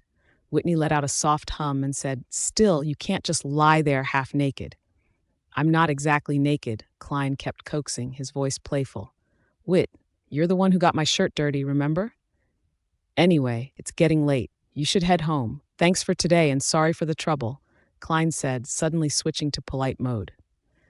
Whitney wasn't used to Klein acting so polite out of nowhere.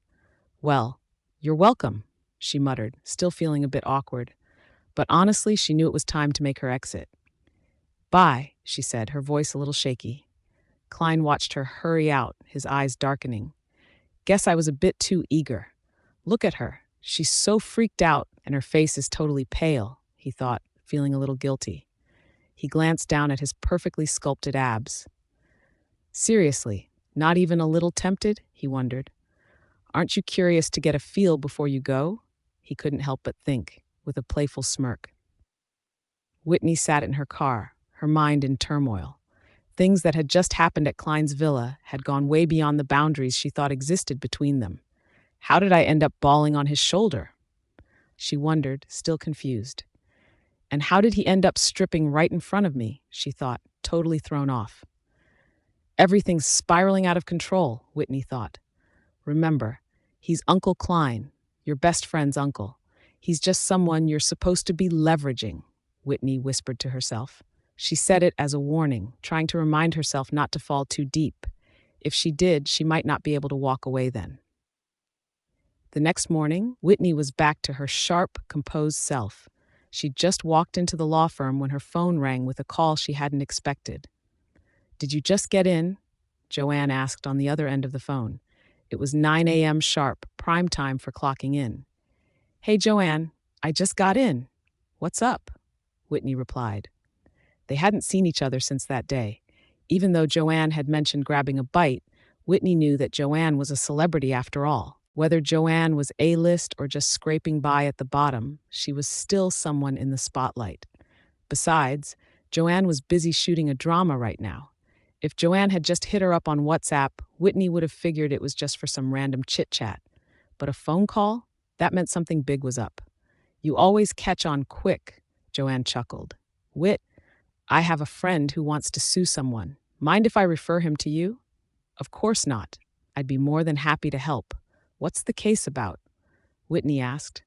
"It's an infringement case. Someone ripped off his song," Joanne explained. Later that afternoon, Whitney met up with Joanne's friend Jay Loxon. "Ms. Moore, I'm not sure if Joanne told you everything. I wrote a single 3 years ago, and a new artist totally copied it," Jay said. "She mentioned the basics, but I'd rather hear the details from you. Can you play both tracks for me?" Whitney asked. Jay didn't hesitate and said, "Sure, this one's called 14 Bridges. I wrote and composed it myself at the end of 2022. Honestly, I'm kind of a has-been now, so the song never really got popular. The melody had strong traditional folk influences, definitely niche, but honestly, it was really good." "That's a beautiful song," Whitney remarked, genuinely impressed. "Thanks," Jay replied. Jay scrolled through his phone and played the other track. This one was performed by a female singer. Whitney listened carefully and noticed the verses, chorus, and even the interludes sounded pretty similar. But it was actually pretty hard to prove plagiarism when it came to music. "I listened to both, and there are definitely some similar parts. Who's the singer of the second track?" Whitney asked. Jay replied slowly, "I think it's a newcomer named Emily Miller. Starwave Entertainment has been really pushing her lately." Whitney's interest was instantly piqued. She double-checked with Jay. "So you're telling me the singer of Fate, Emily Miller, is the one who ripped off your work?" Whitney asked. Yeah, it's her. I heard she just got back from overseas and has some connections with the higher-ups at Starwave Entertainment. She's got some serious backing, Jay replied. And her album Fresh was produced by a top-notch team Starwave hired for her debut solo album. Miss Moore, these days, a lot of big artists hardly ever drop full albums anymore. They usually put out a few singles first to see how they do. But Emily Miller's team doesn't even care about making money, and honestly, that's none of my business. What I can't stand is that she's claiming Fate is her original song. Whitney got the gist of it. Of course, Starwave didn't care how much they spent on Emily Miller's album. She was about to be the boss's wife at Starwave, right? But Whitney couldn't help but think, bet this album's got more than one thing plagiarized. Whitney smiled and said, got it. Coincidentally, we're actually working on a copyright case about her album cover at my firm. My team's handling it. Really? Emily Miller's team plagiarized the album cover too? Jay was speechless. Whitney wasn't sure if Emily herself was behind the album cover plagiarism. PrimeBridge and Starwave had a partnership before, but after their contract expired, they never renewed it. Once Ivan learned about Whitney's connection with Starwave, he decided not to renew the contract. If she took on this music plagiarism case, PrimeBridge would be burning all their bridges with Starwave. She needed to run it by Ivan first. She wouldn't take the case unless her boss gave his approval. After seeing Jay off, Whitney went to see Ivan. She bumped into Gina, who shot her a knowing smirk. Miss Parsons, Whitney greeted, keeping her tone distant. Hey, Whit, no hard feelings. Your team used to handle Starwave, but I've got their contract now, Gina said, sounding almost smug. I already talked to Mr. Barton. I didn't poach your client. They came to us. Give Ivan a heads up, will you? I don't want him storming over here and making a fuss again. Whitney's heart sank. Starwave ended up with them? Whitney was taken aback. Even if it wasn't her team anymore, PrimeBridge had Starwave as a client, and taking on this copyright case would be a real challenge. Whitney knocked on Ivan's office door, her thoughts weighing down. Come in, Ivan said. Just off the phone, Ivan looked up and asked, What's up? Why the long face? Boss, Whitney hesitated. I just ran into Miss Parsons. She said Starwave Entertainment signed with her team. Yeah, I know about that. You didn't want to take it anyway. I tried passing it to Frank's team, but they wouldn't touch it. I didn't want to deal with it anymore. Since Gina was so eager, I just let her have it. Ivan brushed it off like it was nothing. But Whitney knew he only dropped the client because of her. Starwave Entertainment was, after all, a subsidiary of the Harris Group. Who'd want to pass up a client that big? Sorry, boss, Whitney said. Well, that's it. I thought it was something serious. You never got along with them anyway, so it's not a big loss, is it? Ivan replied. No, boss, you had Valerie take on a copyright infringement case, right? The lawsuit was against one of Starwave Entertainment's artists, Whitney said. Ivan froze, not saying anything. Yeah, that's right, but Valerie hasn't signed any contract with them yet. She's only had a few consultations so far, he replied. Whitney bit her lips, refusing to back down. Boss, so if I've got a case against Starwave too, does that mean I shouldn't take it? Ivan shot her a sideways look and said, What do you think? Whitney, are you trying to get Gina to stir up trouble with me? Ivan raised his eyebrows. Spill it. Why are you so determined to take this case? Whitney came clean and said, Both of these copyright cases are about the new artist Starwave Entertainment is pushing. She's the one who wrecked my last relationship. Ivan went silent. She had a damn good reason, and he couldn't find a single thing to refute. No wonder you're so worked up about this case. But it's a shame, Whit. PrimeBridge just can't take it, Ivan said. Whitney let out a sigh. Yeah, I saw this coming, she thought. Ivan caught the way her head drooped and said with a smile, PrimeBridge can't take the case, but my friend's firm can. Of course, they'll have their own lead attorney on it. But if you want to help out on your own time, just to give some advice, that's your business, not the firm's. Am I right? Awesome. Thanks, boss, Whitney exclaimed. Whitney instantly brightened up. I knew it. Ivan acts tough, but he's got a soft heart, she thought. Back at her desk, Whitney texted Jay. They agreed to meet up again at 7 p.m. at Everglow Law Firm. Emily's relationship with Carter had been rocky lately, and even her album release got a pretty lukewarm response. She was promoted as a talented female artist with 3 original tracks of her own, and the rest were tailor-made by the industry's top songwriters. But her album tanked so badly, and barely anyone cared. Actually, her album crashed and burned in spectacular fashion. To make things even worse, she heard someone was planning to sue her for plagiarism. Her agent Maya asked, dead serious, "Emily, listen to this track. Are you absolutely sure you didn't plagiarize? People are already questioning you in the comments section." Emily bristled, refusing to back down, and said, "Maya, I really didn't copy anyone. Maybe a few notes sound similar by coincidence, but most of the song is completely different. How could that be plagiarism?" Maya was a top-tier agent, managing some of the biggest stars in the business. She knew exactly what was going on in Emily's mind. "I don't care whether you did or not, but if this blows up, it's going to hurt you. You really want your debut to be overshadowed by a plagiarism scandal?" "What do we do now?" Emily asked, her voice tinged with anxiety. "Hold on. I'll get a lawyer to deal with this. But Emily, this is the only time I'm covering for you. Don't let it happen again. Got it?" Maya warned. Emily got the message loud and clear. Even though she had landed these great resources thanks to Carter's support, Maya was way too strict to let her slide if another scandal broke out. If it happened again, whether she copied or not, the public would just assume she did. "Can a lawyer really fix this?" Emily asked, her voice trembling with worry. Maya soothed her. "Relax, I'll get you the best lawyers out there and they'll take care of everything." Whitney was busy working on this case, under the radar, the next few days. She did a ton of research and even reached out to some pro-music reviewers, who agreed to post videos analyzing the similarities between the 2 tracks. That kind of expert testimony would totally count as evidence in court.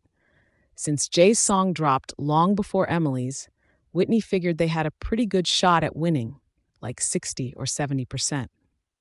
Just when Whitney was feeling super confident, she got a message from Jay. "Sorry for bothering you lately, Ms. Moore, but I think I'm going to drop the case." Whitney was confused. "What happened? Are you worried we'll lose? Seriously, even if we lose the first trial, we can appeal. Plus, we've got other ways. Those music reviewers are all set to post videos totally roasting her for plagiarism. It's not about them. I just don't want to do this anymore." At that point, Whitney was stuck. If the client wasn't interested, the lawyer's hands were tied. It was not like she could drag her client to court kicking and screaming. That night, Joanne wrapped up filming and invited Whitney out to a bar with great privacy. "Whitney, I finally finished shooting, and this time I even got to do some wire stunts. Pretty cool, right?" Joanne said, her eyes brightening up. "Yeah, you're great," Whitney replied, but her compliment was kind of perfunctory. Joanne caught on right away and asked, "Whitney, are you feeling down today?" Whitney shook her head, but she couldn't let it go, and asked, "Do you know why your friend suddenly dropped the lawsuit?" Joanne knew Jay because he'd worked on the OST for one of her shows. Jay debuted from a talent show. His vocals were just average, but he was a really talented songwriter and quite a few of his tracks were pretty well known. He'd written songs for lots of other artists, but whenever he performed his own stuff, nobody really paid much attention. When Joanne heard he was having some trouble with plagiarism, she immediately recommended Whitney, the only lawyer friend she had. "Really, he's dropping the case? Don't stress, Whitney. I'll check with him," Joanne said. Whitney said with a wry smile, "Well, I'm just curious, that's all."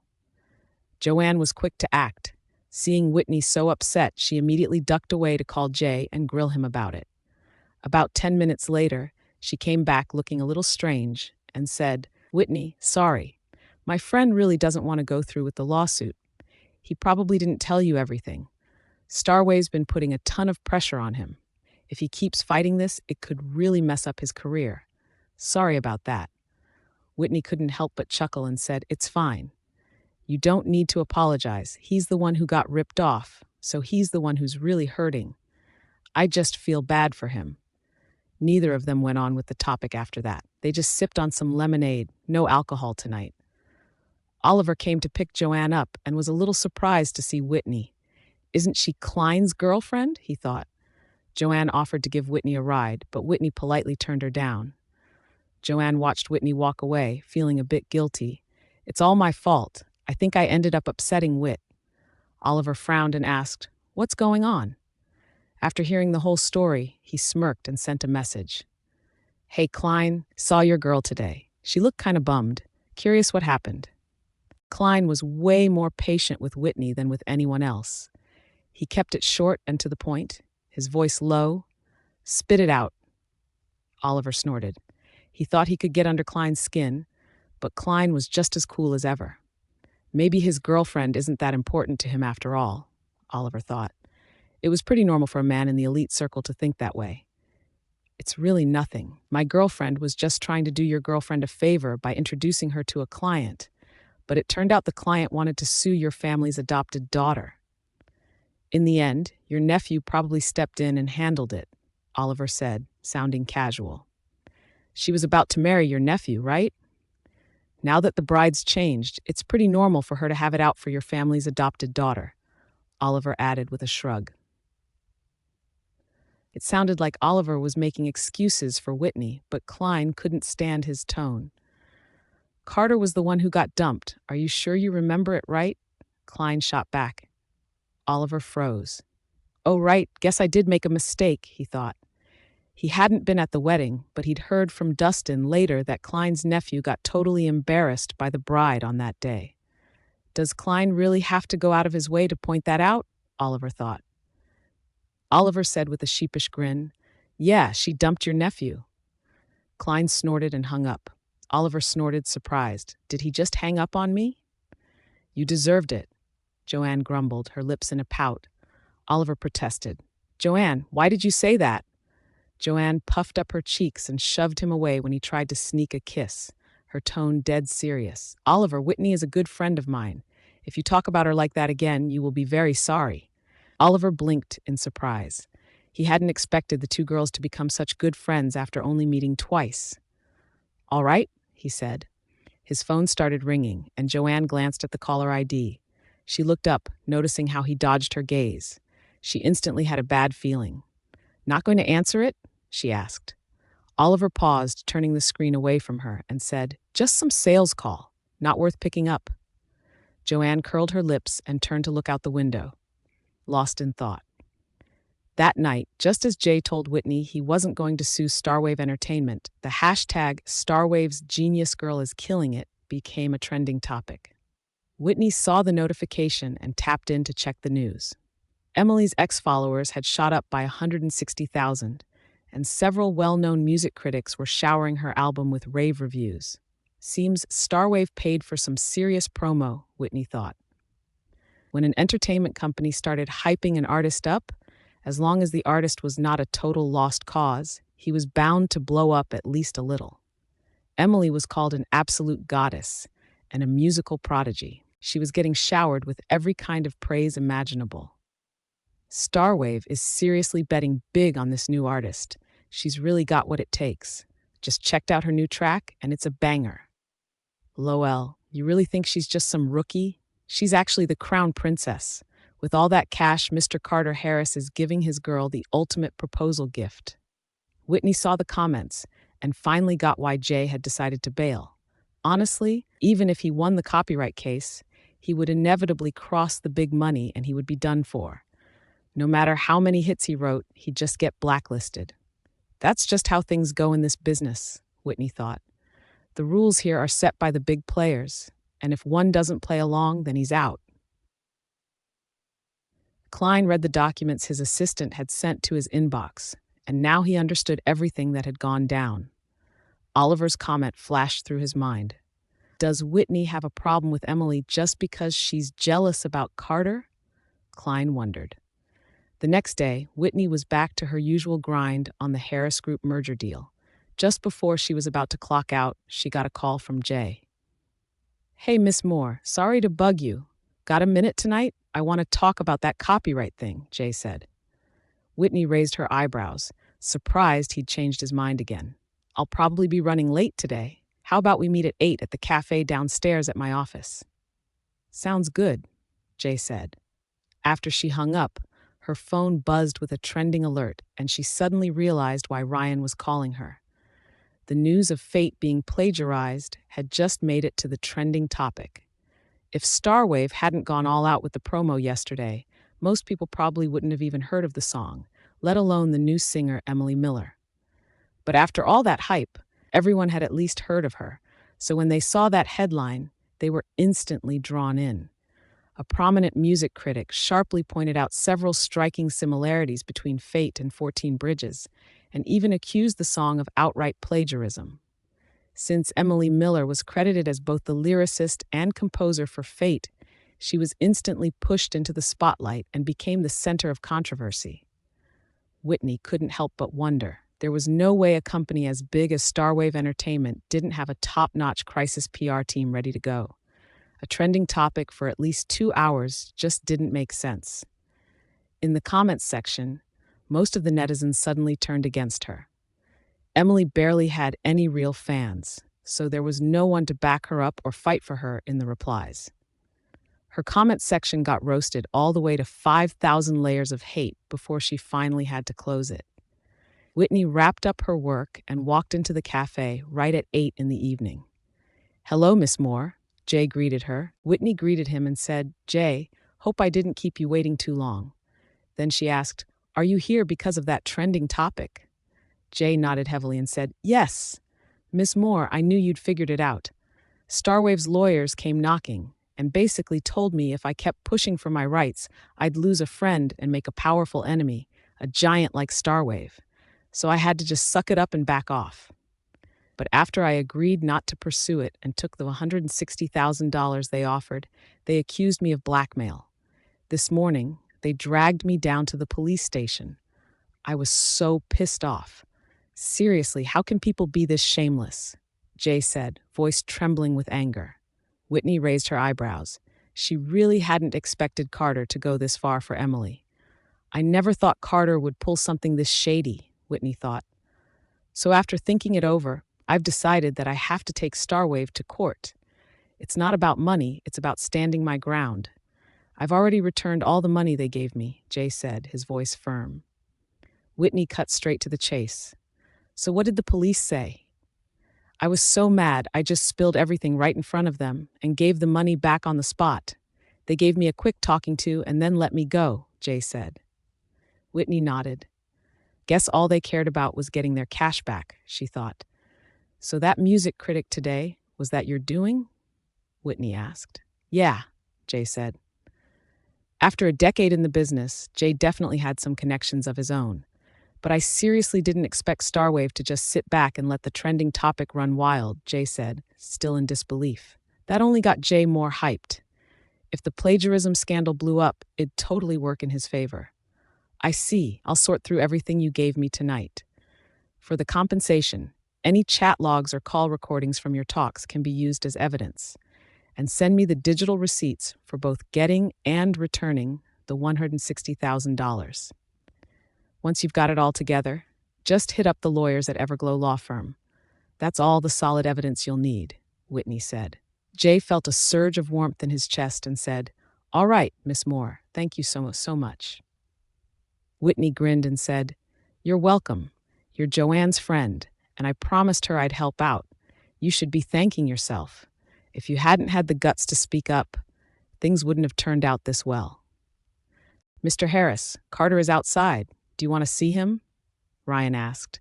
Klein glanced at his phone, seeing 5 missed calls. He shook his head coldly and said, "No, just tell him I'm still in a meeting and you don't know when it'll end." Ryan, who knew the whole story, couldn't help but sigh. Mr. Harris is really ruthless with his own nephew's company, he thought. It wasn't just Carter. Klein didn't let his niece off the hook either. He dealt with both of them in one sweep. Ryan knew it was all because of Whitney. Once again, Ryan had to admit how much Whitney meant to Klein.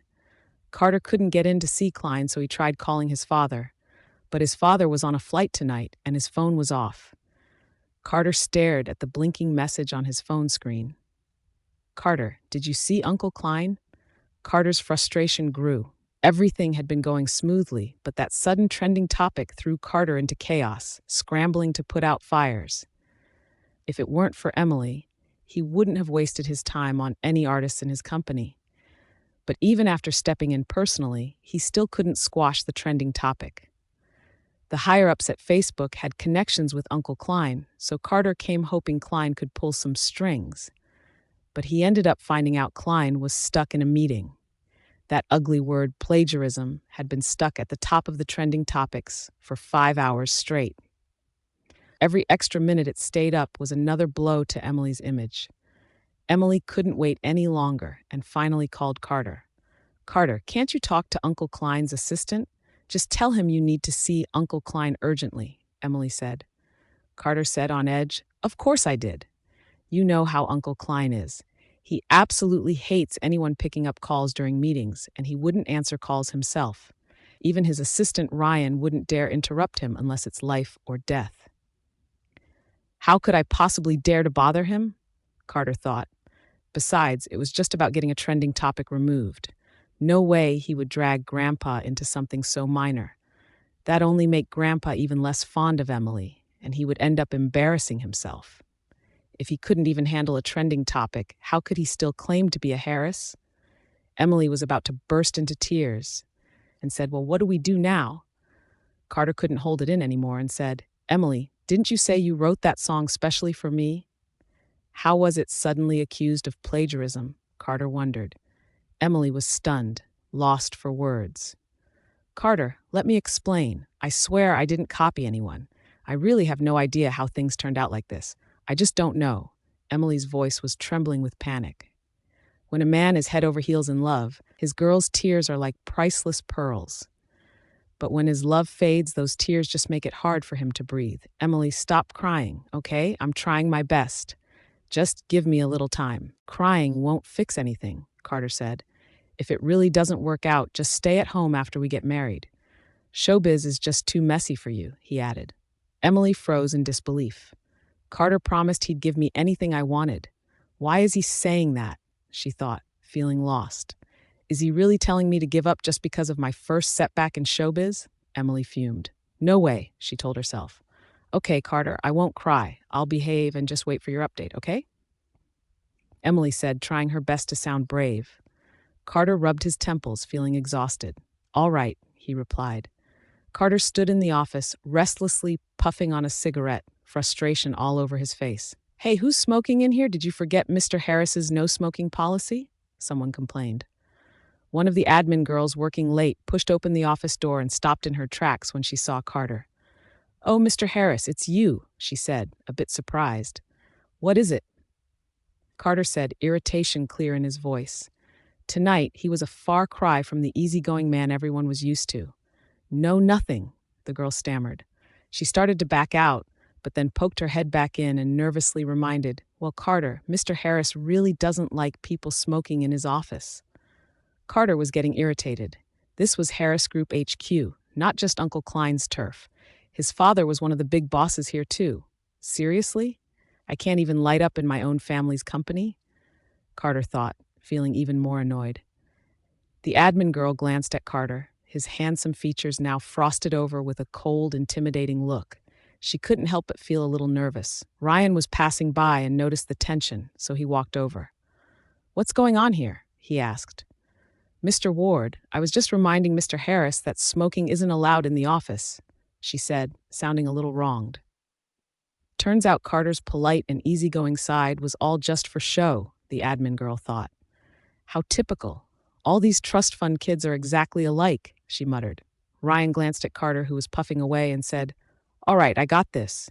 You can head home now."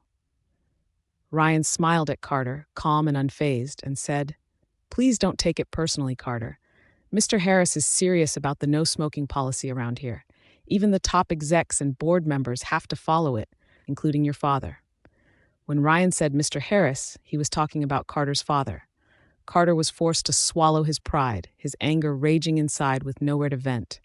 He roughly stubbed out his cigarette, snapping, "Happy now?" Ryan just smiled and said, "Sure." "Wait, when is Uncle Klein's meeting supposed to end?" Carter asked, his tone still sharp. He was still annoyed about having to put out his cigarette. Ryan's voice dropped a little and said, "Carter, I'm afraid I don't have the right to interfere with Mr. Harris's meetings." Carter was speechless. Seriously, could this day get any worse? I've had enough of this crap, he thought, feeling utterly defeated. It wasn't until 11 at night that Klein finally summoned Carter, who was practically ready to explode, into his office. Carter, Ryan said you had something urgent. What's going on? Klein asked, his voice calm and unhurried. He slowly slipped on his suit jacket, adjusted his tie, and spoke in that calm, detached way of his. Carter pursed his lips, knowing better than to show any sign of displeasure in front of Klein. Uncle Klein, someone's been deliberately smearing Emily today, accusing her of plagiarism and even paying to make it a trending topic. I tried to get it removed, but nothing worked. Could you talk to your contacts and help me get it taken down? Carter asked, his voice tinged with anxiety. Klein gave Carter a long, meaningful look and said, "Oh, so you're telling me Emily didn't copy anyone?" "Of course not." Carter fidgeted, suddenly unsure under Klein's unreadable gaze. "Uncle Klein, you know she's had it rough her whole life. People have been dragging her online all night.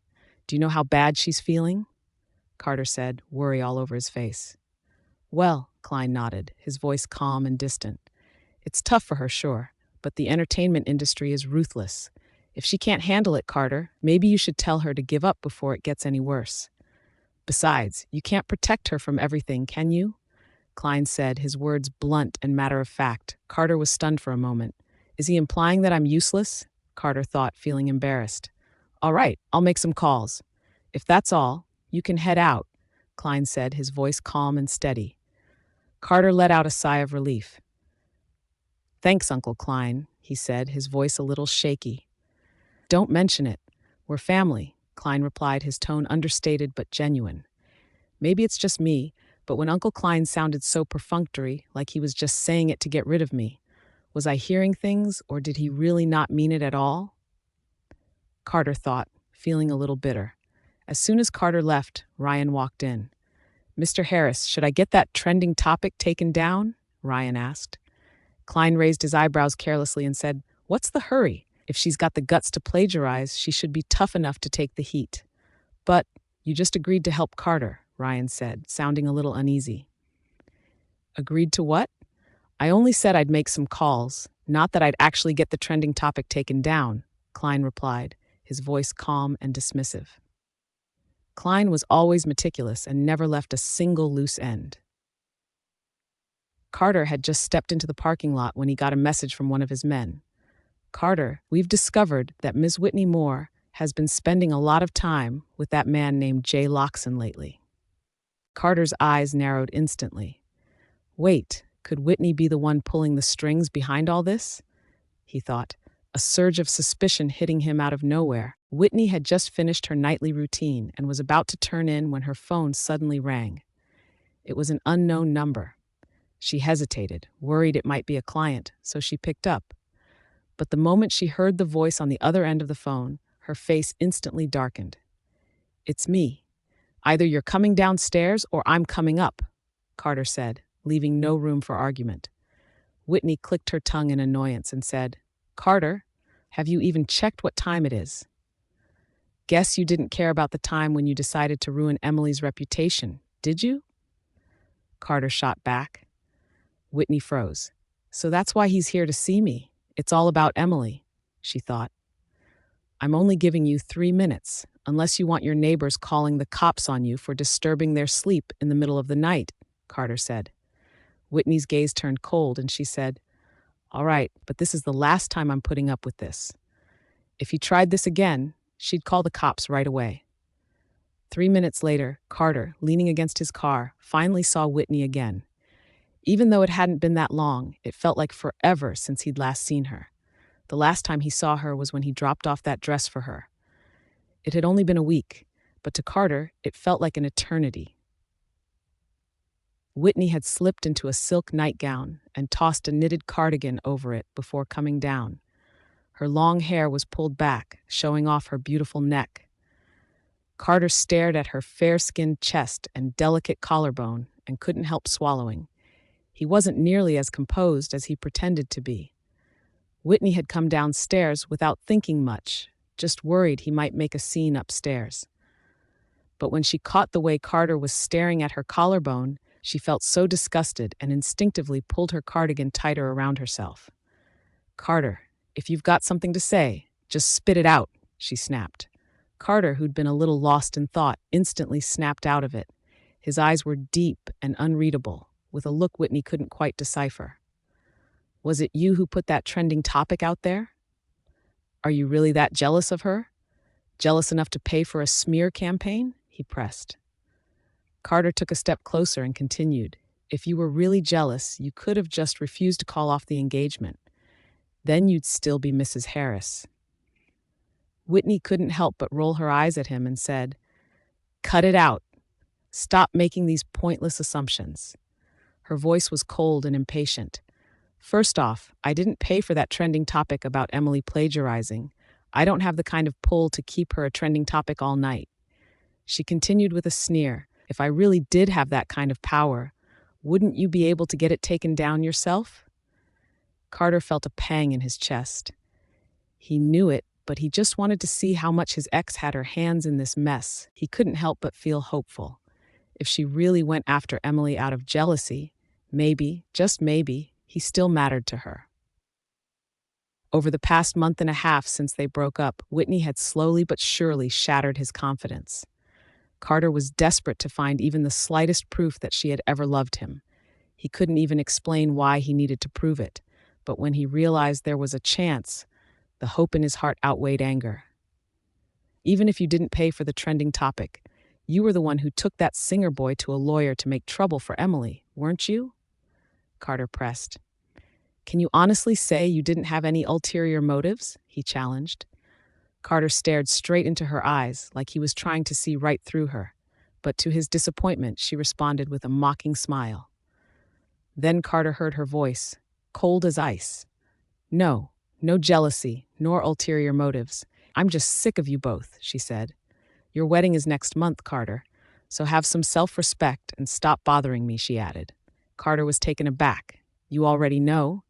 Then it hit him. He asked, "Did my cousin tell you?" Whitney said with a faint smile, "No.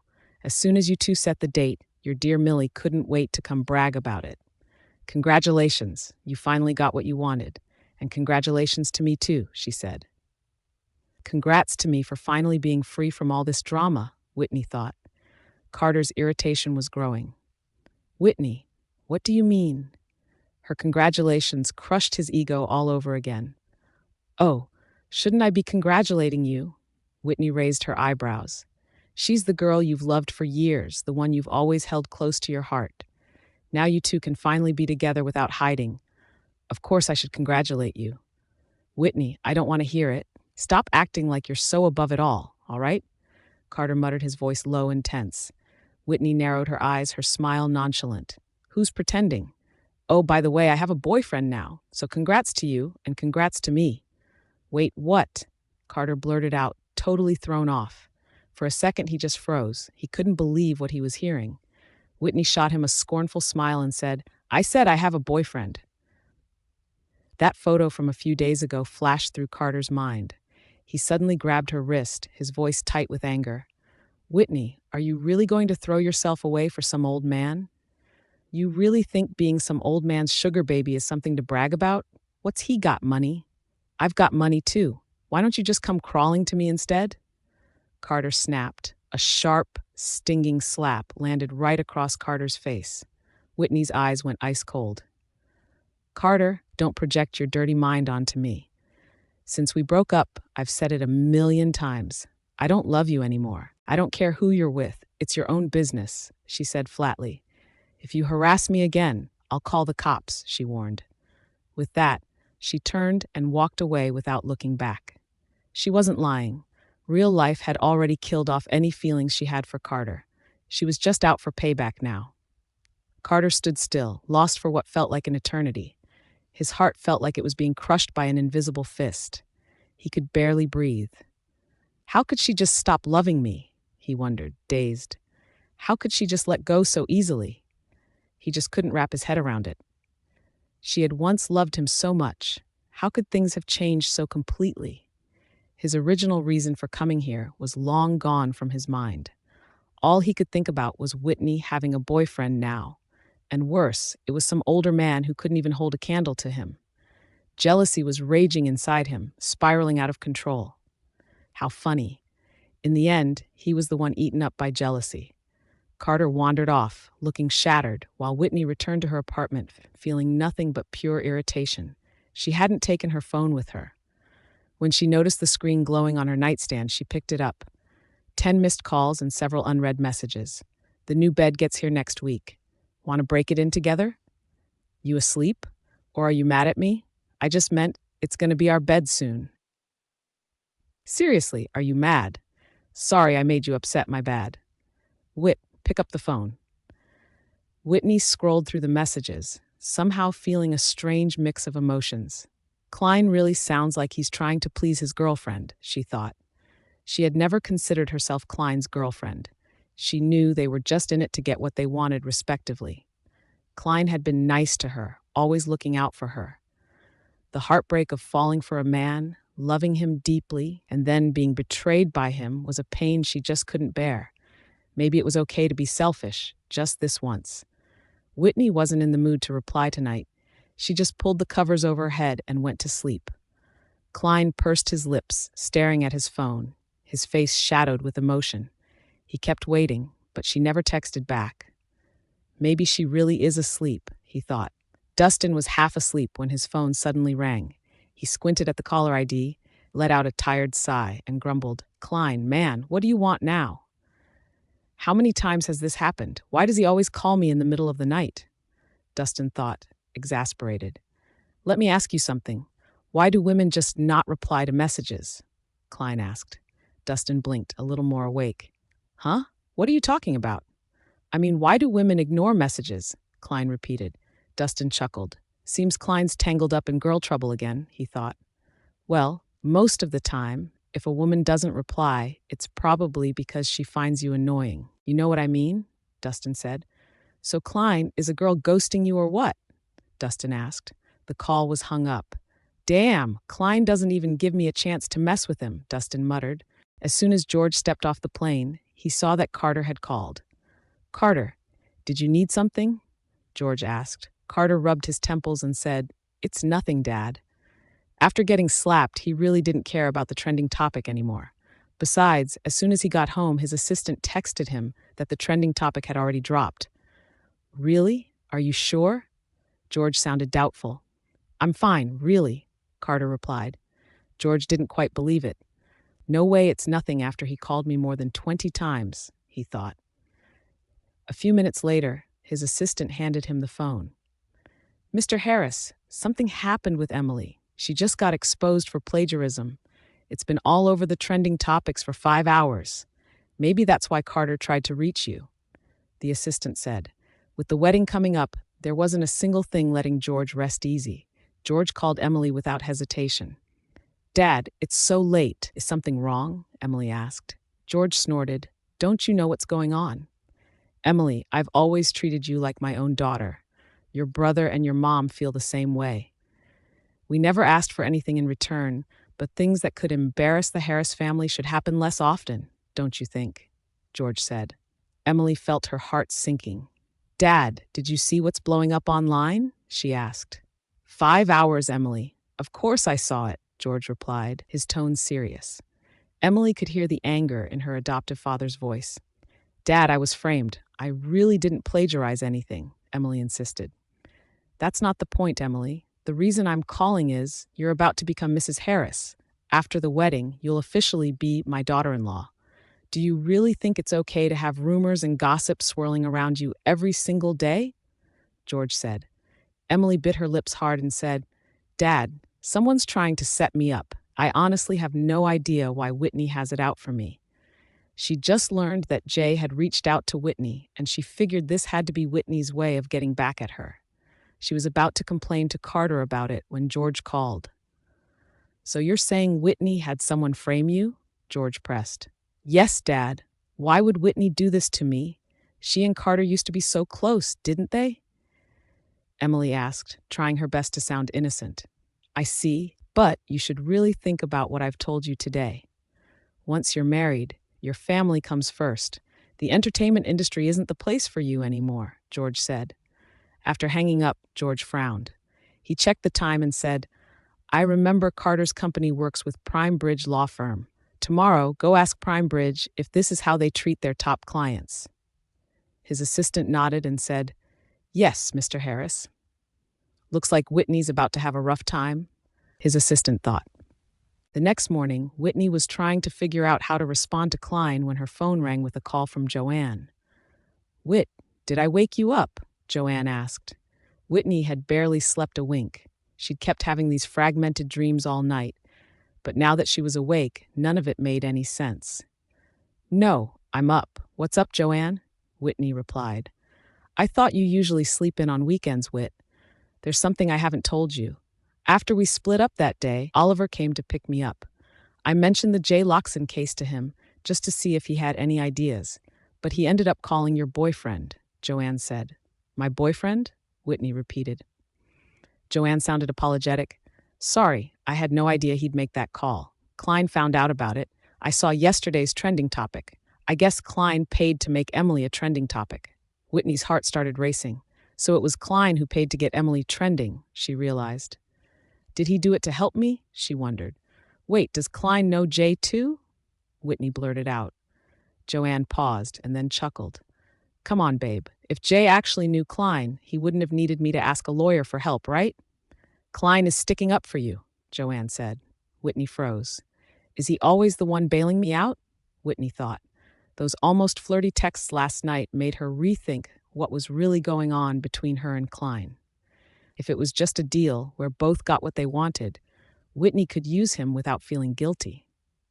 But what if he really meant it? Whitney knew she couldn't just fall for him overnight. How am I supposed to respond to his feelings when I barely know what I feel myself? She thought. Her thoughts were flying a mile a minute as she stood there in silence. Whit, can you hear me? Joanne asked. Whitney suddenly snapped out of it and said, Oh, Joanne, yeah, I just remembered something I need to do, so I'll talk to you later, okay? Joanne stared at her phone, wondering if she'd somehow messed things up again. Whitney pressed a hand to her chest and took a deep breath. She stepped out onto the balcony, took a breath of fresh air, and then called Klein. The phone rang a moment before he picked up. His voice was low and husky, a little rough around the edges. Hello? Hey, Klein. I just woke up. I crashed early last night and just saw your messages, Whitney said, feeling a bit guilty. It's fine. I figured you were probably asleep, Klein replied. Yeah, Whitney replied. Klein, you. Whitney sounded a little hesitant, but Klein cut her off and said, Whitney, I'm not planning on being a saint here. Once we're married, we're sleeping in the same bed. Look, I'm just doing this to keep my grandpa happy, and you're in it for your own reasons. But we're not going to sleep in separate beds, you know that, right? Yeah, I know, Whitney said softly. At the same time, Whitney felt a wave of relief wash over her. So he's only marrying me just to keep James happy, she realized. Guess I was just being delusional. She felt so stupid. The question, do you like me, was right on the tip of her tongue, but she changed her mind the next second. Good thing I didn't ask. That would have been so awkward, she thought. All right, I'm glad you get it. So, are you coming over next week to see how the bed feels? Klein teased. No need for that. You can check it out yourself, Whitney replied quickly. And she just couldn't even say the words, see how the bed feels herself. Okay, Klein said, and Whitney could hear a hint of disappointment in his voice, even if he was trying to play it cool. I'm going to hang up now, Whitney said. Wait, Klein, Whitney said, almost forgetting the real reason she called. Hey, next Saturday is the end of my grandma's memorial. When do you think we should go get married? She asked. Klein's lips, which had been downturned, slowly curved into a smile. Oh, not sure yet. I'll check my schedule with my assistant, he replied. All right, just let me know. And Klein, thanks for helping with the trending topic, Whitney said. So she found out, Klein thought. Klein smiled and said with a hint of tenderness in his voice that Whitney couldn't hear over the phone, It's nothing. Isn't that what a husband should do? I said I'd give you a leg up, didn't I? I couldn't just let you lose, could I? She smiled softly and said, Thanks. See you next week. The next time they met, it would be the day they officially got married. Mr. Barton, I know Mr. Walton really cares about his reputation, but no matter how much he thinks highly of Whitney, he can't just turn a blind eye to this, right? Hector said. He turned the screen of his laptop toward Townsend and said, "Look, this is the new artist Carter Harris has been backing lately, and the person accusing her of plagiarism, Jay Loxon, came to our firm to reach out to Whitney." Townsend's brow furrowed and he said, "So you're saying Whitney met with Jay Loxon privately and personally represented him in the infringement case against Carter Harris?" Hector smirked and said, "Mr. Barton, it's even worse than that. She actually sent Jay Loxon over to Everglow Law Firm. She handed a client to our rival just to stir up trouble for our biggest client. How can we let that slide?" Mr. Barton, and here's the kicker. This whole thing was tipped off to me by George Harris's assistant at Harris Group. Isn't she messing with the son, so now the father is demanding answers? Hector added, Primebridge Law Firm wasn't just Carter Harris's legal counsel. They were also running point on Harris Group's mergers and acquisitions. They couldn't just take a client's money and then stab him in the back. That was like the biggest taboo in the business. Townsend looked serious and said, "George Harris's assistant gave you a heads up over something this trivial?" "Mr. Barton, you don't believe me? I'll show you our chat logs," Hector said. "Mr. Barton, you probably don't know, but this whole thing wouldn't even matter if not for one thing. The new artist Carter's been backing is actually his fiancé. They're getting married next month," Hector added. Townsend took the phone and couldn't help but sigh. No wonder, he thought. Townsend knew his two top lieutenants had always been at odds. Now that Ivan Walton's team had been thoroughly exposed, he couldn't afford to show any bias. "I see. I'll give Carter Harris and Harris Group a proper explanation," Townsend said. Hector left, looking satisfied. Gina saw Hector come out of the office and quickly stepped up, whispering, "So what did Mr. Barton say?" Hector smirked, full of confidence. "All taken care of." "Are they going to punish Ivan for this?" Gina asked in a low voice. Hector shook his head and said, "Doubt it. If anyone gets in trouble, it'll be Whitney. Honestly, if he tried to take down Ivan Walton, this kind of thing was nowhere near enough. But at least getting Whitney, Ivan's most trusted lawyer, punished wasn't a bad result. If they secured the Harris Group's headquarters merger contract, Whitney would basically be guaranteed to be the next non-equity partner. But now that this happened, things were up in the air. She really managed to squander a perfect hand. Gina followed Hector back to his office. As soon as the door closed, she pressed herself up against him. "Hector, do you think I'll get the next non-equity partner spot?" she asked, her voice low and expectant.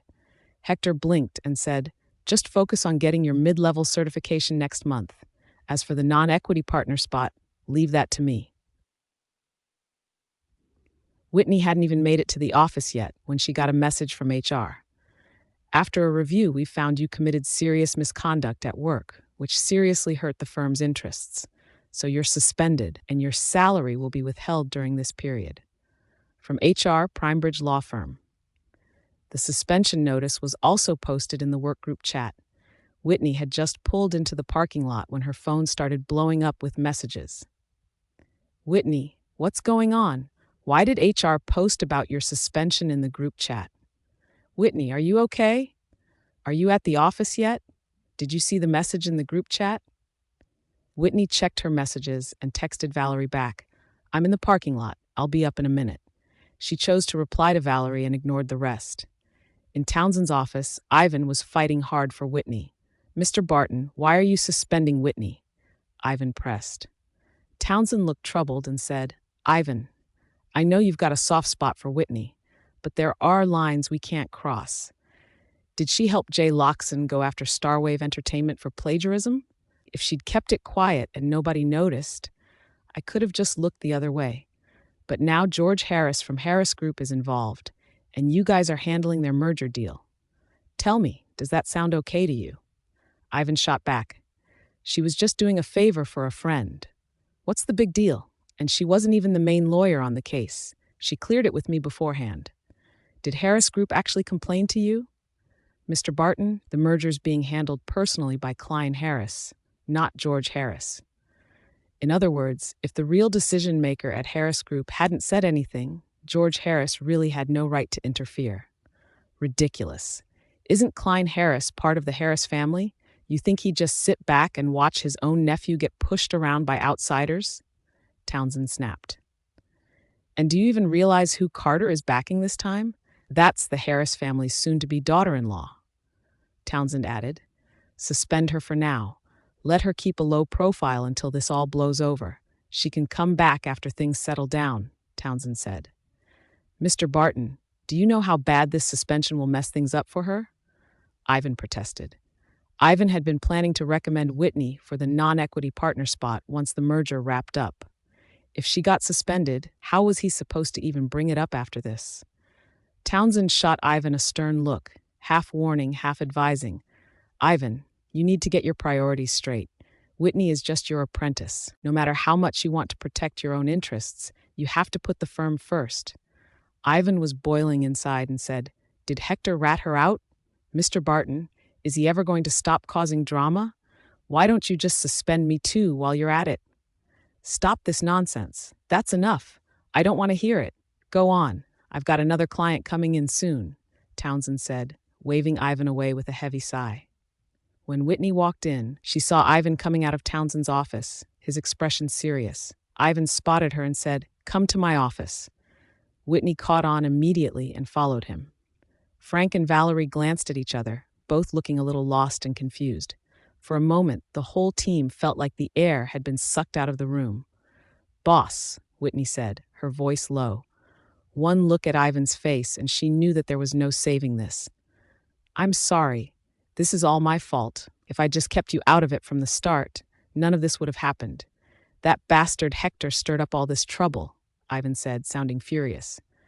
Whitney chuckled. I know, boss. I was the one who insisted, so there's no way this is on you. You really are stubborn, you know that? Is it really worth messing up your career for a cheating loser?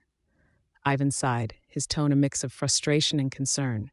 Does that really sit right with you? Ivan had already done his homework. Emily was about to marry Carter Harris, who just happened to be Whitney's ex. Love triangles never ended well. Someone always got hurt, and this time it was Whitney. Whitney didn't bother to set him straight. She knew her boss had it all wrong. I'm okay, so what did Mr. Barton say? Am I going to be suspended for a long time? Whitney asked. Ivan sighed and said, at least until the merger wraps up. Klein Harris hasn't said a thing. Why is George Harris getting involved in making a scene?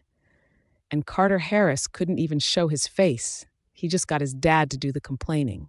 I mean, seriously, can you believe that? Ivan grumbled. Whitney froze and said, so you're telling me the person behind my suspension is George Harris from Harris Group? Yeah, Ivan replied with a frustrated sigh. His assistant went straight to Hector. That bastard has always got his eyes on us, just waiting for a chance to nail us for something. Just head home for now. Treat it like a vacation. I'll handle the rest, Ivan said. Whitney felt grateful and said, thanks, boss. Sorry for dragging you into this. It's fine. Who hasn't done something stupid when they are young?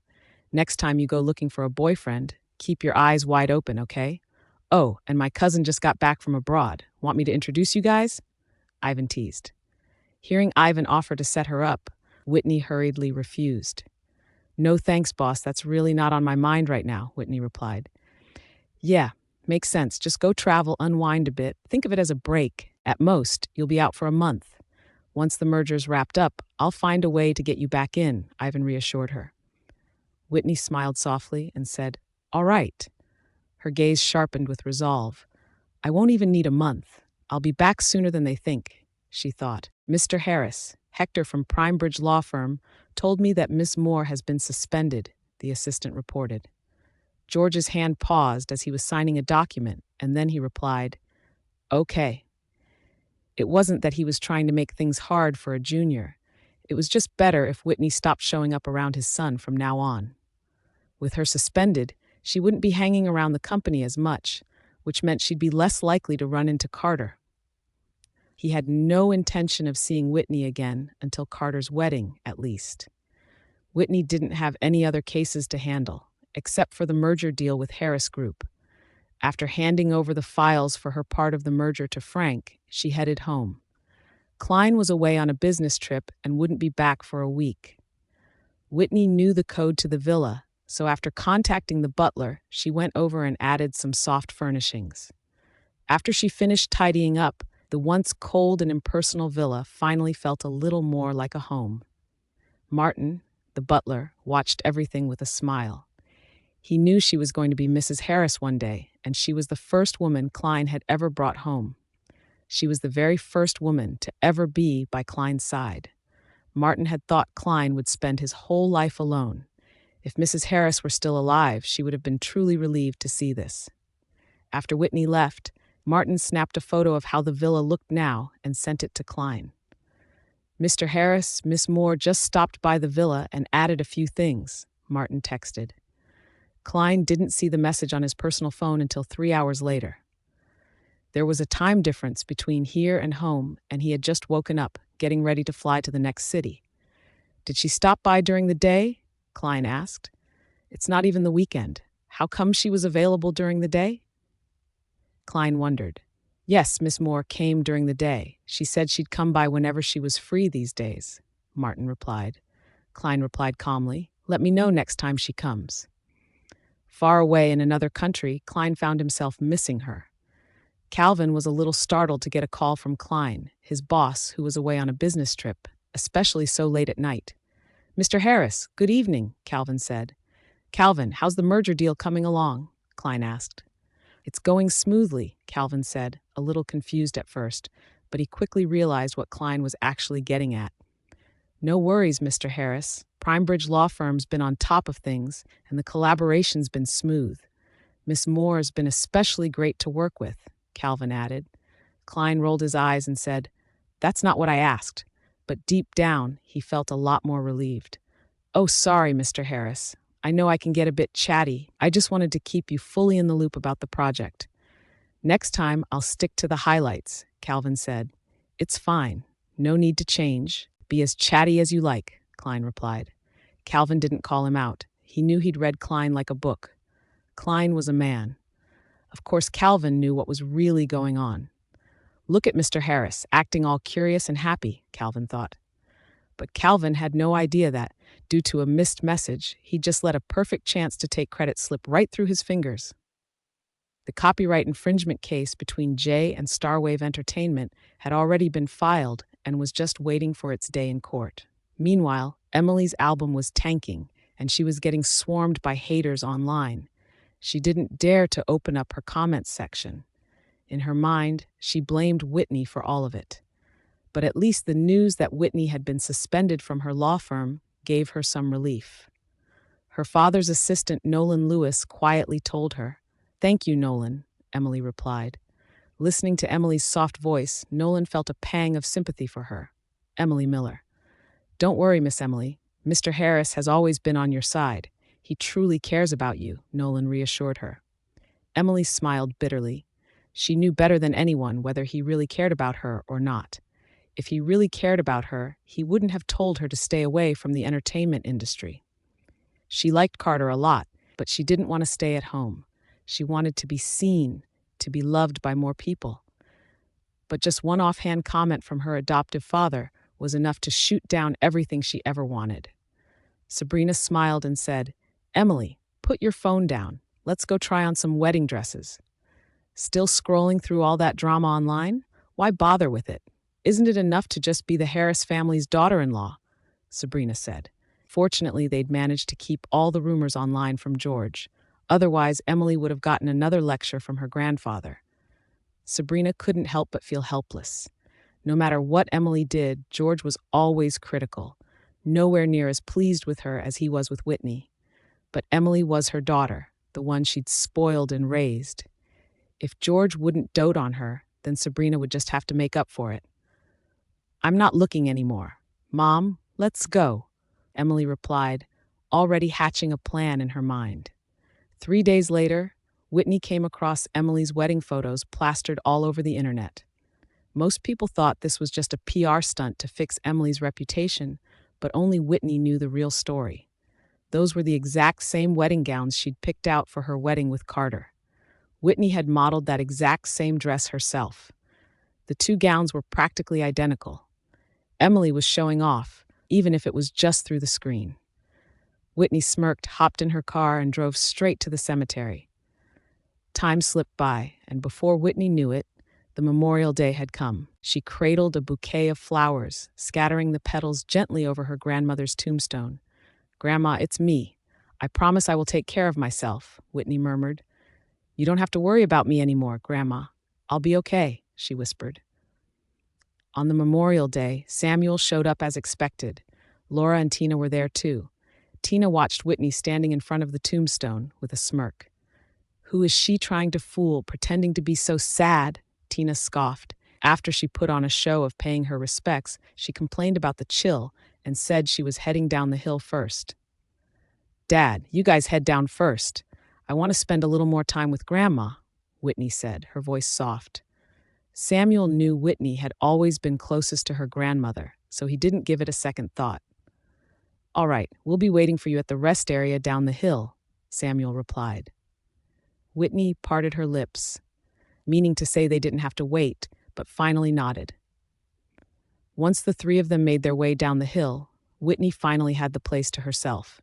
Some things just weren't meant to be said in front of her father. Whitney sat down by the tombstone, speaking softly. "Grandma, I'm going to marry Klein. Do you still remember him?" Whitney chuckled. "He visited you at the nursing home. So, Grandma, you don't have to worry about me anymore. I'll take care of myself, I promise. This time I really have to go." Whitney's phone started buzzing in her bag. When she glanced at the screen, she was surprised to see who was calling. Klein's voice was deep and velvety. "Hey, I'm back from my trip. Where are you?" he said. "Speak of the devil," Whitney thought. She smiled softly and said, "I'm at the cemetery. It's the Memorial Day, so I came to visit Grandma." "Yeah," Klein replied, sounding completely unfazed. "Are you still there?" "Yeah, I'm still here," Whitney said. "Which section are you in?" "I'm coming over," Klein said, sounding totally laid back. The casual way he said it made Whitney's heart flutter. "Wait, you're here too?" Whitney was genuinely surprised. "I'm at the foot of the hill. Just tell me which section you're in. I'm your soon-to-be husband." "Of course I'd come see Grandma. Don't act so shocked," Klein teased. In that instant, it was like someone flipped a switch. Suddenly, all the darkness in Whitney's world faded away, replaced by light. She mumbled, "Section 3 at Fortune Lake." Klein let out a soft laugh, his voice dripping with affection. "All right, give me 10 minutes. I'll be right there." As Samuel and his family made their way down the hill, it started drizzling. "Ugh, this is so annoying. Why did it suddenly start raining?" Tina complained. "It's just a drizzle, Tina. Hang in there. We'll be at the rest area soon," Laura said gently, trying to comfort her daughter. Samuel looked at his impatient daughter and felt a pang of disappointment. How did Laura and I, with our good personalities, end up with such a spoiled and impatient daughter? Samuel thought. She doesn't act like a proper young lady at all, Samuel thought. He was feeling a bit annoyed, but froze when he spotted a figure dressed in black in the distance. The man was tall in a black suit and holding a black umbrella, heading uphill. He moved fast, and after just a few steps, he was nothing but a tiny black dot in the distance. Samuel found that silhouette familiar, but just as he was trying to figure it out, Laura snapped him out of it. "Samuel, hurry up." "We don't want to catch a cold in the rain," Laura said. Samuel finally tore his eyes away and got in the car. "Dad, are we seriously waiting for Whit?" Tina grumbled. Samuel shot her a cold look and said, "If you don't want to wait, you can head back on your own." They'd only driven in one car. How was Whit supposed to get home on her own? "Am I supposed to walk home?" Tina thought, annoyed. She huffed, turning her head away and pouting in the corner, stewing in her own frustration. Samuel couldn't care less about Tina's attitude right now. The road ahead led to a district where generations of the Moore family were laid to rest. Samuel suddenly had a crazy hunch. He took his phone, eyes glued to the image of the man's silhouette on the screen. If he just changed his clothes and hairstyle, isn't that the same man in black I just saw? Samuel thought. Could that have been Klein I just bumped into? Samuel wondered. "Samuel, I brought some chicken soup. Want a taste?" Laura asked softly. Samuel was grinning like a fool, totally spaced out. Laura shot him a suspicious look. Today's the memorial day after his mother passed away. No way Samuel would be smiling like this on such a day, she thought. Even if he never really cared much for his mother, he always followed the family customs. What could possibly make him this happy? Laura wondered. Samuel? Laura called his name again. Samuel snapped back to reality, quickly wiping the grin off his face. Huh? What did you say? It's nothing. Are you all right, Samuel? Laura asked, still looking puzzled. I'm perfectly fine. What could possibly be wrong? Stop worrying so much, and when you have time, make sure Tina learns some proper manners. I don't want her making a scene at her wedding, Samuel said. Tina was left speechless. Why is it always me? Tina thought, annoyed. The drizzle soon turned into a heavy rain, and Whitney, without an umbrella, felt her bangs getting drenched. She lifted her handbag over her head, trying to block the rain. On the mossy stone steps, a figure dressed in black broke through the rain, gradually coming into view. His tailored black suit shimmered with a chilly sheen in the misty rain. His long, defined fingers gripped the umbrella handle, and behind the curtain of rain was a face, chiseled and cold, with long lashes that only made his aloofness more striking. But when his cold eyes met Whitney's, they instantly softened, turning gentle and tender. He raised the umbrella over her, sheltering her from the rain. Klein said softly, Sorry, my flight got delayed. I came late. Whitney's long lashes fluttered. How did you know I'd be here? She asked. Klein chuckled. Before we get married, I think I should pay my respects to your grandmother first. Isn't that right? He placed the umbrella in her hand and said, Hold this for me. I'm going to pay my respects to your grandmother. Whitney watched Klein's back in the rain. He murmured something under his breath, and then bowed deeply to her grandmother's photo on the gravestone, showing his respect. He straightened up and took the umbrella back from her. Let's go. We should head down the hill. Whitney looked up at him and asked, Were you saying something to my grandma just now? Klein said with a chuckle, I was just asking her if she'd let me marry her beloved granddaughter. Whitney raised her eyebrows and said, And she actually answered you? She did. Grandma said we should go get married tomorrow, Klein replied. Whitney's lips twitched as she muttered under her breath, Like you didn't pick the date yourself. Now it's Grandma's idea? Klein leaned in, his ear close to her lips, and said with a teasing smile on his face, What did you just say? Nothing. Tomorrow it is, then. My dad and the others are still waiting for me at the foot of the hill. Are we going down together or splitting up? Whitney said. I need to head back to Moore Manor to grab my family papers, Klein said. Klein shot her a teasing grin and said, No need for any family papers to get married now. They just changed the policy yesterday. Oh, Whitney replied. She'd almost forgotten about that. Maybe you should wait here for a bit, and I'll go down first. Whitney suggested, feeling a bit sheepish. It somehow felt like they were secret lovers sneaking around. Well, I just got off the plane and rushed over to visit your grandma, and you won't even let me show up as your boyfriend, Klein said, pretending to be offended. Whitney bit her lips, looking a little conflicted. We agreed to keep things private for now. She was the one who got to decide when they'd go public. Klein chuckled, leaning in with his cheek close. How about a little consolation prize? Whitney blushed and asked, What kind of prize do you want? Klein smiled meaningfully and said, Take a guess. She knew exactly what he was hinting at, but she'd never expected Klein to show this playful bad boy side. Not wanting to overthink it, Whitney closed her eyes, her lashes trembling as she leaned in to kiss his cheek. But Klein's deep eyes locked onto her rosy lips. A second before she reached him, he slyly tilted his head and caught her lips with his own. The sudden warmth of his lips against hers made Whitney's eyes widen in a flustered panic. Whitney gasped, You! Klein pulled back just in time, tracing his lips with his fingers, and said with a mischievous grin, Thanks, that was the best consolation prize I could ask for. Whitney stormed off down the hill, clutching his black umbrella, her cheeks puffed in annoyance. Klein couldn't help but smirk as he watched Whitney storm off, still clutching his umbrella. He murmured, Man, my girl's so cute. Tomorrow, he'd finally be a married man. At the foot of the hill, Whitney saw that Samuel and the others were still there, just as she expected. Dad, you guys go on ahead. I drove here myself, so we should go our separate ways. Whitney said. Samuel fixed his burning gaze on his daughter and said, "I think your grandma would be very happy to see you." "Yeah," Whitney answered flatly. Samuel didn't miss the flush on Whitney's cheeks. Is it just because she rushed down the hill, or is there something else going on? He wondered. He was dying to ask, but with his wife and Tina right there, he couldn't bring himself to do it. "Are you heading back to Moore Manor later?" Samuel suggested. "Yeah," Whitney replied. Samuel nodded and said, "Just hang around for a while before you head out. I'll be back after I take Laura home." Tina's lips moved, but she didn't say anything. She was really pissed off by what her father just said. It's like he's treating Mom and me like outsiders, and he and Whitney are the real family. Tina fumed. Tina glared at Whitney, her frustration barely contained. Whitney scoffed. "All right, Dad, I'm heading out now," she said. "Okay, drive safe," Samuel said, putting on his best fatherly act. What a joke, Whitney thought to herself, unable to take his fatherly act seriously.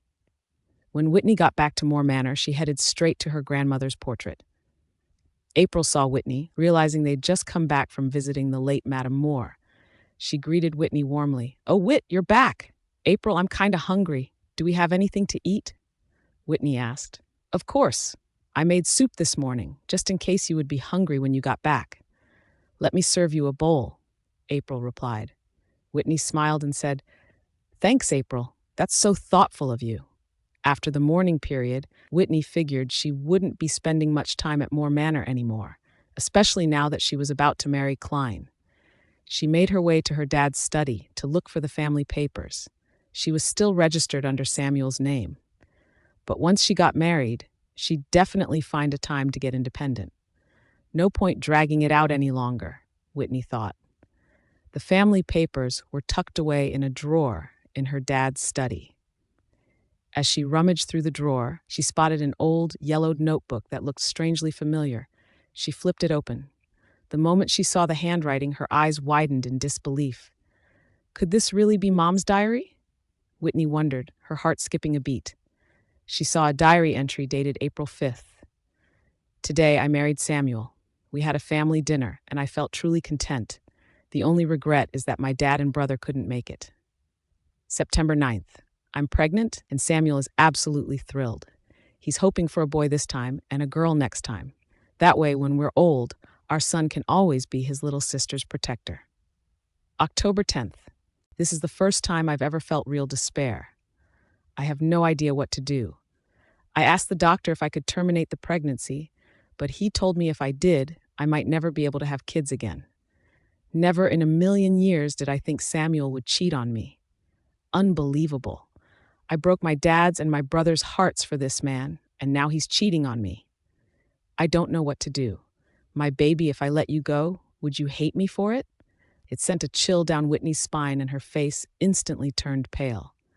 So Dad cheated on Mom while she was still pregnant, Whitney thought, her heart sinking.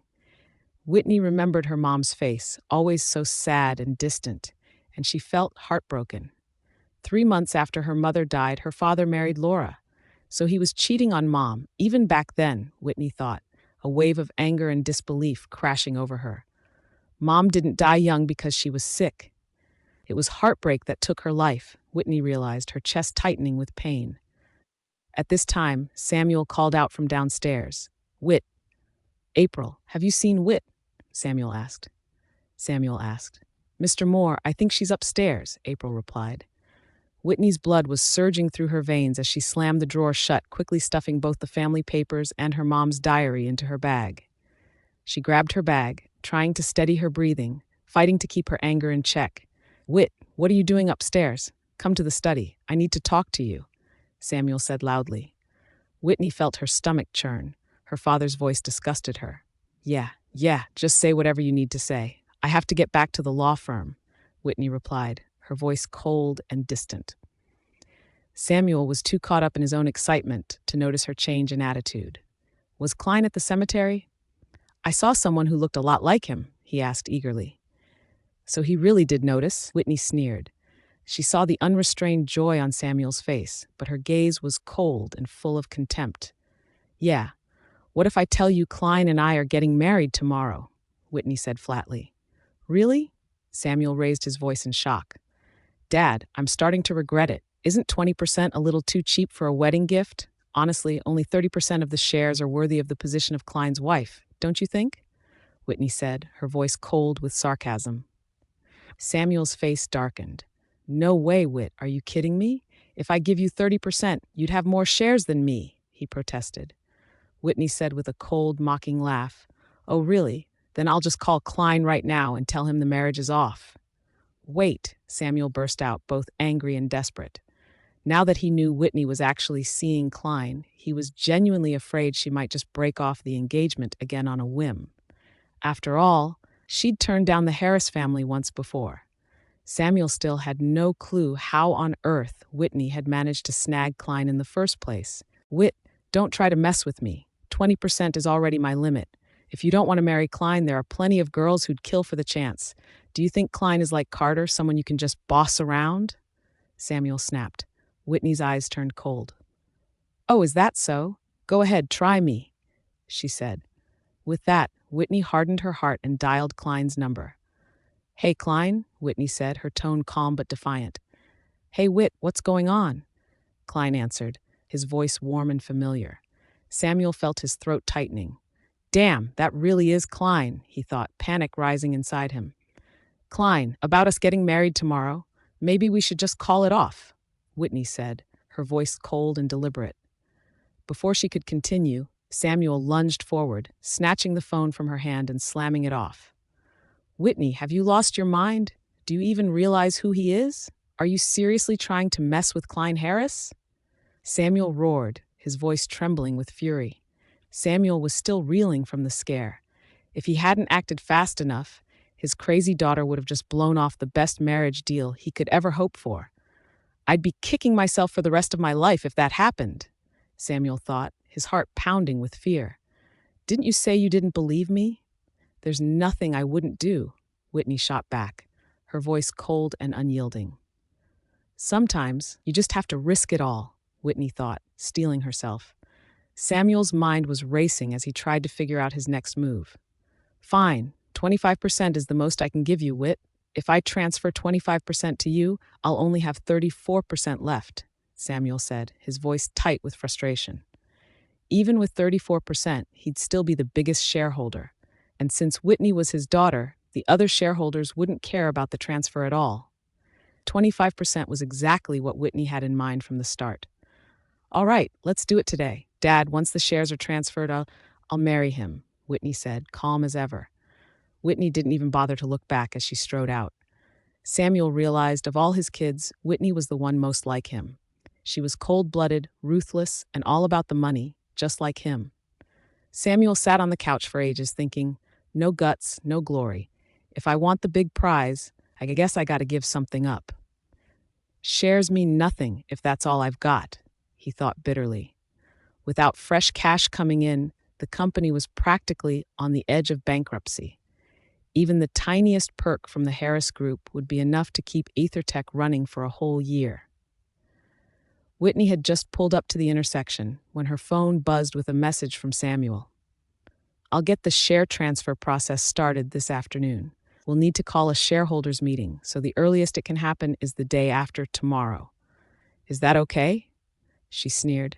See, only the ruthless get what they want, she thought. Starting today, Whitney would no longer see Samuel as her father. Klein, it's nothing. I just wanted to ask what time we're heading to City Hall tomorrow. Klein stared at his phone, his long fingers tapping the screen as he thought. 8:30. We'll get married as soon as they open. We'll be the first couple to get married tomorrow. The next morning at 8:30, Whitney showed up at City Hall right on time, dressed in a simple white shirt with light makeup. Klein was already there, rocking the same white shirt, one hand casually in his pocket. God knows how long he'd been waiting for her. Klein strode over to her and said with a smile, You came. Whitney had no clue that Klein's hand in his pocket was actually trembling a little. Whitney flashed him a smile and said, Come on, let's head in. They filled out the forms and snapped a few photos. When Whitney finally held the marriage papers, it didn't feel real at all. Wait, I'm actually married now? Whitney thought in a daze. Wasn't this a bit too rushed? She couldn't help but wonder. Klein stood by the window, took out his phone, and snapped a quick picture, wanting to capture the moment. Then he strolled over to Whitney, calm and collected, and said, "Come on, let's go make our vows." Whitney hadn't checked what the process was, so she didn't even realize this part was totally optional with the new policy. Klein gently took her by the wrist, leading her over to the platform. He switched his phone to video mode, flashed the staff a friendly smile, and said, "Mind helping us record this moment?" Then Klein pulled out a wad of crisp $100 bills from his wallet and handed it over with a polite smile. The staff member was totally stunned, not sure what to do with himself. "Wow, thank you. That's way too generous," he said. "Thank you," Klein said, sounding casual but sincere. "That's 10 grand for pressing record? Hell yeah, I'm in," the staff member thought, practically grinning from ear to ear. "Absolutely. I'll make sure you guys look amazing on camera," the staff member said, practically bouncing with excitement. Whitney stared in shock as Klein strode up to the vow platform like he'd done this 100 times. He grabbed a set of vows and said, "Let's read them together." Whitney paused for a moment and said, "Okay." She reached for the other copy sitting on the platform. Klein's eyes softened, and he said with a smile, "No need to take one. Just follow my lead. I'll read a line and you repeat after me, all right?" Whitney nodded subconsciously and said, "Okay." Right now, her mind was in a total daze. Today, Klein's usually cold voice turned unexpectedly gentle and warm. "We willingly become husband and wife," Klein intoned, his voice steady and clear. Whitney felt her throat tighten, her voice trembling slightly as she repeated after him, "We willingly become husband and wife. From this day on, no matter what life throws at us, good times or bad, rich or poor, healthy or sick, young or old," Klein said, his voice calm and full of promise. Whitney looked up, meeting his bright eyes, her voice blending with his as she echoed every word. When they reached the last line, Klein's deep gaze shimmered with warmth. "We'll stay true to these vows, and I'll love you always," he said. As he finished it, Whitney felt her heart skip a beat. She hesitated on that last line. Almost unconsciously, she tilted her face up and caught a hint of anticipation in Klein's deep eyes. After a moment of silence, she softly repeated the words, "We'll stay true to these vows, and I'll love you always." Klein set the vows aside, leaned in, and kissed her on the lips. "All right, my dear wife, time to head out as newlyweds," Klein said with a playful grin. Klein pulled out a fat stack of envelopes full of money from his jacket, shoved a bunch into Whitney's hands. Then he grabbed her hand and started handing them out to everyone in sight. "Staff, here was an envelope. Other couples getting married? Envelopes for them too. Even the cleaning lady got lucky." Everyone was grinning from ear to ear. "Congrats, wishing you two a lifetime of happiness together." "Oh, you guys are gorgeous. A perfect match." Klein laughed and slipped 2 envelopes into the hands of the person who just showered them with blessings. Finally, with everything done, Whitney walked out of City Hall in a daze. She shot Klein a complicated look and said, "You even brought envelopes of money? Is this really how it's supposed to go?" Whitney wondered, totally confused. "Why has no one ever mentioned this before?" she thought, still trying to process it. Klein was totally serious. "Yes, this is how everyone does it when they get married. If you don't believe me, just ask anyone here." He sounded confident. Whitney blinked. "Seriously? I don't even have any friends who've gotten married. How would I know?" she thought, feeling a little helpless.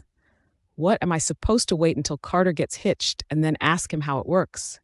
Whitney snarked. "All right, if you say so," Whitney replied, giving in with a sigh. Klein took her hand and slipped a ring onto her finger and then gave her his ring to put on his finger. "Will you put it on for me?" he asked, his voice low and gentle. "Okay," Whitney replied after a pause. "Wasn't this supposed to be just a marriage of convenience? Why is he so into the whole ceremony thing?"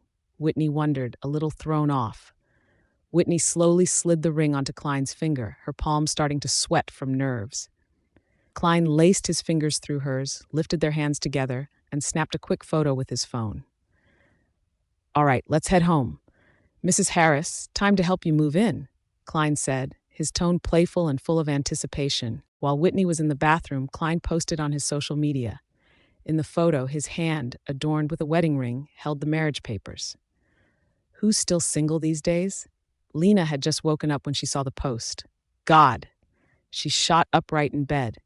She kept zooming in on the photo, again and again, her eyes widened. Could that really be Uncle Klein, she thought. This is freaking wild, she thought. I haven't even met his girlfriend, and now he's pulled a shotgun wedding, she thought. She immediately commented, Uncle Klein, where's your wife? Not even gonna let us meet her? She wasn't the only one shocked. Dustin, Oliver, and Eric's group chat was blowing up. The group name was, Did Klein Act Like a Decent Human Today? Eric, this brat actually got married? Oliver, well, looks legit. I bet he wouldn't show off with fake marriage papers. Is it that girl from the birthday party? His nephew's ex-fiancé? Is James really going to let him get away with this? Oliver, Dustin, you're the one who's closest to that brat. What's really going on with him? Is he seriously trying to blow things up at home? Dustin was speechless. When has Klein ever been afraid of anyone? He thought. After being single for so many years, now that he's finally found someone he actually likes, of course he's going a little crazy, he thought. Wait, Dustin felt something wasn't adding up. He had to admit Whitney was gorgeous, definitely one of the top heiresses in Rappaport. But no matter how stunning she was, he found it hard to believe Klein would fall for her at first sight. If it wasn't love at first sight, Dustin wondered, his thoughts spinning. He started connecting the dots. Klein's sudden return from abroad, always backing Whitney up, bringing her to his hospital, and making a statement by taking her to the birthday party. Wait, there might be even more going on here that I don't know about, Dustin guessed. Could all this really be just because of love at first sight? He wondered.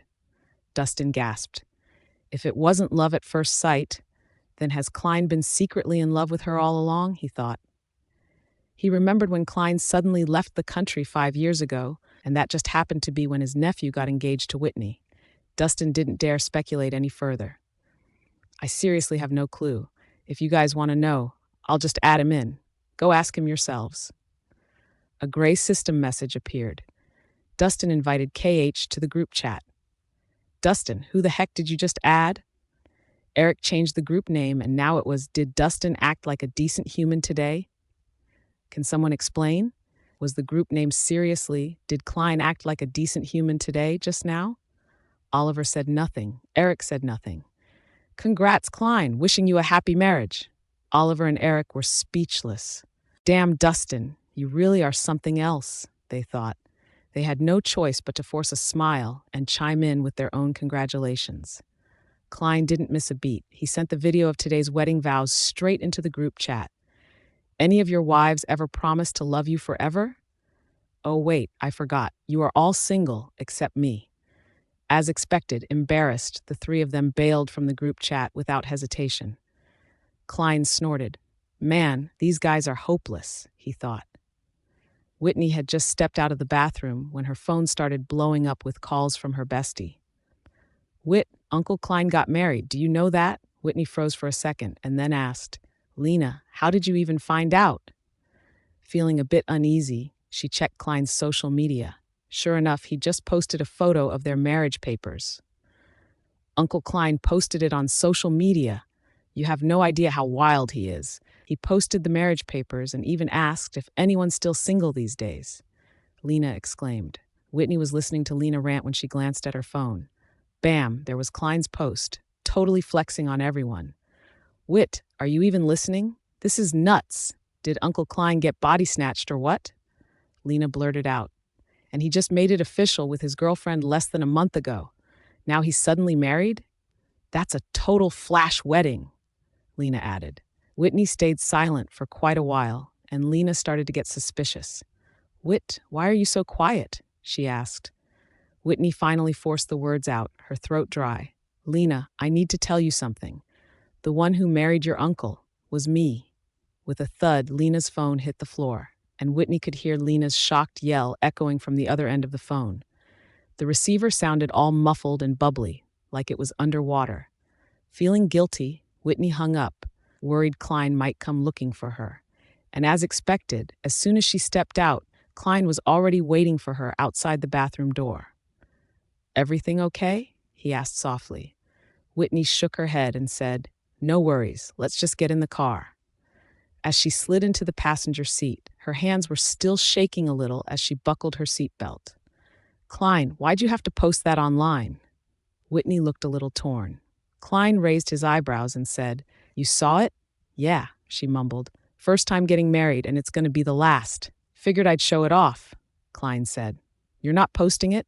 Klein asked. Klein's deep eyes locked onto her, unwavering. Whitney's cheeks flushed, and she quickly shook her head and said, "I'm not into posting stuff online." "Okay then," Klein said, sounding a little disappointed. He put his phone on silent and said, "Let's go home." The Harris manor was in an uproar. George blurted out, "Dad, did you see Klein's post?" "Dad, how did he just announce he had a girlfriend and now he's married?" Sabrina asked, sounding worried. "Dad, do you think Klein got tricked into this marriage?" James was both pissed and overjoyed. He was pissed that Klein didn't even bother to tell the family about something this huge. They found out at the same time as everyone else. But at the same time, he was overjoyed. The family's most stubborn bachelor had finally gotten hitched. James was so relieved that he almost wanted to cry. "Lena, why are you zoning out? Uncle Klein spoils you the most. Did you know he was getting married? Have you even met his wife yet?" Sabrina asked. Lena shook her head quickly and said, I didn't know." Sabrina shot her a suspicious look and said, "You really didn't know?" "Aunt Sabrina, I swear I didn't know," Lena blurted out. The more guilty Lena felt, the louder she got. "What else am I supposed to say? That my bestie, who was my soon-to-be sister-in-law, is now my aunt?" Lena thought, totally freaking out. When Carter and Emily got back from their wedding photo shoot, they found the house unusually lively. Carter saw his mother, Sabrina, holding Lena's hand, asking her something he couldn't quite catch. "Hey, Mom, Lena, you're both home," Carter greeted them. Lena's phone had just gotten wrecked, so she wasn't in the best mood. She shot the two of them a quick glance. When she saw Emily holding Carter's hand, she gave a subtle pout. She suddenly found herself dying to know what kind of face Carter would make if he ever found out that Whit got married and her husband was none other than Uncle Klein. Just thinking about it instantly lifted her mood, and she almost forgot about her broken phone. Lena blinked expectantly and asked, "Hey, Carter, nothing much. Did you know Uncle Klein got married?" Carter frowned and said, "Married? Who did Uncle Klein marry? Was it that girlfriend he used to post about on his socials?" Lena smirked and said, "No clue, but I bet his wife is drop-dead gorgeous, sweet as honey, and super kind. Otherwise, how could she have Uncle Klein totally wrapped around her finger, right?" Carter was puzzled. Since when did Lena and Uncle Klein get so close? He wondered. Uncle Klein had always kept a polite distance from the younger generation, never really getting too close or too distant. He was just so cold. One glance from those cold eyes was enough to send a chill down anyone's spine. Emily, never one to miss a chance to tease, grinned and said, "Oh, Lena, you really seem to like Uncle Klein's wife. So have you actually met her?" All eyes were instantly turned to Lena. Sabrina leaned in, curious. "Lena, you really met her? Why didn't you tell us? So whose daughter is she? She must be some rich girl, right?" Emily added softly, "If Uncle Klein's interested in her, she must be pretty extraordinary." Lena's eyes glinted. "No way I'm letting Whit get dragged down. Time to clap back for my bestie," she thought. "Aunt Sabrina, I haven't actually met Uncle Klein's wife. But come on, he's way too picky for all that. Every rich girl in Raverport is desperate to marry him, but he doesn't even blink at them. What matters to him is what's on the inside," Lena said, giving Emily a sly sideways glance.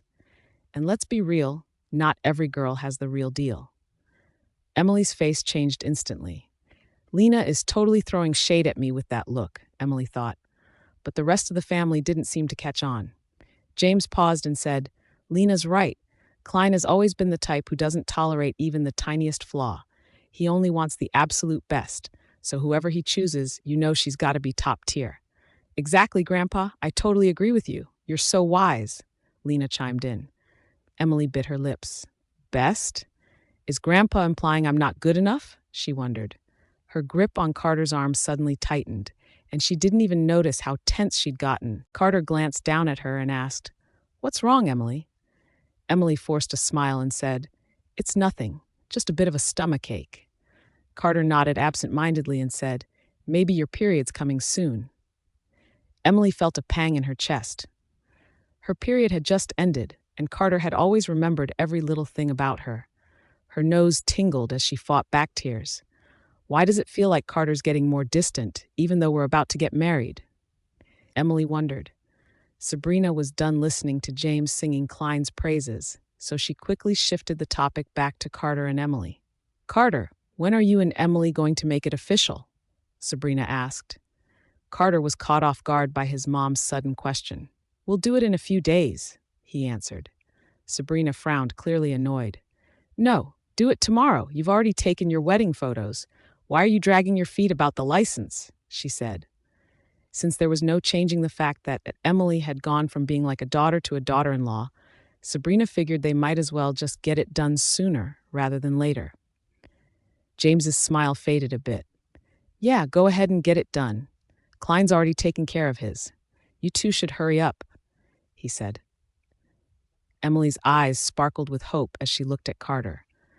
The thing that really bothered her was how Carter had kept dragging his feet about making it official. Carter pursed his lips and said, "All right, I've got something at work tomorrow, so we'll go the day after." Emily, who had just been acting all weak and helpless, instantly perked up and her cheeks flushed. "Really, Carter?" she said. Looking at the girl he'd always spoiled growing up, seeing those bright eyes overflowing with love for him, Carter could only swallow the bitterness.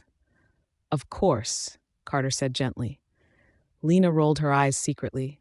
"Ah, as if anyone wants to watch your sappy drama," she thought. "Grandpa, my phone's busted. I'm going to go get it fixed. I won't be back for dinner tonight," Lena said, waving her hand. She said she was going to get her phone fixed, but what she was really thinking was, time to milk Uncle Klein for a favor. "He snatched my bestie, so he's got to pay," Lena thought. James didn't notice anything off. "Go ahead, but don't bother fixing it. It's just a phone. Just get a new one," he said. Lena snorted and said, "No way, my phone's got all my treasures on it." Whitney had only packed 2 suitcases and then called out to Klein, who was lounging on the couch. "Let's go. I'm done packing." Klein raised his eyebrows, clearly not impressed. "That's it?" "Klein, I can't pack everything in one go. We'll just take it slow," Whitney said. Whitney thought to herself, "If we ever break up, at least I won't have to deal with hauling all my stuff back." Klein didn't let her get away with her little schemes. "It's fine. We'll get everything moved. I hired a moving company, and they're sending 10 people over to handle your stuff. Don't worry. They'll organize and pack up every single thing, and not a single item will get damaged," he said. Whitney froze. "Do I even get a say in this?" she thought. "Klein, isn't this a bit much?" Whitney said. Klein looked perfectly calm and said, "It's not a hassle at all. I've already paid for everything. You just have to give a few instructions, that's it. It's 10 now. By 12, they'll have everything packed up. By 1, it'll all be set up in our new place." The sudden change threw Whitney for a loop. She couldn't even think of a good excuse to say no, so she ended up having to accept it whether she liked it or not. 2 hours later, Whitney watched as her cozy little apartment was practically stripped bare. After insisting as hard as she could, she managed to keep a few sets of pajamas and some daily necessities. Everything else was gone. Whitney felt strangely upset. Ever since graduating college, she'd been living alone. From cramming for grad school exams, to hustling at her first job, and then from scraping by in rentals, to finally calling this apartment her own, it had been quite a journey for her. Honestly, this place had seen her through every major milestone.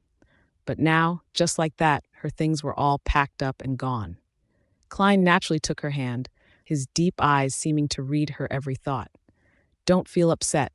Whenever you want to come back, I'll come with you," he said. Whitney let out a sigh and said, "All right, let's head out."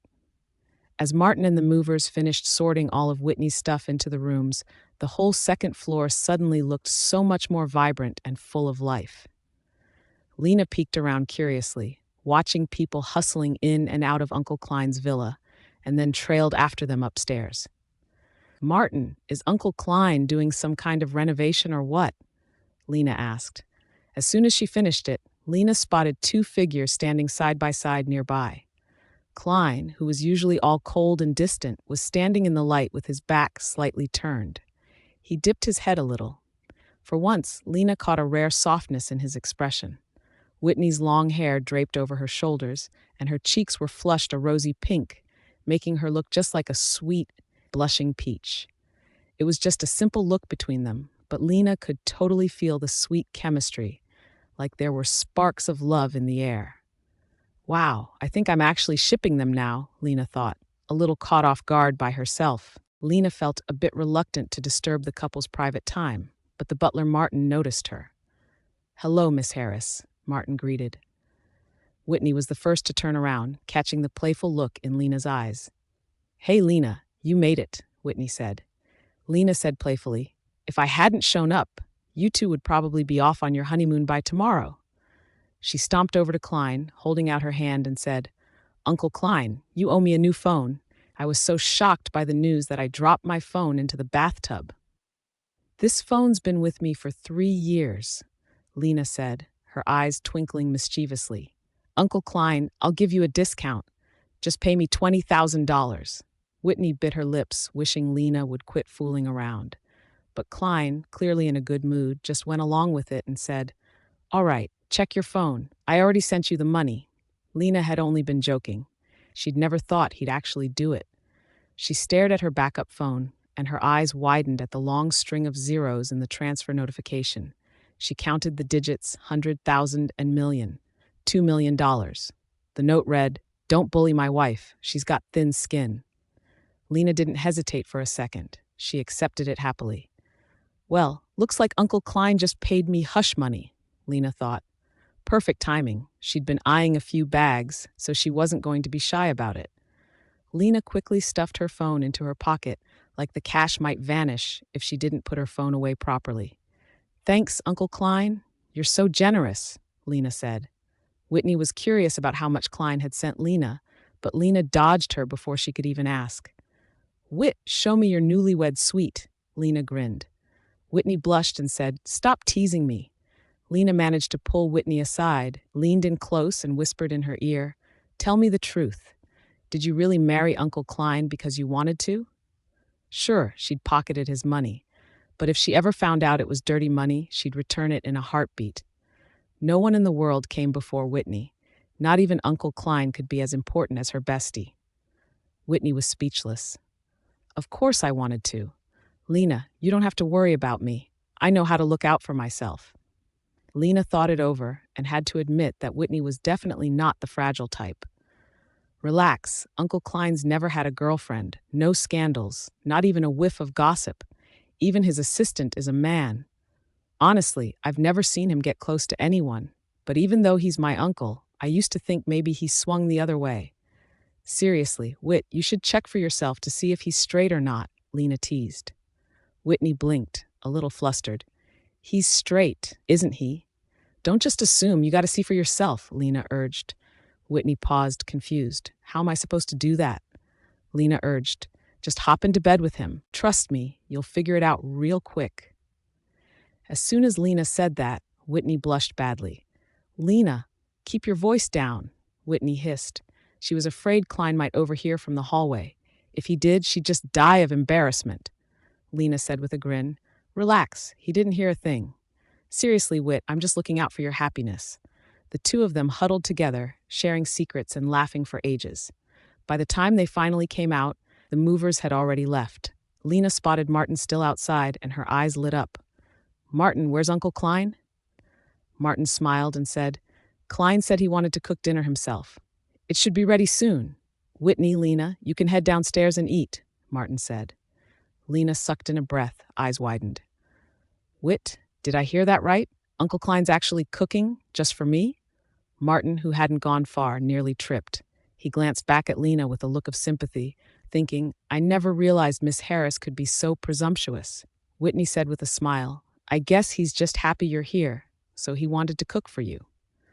With Whitney's confirmation, Lena was even more thrilled. Wow, who would have thought Uncle Klein, usually so cold, could actually be kind of sweet, Lena thought.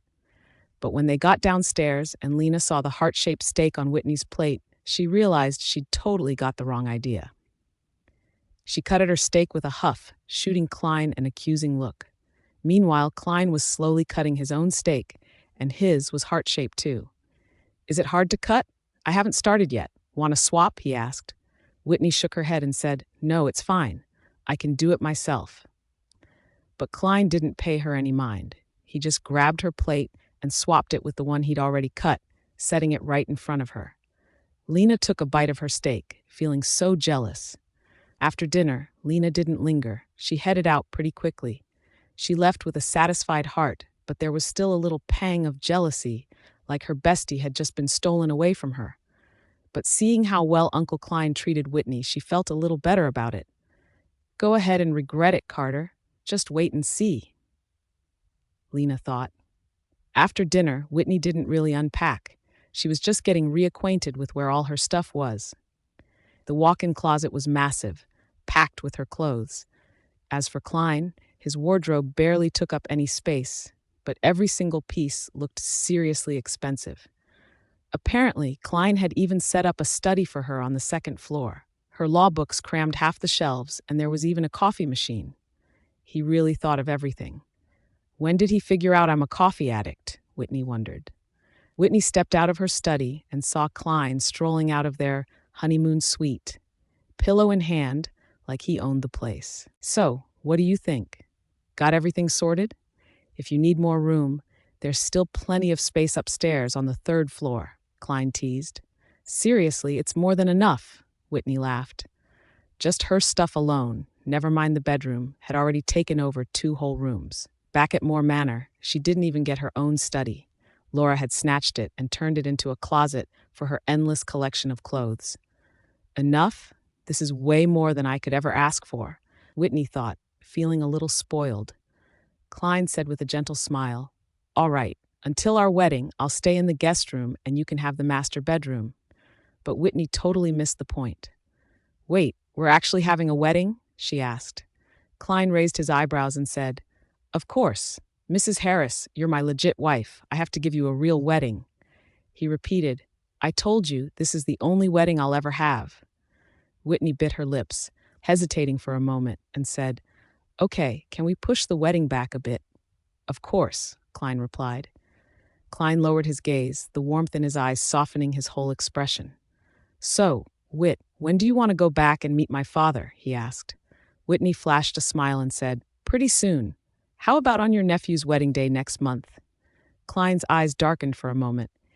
He got what she was hinting at right away. He'd already agreed to let her use the opportunity, so there was no way he'd go back on his promise. He smiled softly and said, "All right, it's all up to you." Early the next morning, Carter headed straight to Whitney's apartment. Since Whitney had blocked his number, he slipped into the elevator with an older man and made his way upstairs. He kept pressing the doorbell, but after ringing it over and over, no one answered. Whitney's neighbor couldn't help but shoot him a few curious looks. "It's you again, kid," the neighbor said, eyeing him. Carter had gotten an earful from her last time he showed up early and rang the doorbell, so he played it cool this time. "Miss, do you know if the girl who lives here came back yesterday?" he asked politely. The way he addressed the neighbor, an old lady, made her smile. "Ha! Miss, I'm old enough to be your grandma, you know," she replied with a grin. She beamed. "You mean that pretty girl who lived here? Are you her friend?" "Well, she packed up and left yesterday." "That girl's gorgeous, and her boyfriend's a real looker, too. He showed up with a whole crew to help her move out. It was quite the scene. You're her friend, and you didn't know about it?" the neighbor teased. Carter's expression soured. "Ma'am, are you sure? You mean her boyfriend came to pick her up?" As soon as he switched to calling her ma'am, her smile faded. "What, you don't believe me? That girl's boyfriend is seriously handsome. No wonder you got dumped. Honestly, guys who are too petty just get left behind." With that, she wheeled her cart into the elevator and headed out to do her shopping nearby. Carter was left standing there, his face flushing. He had always thought Whitney would be by his side, loving him no matter what. But before he even realized what was happening, she was already out of his life. Carter couldn't wrap his head around the fact that Whitney might be seeing another man. He called up, his tone cold and sharp. "Look into who Whitney's new boyfriend is." An hour later, after Carter arrived at the office, his assistant finally tiptoed in, looking like he was about to face a firing squad. "So did you find anything?" Carter shot his assistant a cold sideways glance.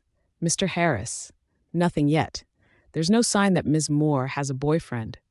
But there is something else," the assistant stammered. Carter said with a frown, "Out with it." "It seems your father found out that Ms. Moore was involved in the copyright infringement case. He sent someone to PrimeBridge Law Firm to inform them, and now Miss Moore has been suspended," the assistant explained. "What?" Carter was stunned. How could Dad be so thoughtless? Carter thought, frustration bubbling up inside him. No wonder. If Whitney finds out Dad was behind all this, she's going to be even less likely to talk to me, Carter thought, feeling a wave of helplessness wash over him. "See if you can get Townsend Barton to have dinner with me," Carter said. The assistant hesitated and said, "I checked with PrimeBridge Law Firm, but Mr. Barton's out of town again. He won't be back for at least 3 days. "Just call him then," Carter barked, but Mr. Barton's phone was constantly engaged. Calvin picked up on the weird vibe immediately and called up Ivan. He couldn't believe it when he heard Whitney had already been suspended for a whole week. Calvin was floored. After Calvin got the whole story, he immediately reached out to Townsend. "Hey, Mr. Malone, is there some issue with our merger case?" Townsend asked. "Mr. Barton, with Mr. Pobeth Walton in charge, everything's running smoothly. I just heard something, though. Did Mr. Harris get in touch with you recently?" Calvin asked. "Mr. Barton, our investment projects have always been managed directly by the CEO. Mr. Harris doesn't have any authority over our department," Calvin added. Both of them were sharp, and Calvin's well-placed reminder wasn't lost on Townsend. He got the message. "Mr. Malone, of course, Mr. Harris calls the shots. If there's anything we need to improve, just say the word," Townsend replied, keeping things polite but careful. "Oh, Mr. Barton, thanks. But honestly, we're only here because of Mr. Walton and his team. I'm sure you know what I mean," Calvin said, making his point crystal clear. Calvin had made his point loud and clear. Townsend thought, last time Calvin was already hinting at something because of Whitney, but now he's pushing even harder. At first, Townsend assumed Whitney and Calvin were close, but after Ivan promised there was nothing between them, Townsend dropped the idea. So when it came to handling a young lawyer like Whitney, Townsend didn't hesitate and he dealt with it swiftly. But now it turned out Ivan was the one who was actually close to Calvin. Ivan really kept this connection under wraps. He waited until the perfect moment to finally pull it out, Townsend thought. Townsend knew better than to mess with George, but Klein's right-hand man was just as untouchable. When it came down to who held more sway, it was definitely the right-hand man of the true power behind Harris Group. Townsend was no fool. He knew exactly which side his bread was buttered on. So, by the afternoon, Whitney got the news that she was back on the job. Whitney had been ready to call in a favor from Klein and play the connections card, but to her surprise, everything got sorted out without her even lifting a finger. "Boss, you've got my back again," Whitney said, shooting Ivan a grateful look. Ivan shook his head and said, "It wasn't me. Mr. Malone really went to bat for us. Seriously, he's a solid guy. I heard he kept hyping us up to Mr. Barton."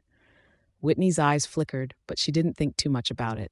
Either way, getting her job back was definitely a win. "Come in tomorrow, and don't be late. Your spot on the merger project is still waiting for you," Ivan said. "Thanks, boss. I'll be there bright and early," Whitney replied. Before heading back to work, Whitney swung by her father's office with her marriage papers in hand. Samuel looked pained and said, "The board passed the share transfer agreement. Just sign it." Whitney skimmed the document, checked the terms, and signed her name without hesitation. "Dad, get the paperwork done ASAP. Get the tax and business registration updated. Pronto. I'm giving you 1 day." "That should be enough, right?" Whitney said. Samuel's heart skipped a beat. "Sweetheart, the tax office doesn't move that fast," he said. "All right, I'll pull some strings and get it done by your deadline," Samuel replied. Whitney smirked and said, "All right, I'll come back once everything's changed over. Don't keep me waiting to see my name on the shareholder list. Wait a sec. Whitney, did you and Klein make it official yet? Samuel asked eagerly. Dad, we had a deal. Once you transfer the shares, I'll go get married. How fast it happens is all up to you, Whitney replied. Samuel couldn't believe how patient she was. She wasn't even worried about losing such a catch. All right, the latest is the day after tomorrow, so expect my call. As soon as the shares are transferred, I want proof you and Klein are married, Samuel insisted. Whitney grinned and said, Sure thing, see you then.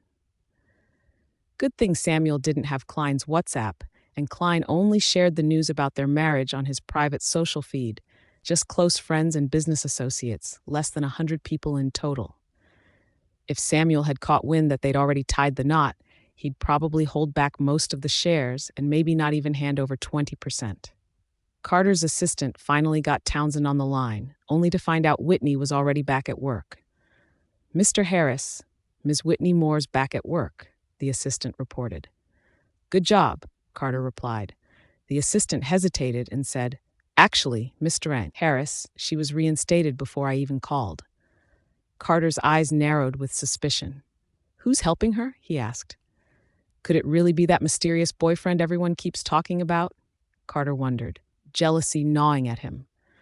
Carter snapped the pen in his hand angrily. All right then, I'll find out who's really behind Whitney, Carter thought, his jaw clenched. Mr. Harris, I've already booked the appointment for you and Miss Moore to get your marriage papers tomorrow. Is everything still on? The assistant asked. Carter nodded and said, Yeah, as planned. With the wedding coming up so soon, he really had no excuse to put off getting the marriage papers any longer. On the day they went to City Hall, Emily put extra effort into her look. Carter, do you think this white dress looks good on me? She asked. Carter, barely paying attention, said, Yes. What about this one? Emily asked, showing him another dress. Carter didn't even bother to look up and said, Yes. Anyone could tell he was just going through the motions. Emily's excitement deflated in an instant. Carter, you didn't even look, she complained. She bit her lips, tears shimmering in her eyes. We're getting married today. Aren't you even a little excited? Carter lowered his gaze, his voice tinged with helplessness. You look great. I'm not just saying that. We're supposed to be at City Hall at 9, and I don't want to be late. Emily, you look good in anything, he added. Emily finally managed a smile. Carter, what about this one? I think it makes me look a little slimmer than the one I'm wearing. Carter gave her a casual glance and then froze. He remembered buying 2 of these white dresses while passing by a boutique on a business trip, one for Whitney and the other for Emily. He'd grabbed the extra one because he thought Emily would look amazing in it. Back then, Emily was overseas, so she and Whitney could never have that awkward moment of showing up in the very same dress. Whitney had worn the dress a lot because Carter gave it to her as a gift. What Carter didn't know was that whenever Whitney showed up in that white dress, people in their circle had kept teasing her about copying Emily's fashion sense. Carter awkwardly rubbed his nose and said, Why not change into another one? You've had this dress for ages, right? I think the one you're wearing now looks better. Emily looked at him suspiciously and said, Really? But Carter, when you gave me this dress, I liked it too much to wear it. I was overseas, so I kept it just to wear for you when you came to see me. Look, it's still brand new. Enough, Carter suddenly snapped, feeling a wave of irritation. Don't wear that one. It doesn't look good on you and it's so outdated. Just stick with the one you've got on. Emily tried to hold back her tears as she faced Carter, who had lost his patience out of nowhere. White dresses never really go out of style, do they? She thought. But not wanting to make Carter any more upset, she bit her tongue and quietly hung the dress back in the closet. Finally, the 2 of them went to City Hall together. By coincidence, it was the same place where Whitney and Klein had gotten married. There were just 2 people ahead of them in line, so they didn't have to wait long. Sabrina had gone all out for the big day and came along to make sure everything was perfect. Carter, Emily, I'm going to record the whole thing for you, Sabrina said with a smile. When Emily finally held the marriage papers in her hands, she could finally breathe easy. The staff member who had served Klein last time knew that Carter, the heir of Harris Group, was coming today, so he showed up early, hoping to get another big tip. He was practically salivating at the thought of another fat envelope. He wasn't the only one. Even the cleaning lady who'd scored a tip last time was waiting outside, afraid she'd miss out if she wasn't quick enough. Emily stood at the front, blushing. "Carter, can we recite the vows together?" she asked. Carter gave a slight frown, not really wanting to, but he didn't want to let her down. "Okay, let's recite them," he replied. Emily blushed as she read the vows line by line, while Carter repeated them in a monotone, as if he were giving a speech at a corporate event, completely emotionless. Sabrina could tell something was off as she kept filming. "Carter, you need to sound more heartfelt. Let's try again. This one doesn't count," Sabrina said. The staff member jumped in quickly, grinning. "Hey, how about I record it for you guys? This is what we do best." Sabrina thought it over and agreed easily. "That'd be awesome, thanks." Carter was about to lose it, but with Sabrina constantly chiming in, he could only manage to sound a little less like a monotone robot than before. Sabrina still wasn't totally satisfied, but she knew Carter wouldn't go for a third take, so she let it go. "All right, that's a wrap. Take a look and see if you like it," the staff member said. He blinked at her, looking hopeful. Sabrina pursed her lips and said, "Yeah, it's fine. Thanks a lot." With that, she turned and walked over to Carter and Emily. The staff member blinked, a little confused. "Wait, that's it? Wasn't today supposed to be the CEO's big wedding? Where's the big tip?" he thought, a little bitter. The others looked just as let down. As the three of them got ready to leave City Hall, the staff and cleaning lady left too, all looking disappointed. They started muttering under their breath, "Seriously, what kind of stingy boss is that? I don't get how his staff even put up with him." Emily suddenly realized she'd left her ID back in the registration hall. "Mom, I need to go grab it." "Let Carter go with you. Good thing you noticed. Don't lose it," Sabrina muttered. Carter shoved one hand in his pocket, feeling even more annoyed. "Come on, let's go get it." "Emily, you're really all over the place today," he said. Emily's heart sank a little, but she kept quiet. The two of them headed back into the hall together. None of the staff even noticed when they walked back in. "Hey, did this Mr. Harris hand out any envelopes today?" one of them whispered. "Nope. Sure, they're both Harrises, but not every boss hands out fat envelopes like the last one," another grumbled. Someone still wouldn't give up, asking, "Seriously, not even a penny?" "Not a single penny. I even helped them film the whole thing, and I got nothing," the first person complained. "All right, it's not even a rule. Don't push it," someone else chimed in. But just then, the staff member caught sight of the couple standing by the door, and his smile froze. What are you doing here?" he stammered, his voice trailing off. "Didn't you already finish everything?" Emily was about to explode with anger. She stormed over, her face flushed with rage. "Do you staff just talk smack about people behind their backs whenever you want?" she said. "Seriously, you guys are so greedy. Since when do we have to hand out money just for getting our marriage papers?" "Unbelievable," Emily snapped. "Watch what you say, miss. We didn't even mention your name." "What, we can't even talk among ourselves now?" the staff member shot back, rolling his eyes. "Talk about thin-skinned. If you're not loaded, just keep your head down and get it over with," he sneered. "What did you just say? Say it again. I dare you. I'll file a complaint right now." Emily shot back, voice trembling with anger. Carter's jaw clenched, a vein pulsing at his temple. "Enough. Emily, just get your ID. No need to say anything else," he said. He felt embarrassed enough, but Emily just wouldn't let it go, making Carter want to crawl under a rock. The staff member was relentless. "Oh, your ID, right? Here it is. We kept it safe for you. Lucky for you we're so responsible, or you'd be out of luck." Emily got totally shut down by the staff, and Carter gave her a hard time too. Her eyes welled up with tears. Fuming, she snatched her ID from the staff member and stormed out, tears streaming down her face. Carter felt a headache coming on, especially with all those weird looks from the people around them. He felt so embarrassed. "What are you staring at? Never seen a couple fight before?" Carter snapped. With that, he quickly followed after Emily. The staff member snorted. "Those two are a mess. I bet they'll split up before long." Come on, don't be so harsh, someone else chimed in. The registration hall finally quieted down. Sabrina was sitting in the car when she saw Emily come running out, tears streaming down her face. She jumped out right away. "Emily, what's wrong? Why are you crying?" she asked. Emily looked at Sabrina and said in tears, "Mom, Carter." She wanted to complain to her mom, but then she suddenly remembered that Sabrina was Carter's mom too. Even if she tried to vent, Sabrina would just wave it off and change the subject. Today was supposed to be the happiest day of her life. But now that she had the marriage papers in her hands, it suddenly felt like everything had changed. Whitney was over the moon about getting her job back. Even Martin could see the joy written all over her face. He grinned and said, "Mrs. Harris, did something good happen?" "If it's something like a pregnancy, that would be amazing," Martin thought to himself.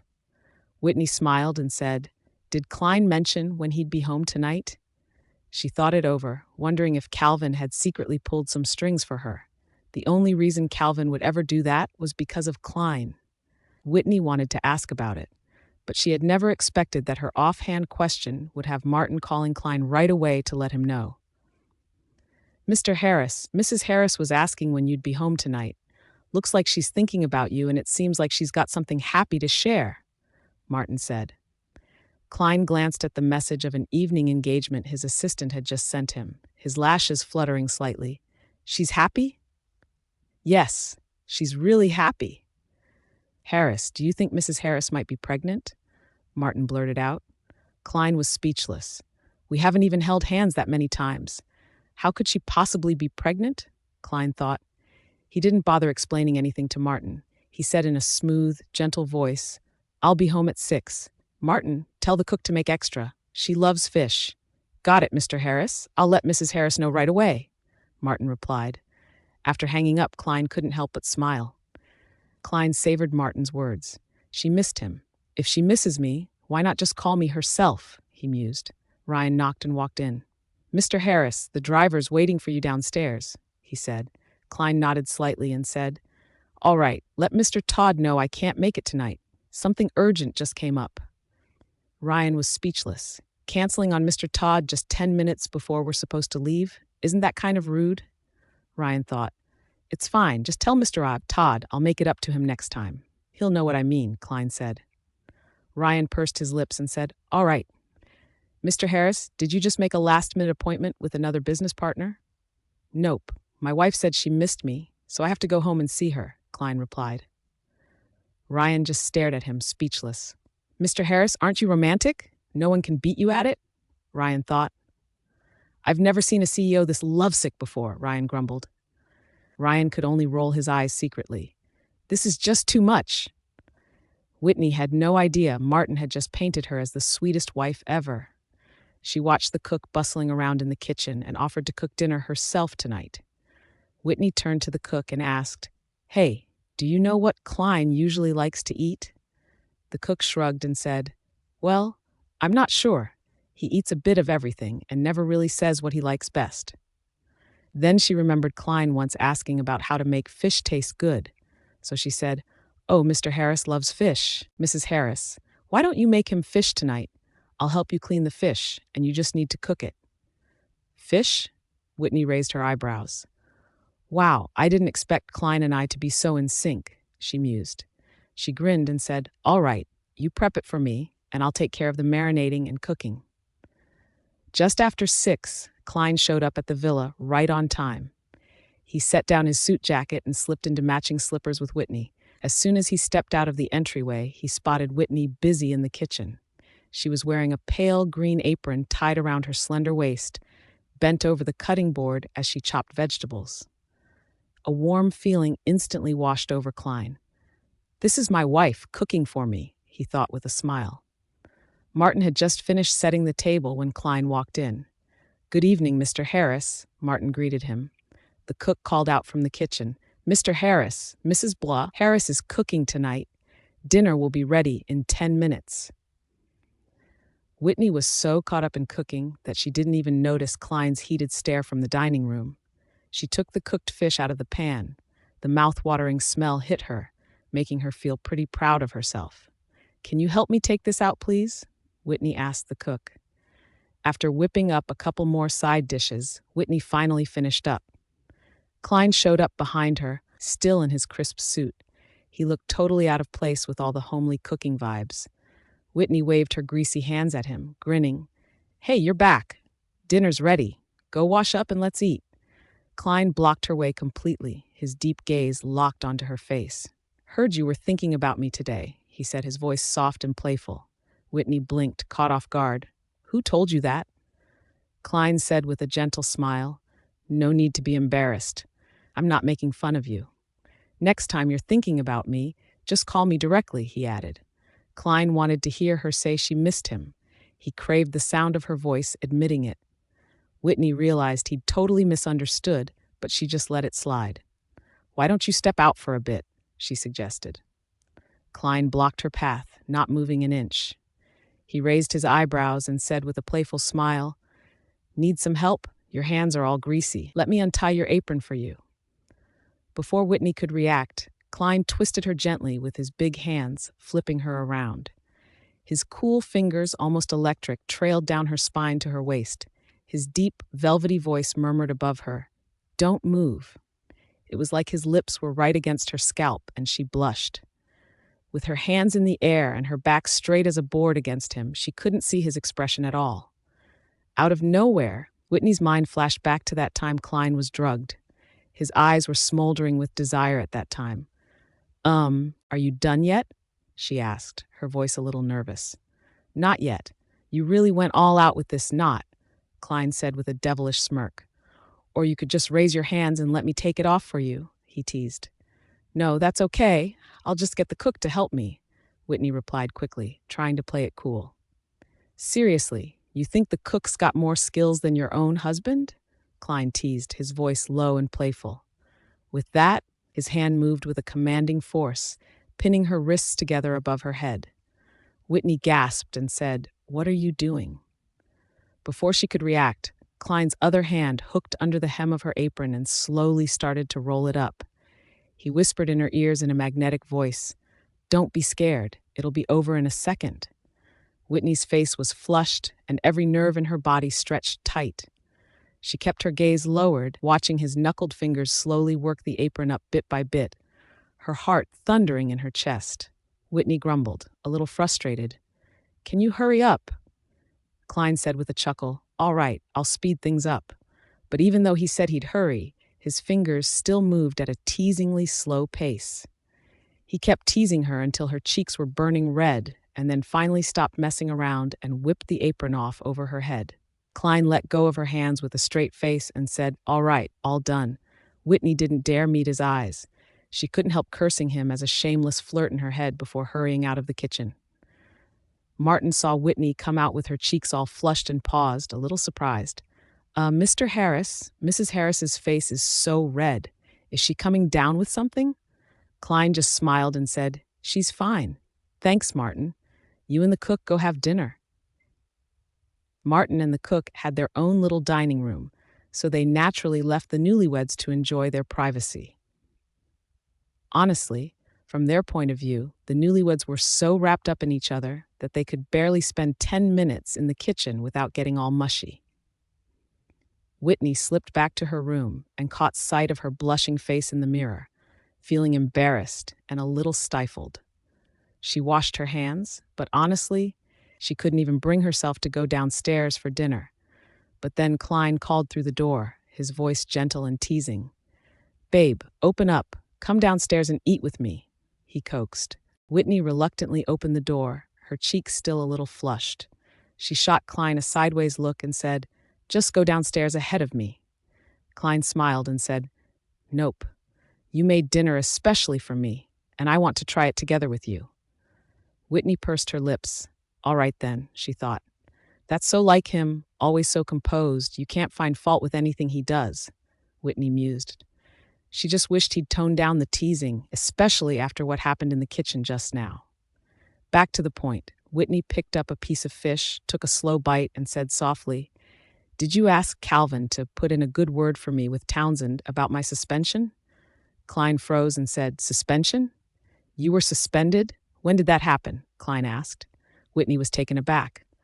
So he really didn't know, she thought. Well, Calvin must have done it because of Ivan, Whitney realized. Oh, it's nothing. I've already been reinstated, so it's not a big deal, Whitney said. She kept the rest to herself. She saw no need to mention that George had a hand in her suspension. George was Klein's big brother. Naturally, the two of them were close. Klein narrowed his eyes, his tone serious. You still haven't answered my question. Whitney casually picked up a piece of fish and dropped it onto his plate, brushing off his question. Just eat, okay? I've got a hearing tomorrow, so I need to prep in the study after dinner, she said. Realizing she was dodging him, Klein frowned. After dinner, they each went upstairs to their own studies. Watching her cat-like silhouette disappear, Klein slipped back into his study, lost in thought.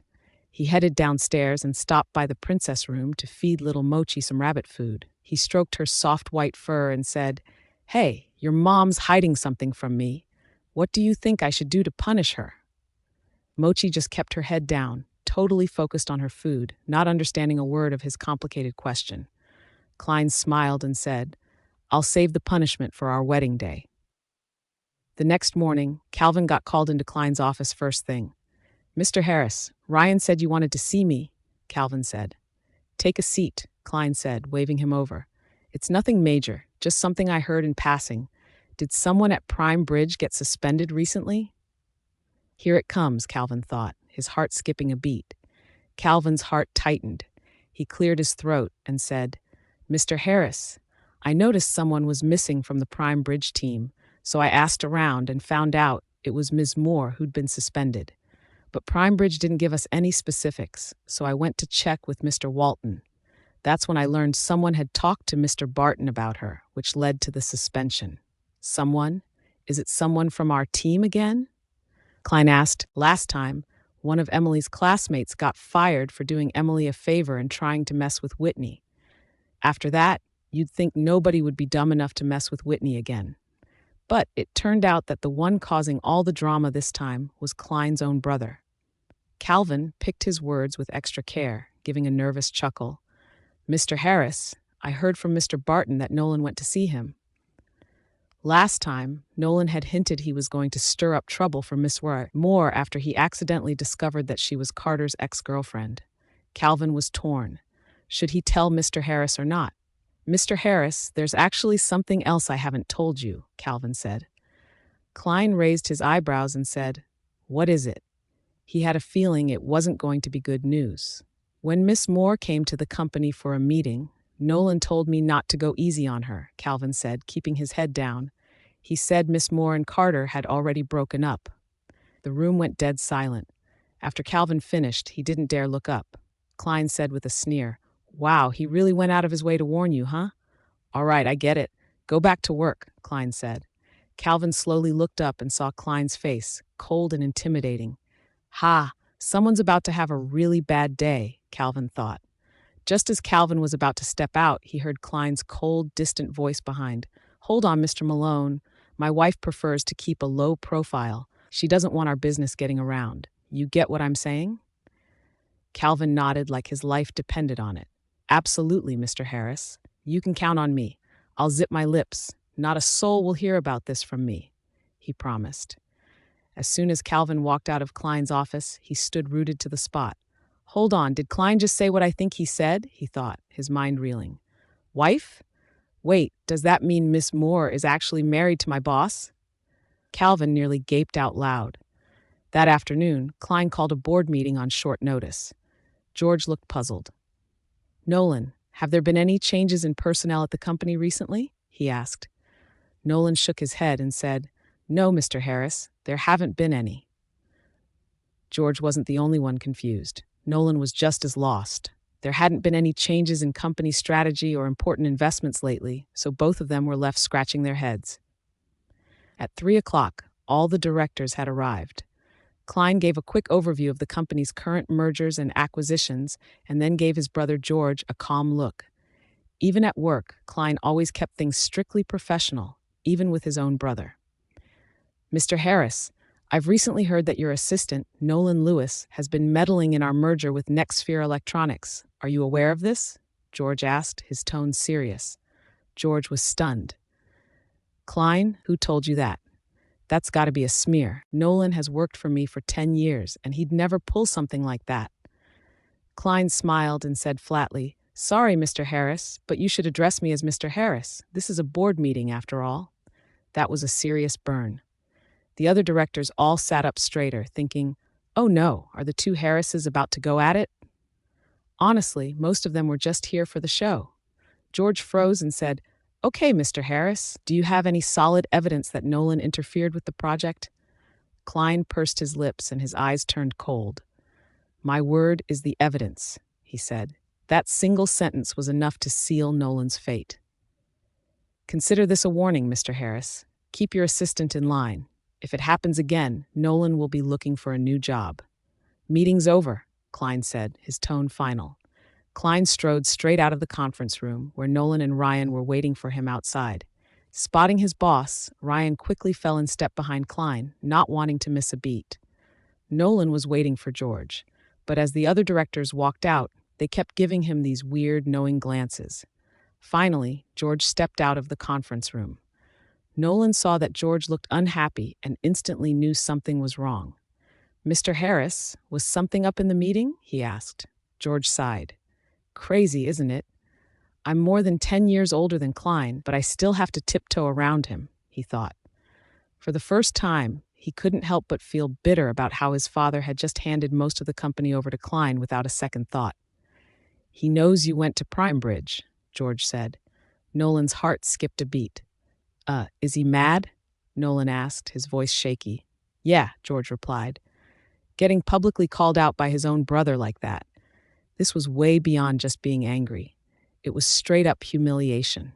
But Mr. Harris, why is Klein so pissed?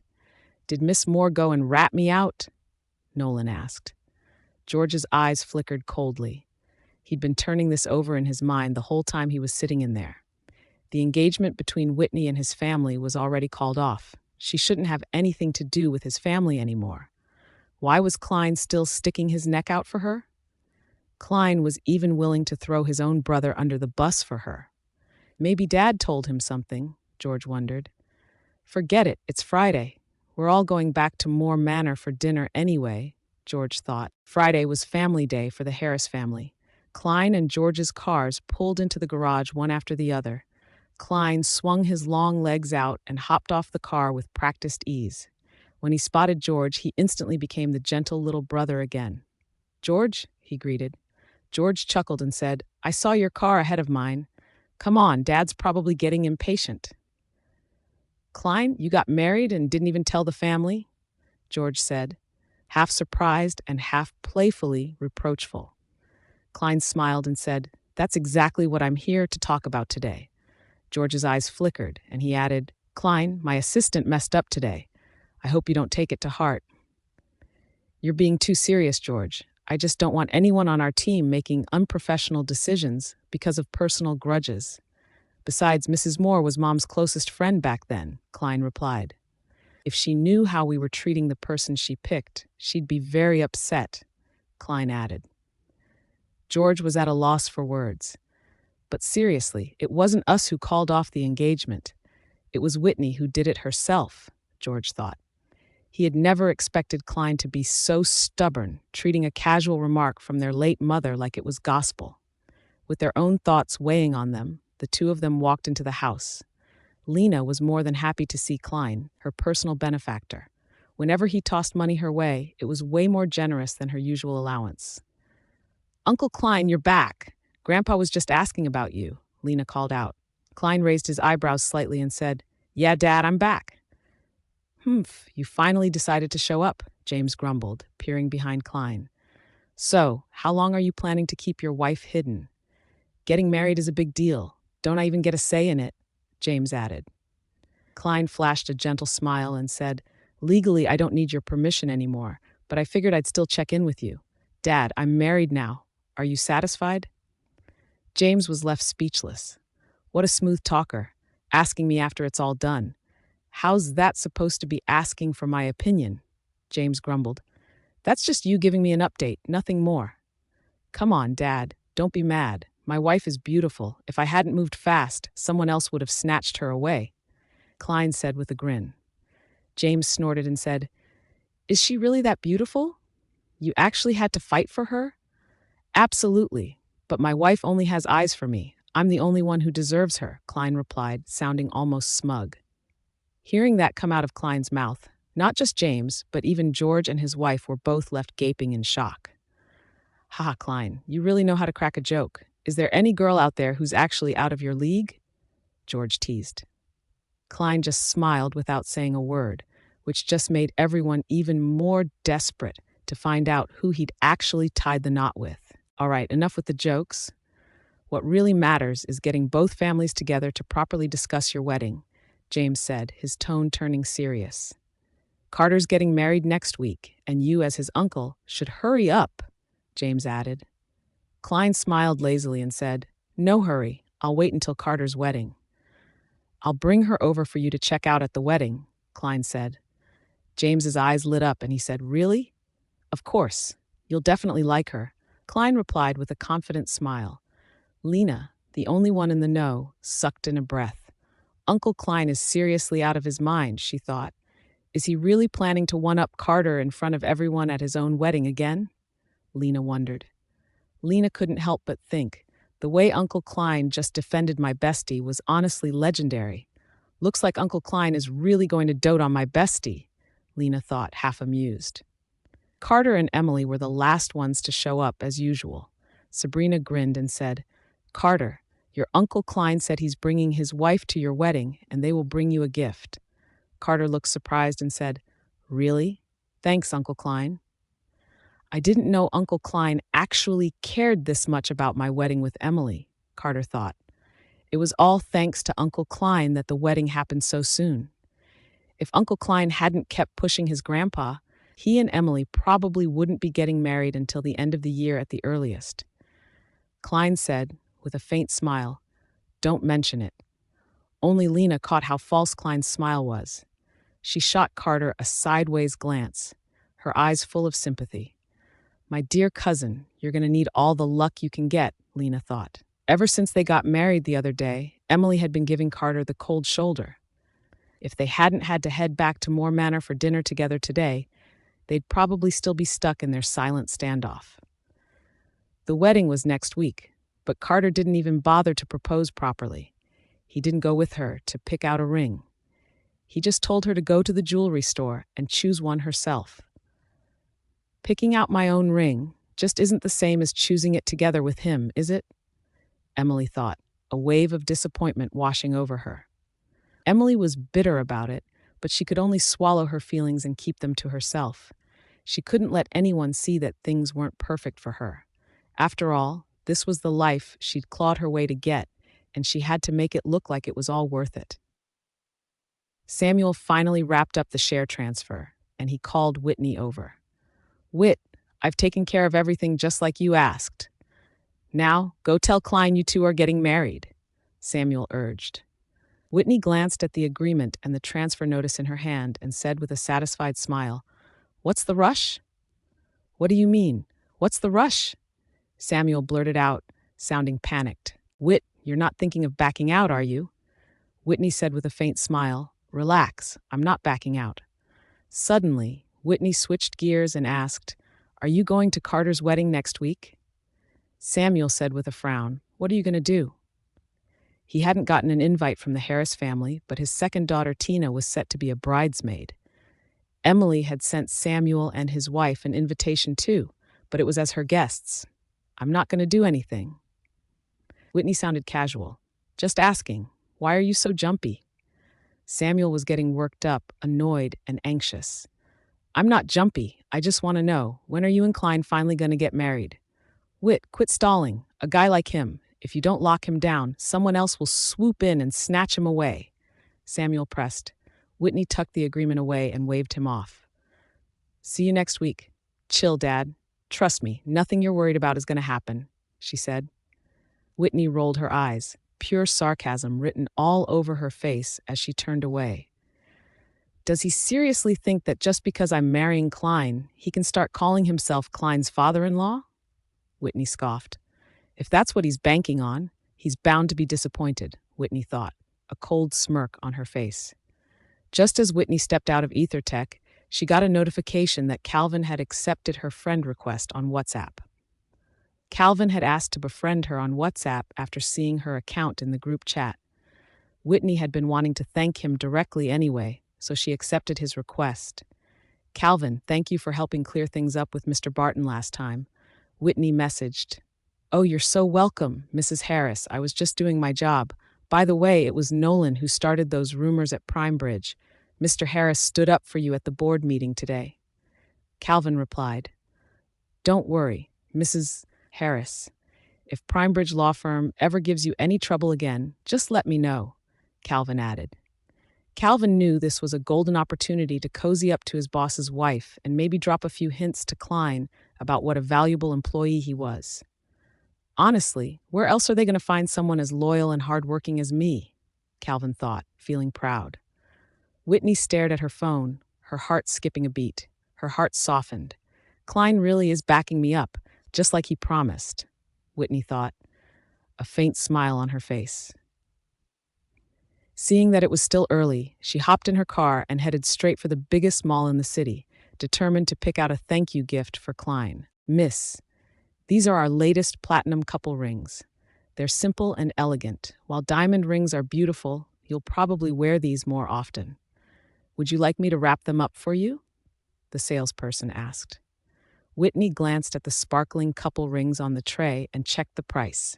Not bad at all. He'd probably like it if I gave it to him as a gift, right? Whitney wondered. After all, he'd always looked out for her and had to deal with all that trouble over the company shares because of her. Getting him a gift just made sense. Besides, she'd get to wear the other ring herself. Wrap them up for me, please, Whitney said. Whitney was just about to pay with her phone when she suddenly heard a voice with a hint of sarcasm from behind. Whitney, you're here too. Whitney frowned slightly. She didn't even bother to turn around and just kept her eyes on the salesperson. Just ring me up, she said. Emily stuck to her like a leech. Whitney, what are you buying? Oh, rings. Are you getting married? She put on a show of surprise. Honestly, she was a little surprised. Last time, she'd seen Whitney with a married man when she was with Tina. So now, was Whitney really trying to upgrade her status and use a ring to tie the man down? With that thought, whatever feelings Emily had about shopping for a ring alone instantly disappeared. Whitney glanced at her phone, held up her payment code for the salesperson to scan, and saw a notification pop up. Payment of $7,000 successful. Emily's grin got even bigger. Whitney, aren't you worried your boyfriend will be mad if you buy him something this cheap? Emily teased. Well, I'm out shopping for wedding rings with Carter today. If I bought something this cheap like you, he'd definitely be pissed, Emily said, her voice full of mockery. The salesperson was honestly getting fed up with this girl who barged in out of nowhere. Her catty attitude was totally killing the vibe for sales. Seeing Whitney ignoring her, Emily turned up the pettiness and continued, Whitney, are you still mad? I know you still have a thing for Carter. Guys like him are hard to come by these days. But seriously, you shouldn't lower yourself like this. Being the side chick is just embarrassing. The salesperson's eyes widened. Wait, the side chick? Seriously? This stunning, elegant woman is a side chick? The salesperson thought, totally thrown. Whitney grabbed the bag from the salesperson, swung her hand, and smacked Emily right across the face. She looked fed up and said, Are you done yet? Emily gaped at her, stunned. You hit me? How dare she hit me? Emily seethed. Whitney curled her lips and rolled her eyes. I hit you, so what? You want me to schedule it next time? She snorted. With Carter nowhere around, Emily dropped the act. She clutched her face and tried to strike back. Whitney gave her a cold look, grabbed her hand, and slapped her left cheek. Then Whitney smiled slyly and said, Perfect, now both sides match. I'm calling the cops. I'm going to make sure you lose your law license, Whitney, Emily yelled, her voice shaking with anger. Whitney smirked, her tone cold. Go ahead, call the cops. Get yourself checked out. If it's actually serious, then come talk to me. I recorded everything you said, and there are cameras with audio in here. So let's see if you can prove I broke the law. Or, if you just got what was coming to you for starting this mess." With that, Whitney grabbed her shopping bag and strode out. Emily just glared after her, seething with hate. The salesperson barely held back a snicker. "Miss, need me to call 911 for you? Call the cops? What, are you nuts?" Emily shot back. Emily stomped off, still fuming. Whitney didn't let that little drama bother her at all. She put the gift on the dining table, but then thought it looked a bit too casual, so she picked it up and set it on Klein's nightstand instead. Once she was satisfied with how it looked, she left, feeling pretty pleased with herself. Klein had already canceled on Mr. Todd yesterday, so there was no way he could ditch Mr. Todd again today. "Mr. Harris, you really did me dirty yesterday. I even got permission from my family, and you still blew me off," Mr. Todd griped. Klein said with a smile, "Sorry, Mr. Todd. My wife's got me on a tight leash. Hope you understand." Mr. Todd froze for a second. "Wait, Mr. Harris, you're married?" he asked in surprise. "When did that happen? How did I miss all the gossip?" Mr. Todd wondered, totally caught off guard. Klein nodded and said with a smile, "Yeah, just got married not long ago. The wedding's still being planned. When it's time to party, you better show up and celebrate with us." "You bet. Wouldn't miss your big day for anything, Mr. Harris," Mr. Todd replied with a grin. Mr. Todd blinked. Wow, even Mr. Harris is under his wife's thumb, he thought. In that instant, the legendary powerhouse of the business world seemed a whole lot more down to earth. By the time Klein finished his business dinner and got home, it was already 11. Martin hadn't dared to turn in for the night. "Mr. Harris, would you like me to make you some hangover soup?" he asked. Klein loosened his tie with one hand and said, "No need. Has my wife gone to bed already?" "Yes, Mr. Harris. Mrs. Harris went to her room around 10 and hasn't come out since. Oh, and it looks like she got you a gift." Klein's lashes fluttered. "A gift?" He was surprised. "Yeah. When I got back, I saw her put a box on the dining table, but then she took it to your room instead. Maybe she'll give it to you tomorrow," Martin said. Klein just nodded and went straight upstairs. He found himself standing outside Whitney's bedroom, fighting the urge to knock and see what kind of gift she'd picked out for him. But it was very late. With the lingering scent of alcohol on him, he didn't want to disturb her rest. But when Klein walked into his bedroom, he saw the gift box sitting right on his nightstand. His fingers trembled slightly as he picked it up. He lifted the lid, and inside were a pair of matching silver rings. A faint blush colored Klein's cheeks, and his eyes, previously clouded by drink, instantly grew clear and focused. He traced his thumb along the smooth silver ring, his long lashes fluttering. A bittersweet ache welled up in his chest, only to be replaced in an instant by a warm fullness. Klein couldn't hold himself back anymore, no matter how hard he tried. He knocked. "Whit, you still awake?" Klein called out softly. Whitney was half asleep, about to doze off when she heard someone knocking on her door. She buried her head under the covers, but the knocking just kept going, driving her nuts. Grumbling, she got out of bed and flung the door open. "Do you even know what time it is?" "I was already asleep," she snapped. "Sorry," Klein said. Whitney's eyes were blazing with anger, but when she unexpectedly locked eyes with Klein's deep gaze, she caught the flush on his cheeks. "Are you drunk?" she asked. "I'm drunk," Klein answered, his voice rough and low, a lazy chuckle escaping him. "Whit, you started it." Suddenly, Klein grabbed Whitney's wrist and pulled her closer to him. She fell right into his arms, completely unprepared. "Klein, what are you doing?" Whitney exclaimed. Klein lowered his gaze, his eyes smoldering as he locked onto hers and said in a teasing tone, "What do you think I'm doing?" He closed the distance between them, crowding into her space, his warm breath, laced with a hint of alcohol, brushing against the skin behind her ear.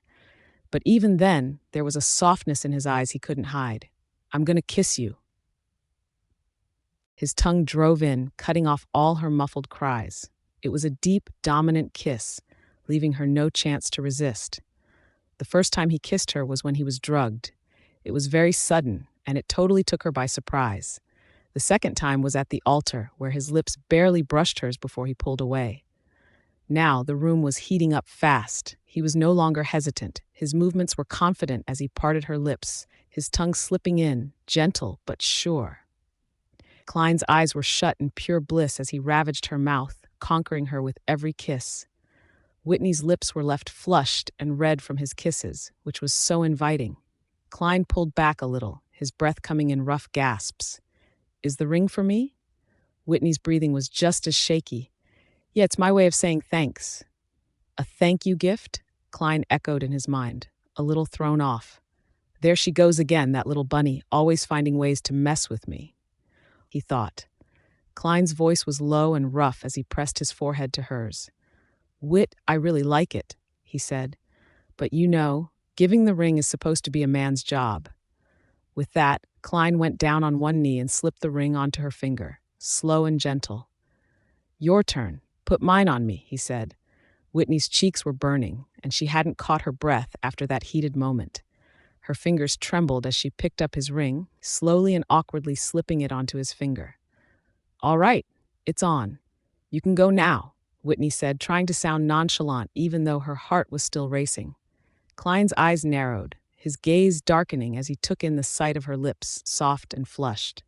He gently hooked his finger under her chin, drawing her in and capturing her lips in another kiss. She tasted the faint trace of alcohol on his breath again, the scent invading her senses.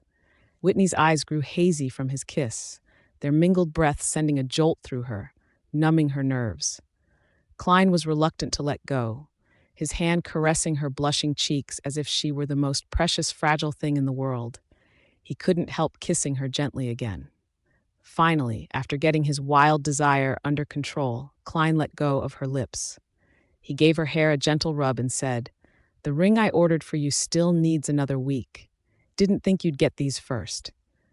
"Good night," he said softly. Whitney, still dazed from all those kisses, suddenly realized that it all started because she gave him that ring. She couldn't help but feel a wave of regret. "If I'd known, I would have just gotten him something else," she grumbled. Truth be told, she didn't actually hate kissing Klein. She flopped back onto the bed, determined not to think about it anymore, and soon slipped into a deep, sweet sleep. Emily sat in the private room, the sting of 2 slaps still fresh on her face, her eyes furious. "Emily, did you just run into Whitney?" Tina asked, rushing to the club as soon as she got the call. Emily scoffed. "Yeah, I saw her and she was buying matching rings. Is she getting married or what?" Tina shook her head without hesitation and said, "No way. That old man would never marry her. I haven't heard a thing about her getting married." Getting married was a big deal. If Whitney was really getting married, there was no way she wouldn't have heard about it. "If she's not getting married, then why is she buying rings?" Emily snapped. "Is she really just trying to butter up that old man?" Emily thought, her eyes narrowing. Tina took Emily's arm, trying to calm her down. "Come on, Emily. Don't let it get to you. You're about to be the most beautiful bride in the world. Why waste your energy on her?" she comforted. "I'm going to be your bridesmaid anyway, so why not send Whitney an invitation too? I mean, is there anything more savage than making her watch the man she can't have get married right in front of her?" Emily's eyes gleamed as she smiled slyly. "Tina, you're totally right. I'll let you handle passing the invite to Whitney," she said. Tina smirked and said, "Don't worry, I've got this." The next morning, Tina practically rushed into Whitney's law office. Whitney gave her a cold stare and asked, "What are you doing here?" Tina waved the wedding invitation in front of her and said, "Look, Emily's feeling generous today. She's sending you an invite."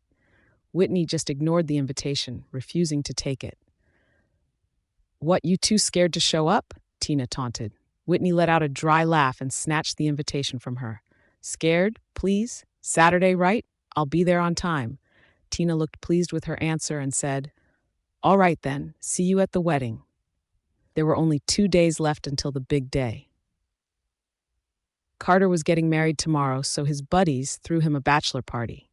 To his friends, it looked like Carter's dream was finally coming true. He was marrying the woman of his dreams.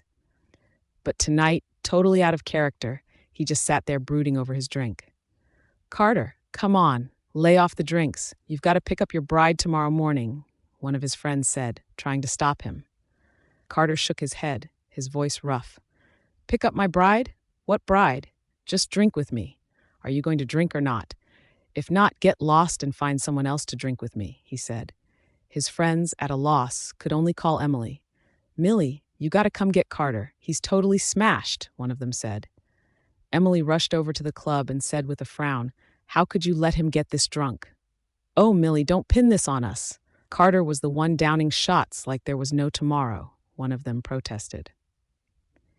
None of his buddies were about to take the blame for this mess. Emily didn't say anything else and just helped Carter out of the club, supporting his weight. Good thing the driver was waiting outside. "He's this wasted tonight. Will he even be able to get up early tomorrow?"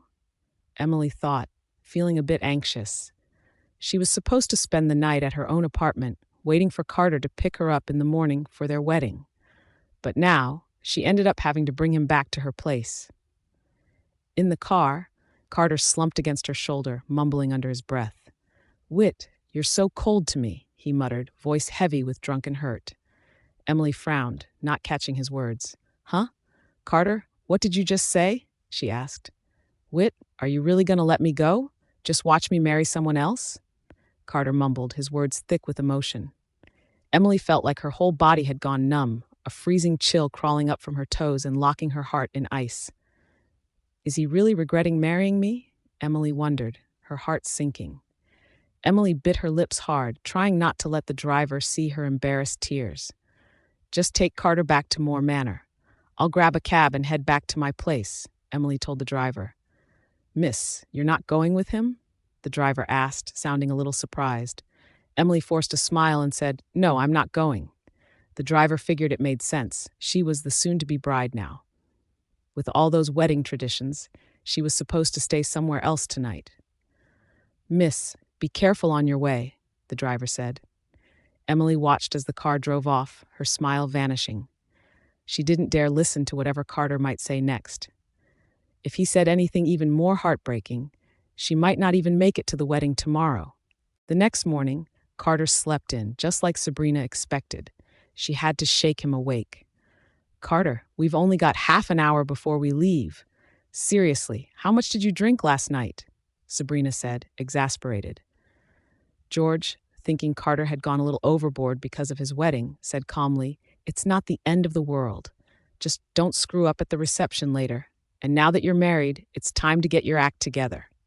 Carter got himself together pretty quickly and headed out.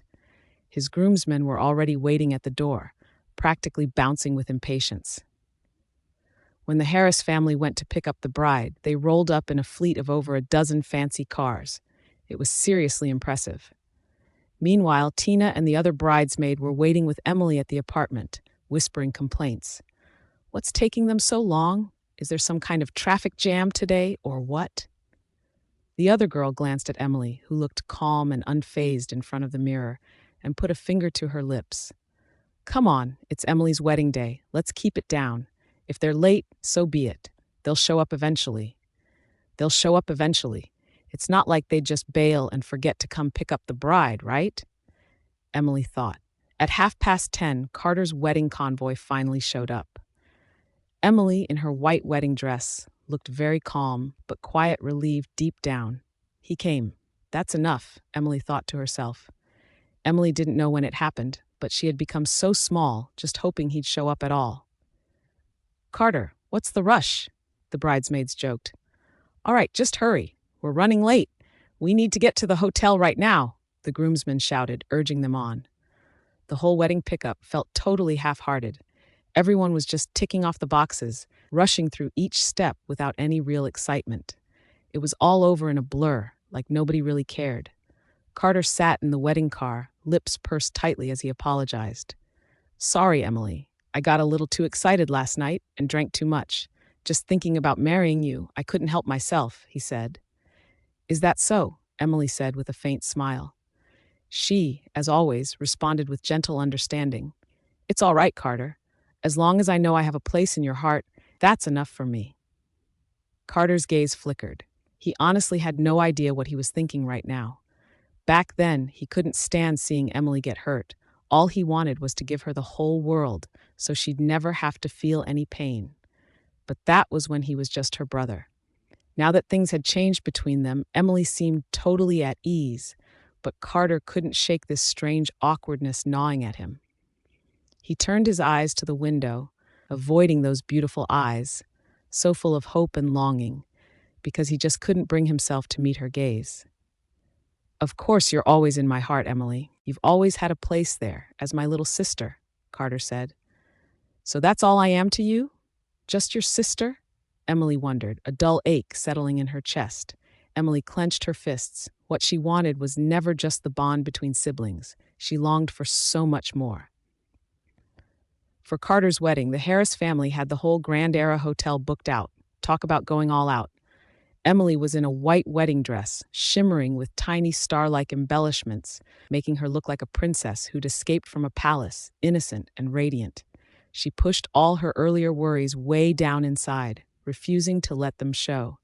She leaned closer to Carter, who was dressed to the nines in a sharp suit and put on a sweet and bright smile.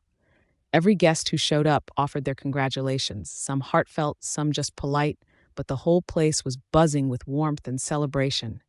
"Congrats, Carter, Emily," someone shouted. "Seriously, you two are a total power couple, so good-looking together." Another guest laughed. This time, there was no runaway bride, no drama, and nothing unexpected to make them lose face in front of everyone. George and Sabrina put on gentle, polite smiles as they exchanged pleasantries with the guests. Emily leaned in and whispered to Tina, "Tina, is your sister coming?" Tina curled her lips with a little scoff and said, "I sent her the invitation, but honestly, I doubt she'd dare show up. Come on, Emily, after everything, how could she possibly have the guts to come?" Emily's eyes narrowed. Like hell she's not coming, she thought. Emily couldn't wait to see the look on Whitney's face when she had to watch them exchange rings. Whitney didn't show up, but Samuel and Laura showed up together. "Hey, Samuel, you made it," George said with a chuckle, genuinely surprised. Emily flashed a sweet smile and said, "Oh, Mr. Moore, Mrs. Moore, thank you so much for coming. Dad, I sent them the invitation. Tina's my best friend, and her parents have always been so kind to me." Having his former soon-to-be father-in-law show up at his wedding was just bizarre. Carter couldn't even begin to describe the feeling. "Mr. Moore, I sent Whitney an invitation too. Is she not coming?" Emily asked softly. Carter's throat tightened as he looked at Emily, almost like he was seeing a stranger. Why did she invite Whitney?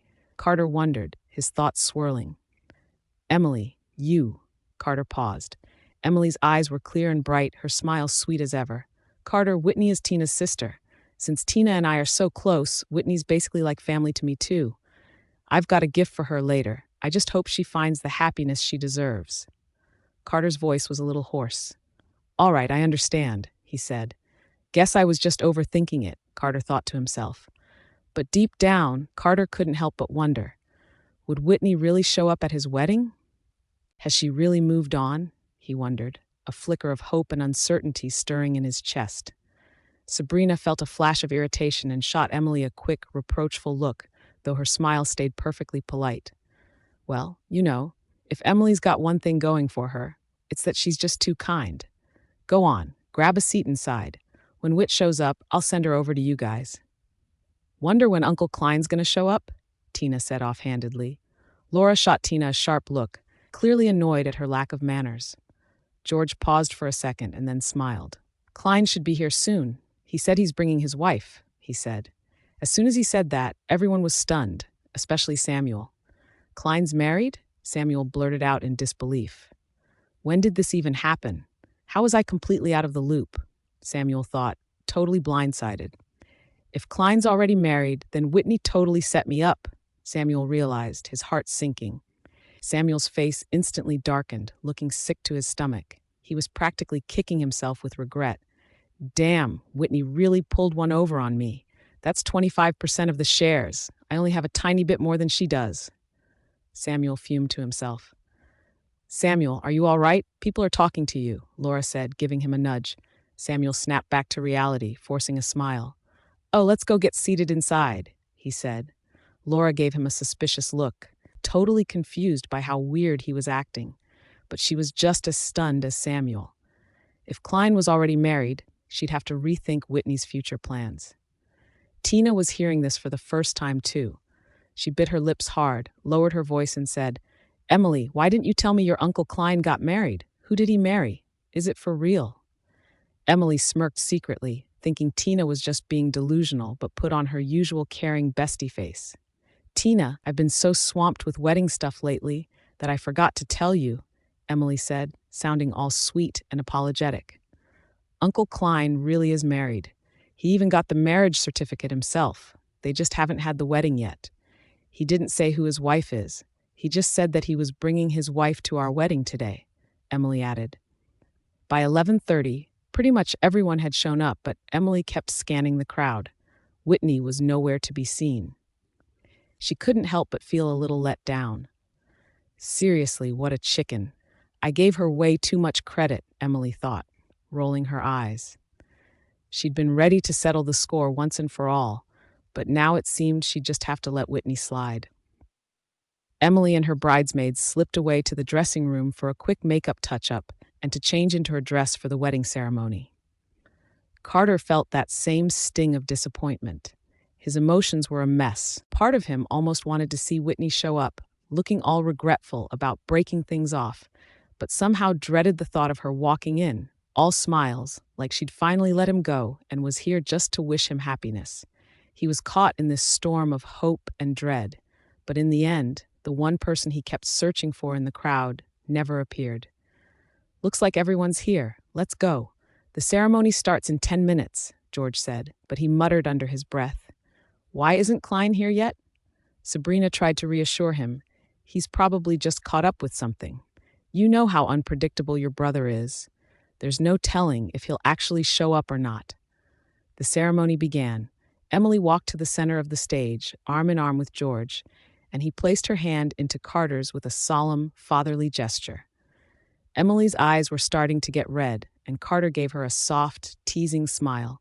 Don't cry, or your makeup will run and you'll start fussing that you don't look pretty, he said. Carter, will you treat me well? Emily asked, her voice a little shaky. Of course. Stop worrying. I'll treat you right for the rest of my life, Carter promised, his voice gentle and sure. His tender words were like a sweet poison, making Emily's heart drift further into confusion and longing. With all eyes on them, Carter and Emily exchanged rings and sealed their vows with a kiss. Lena kept scanning the crowd, getting more and more restless. Whitney promised she'd come today, so where the heck was she?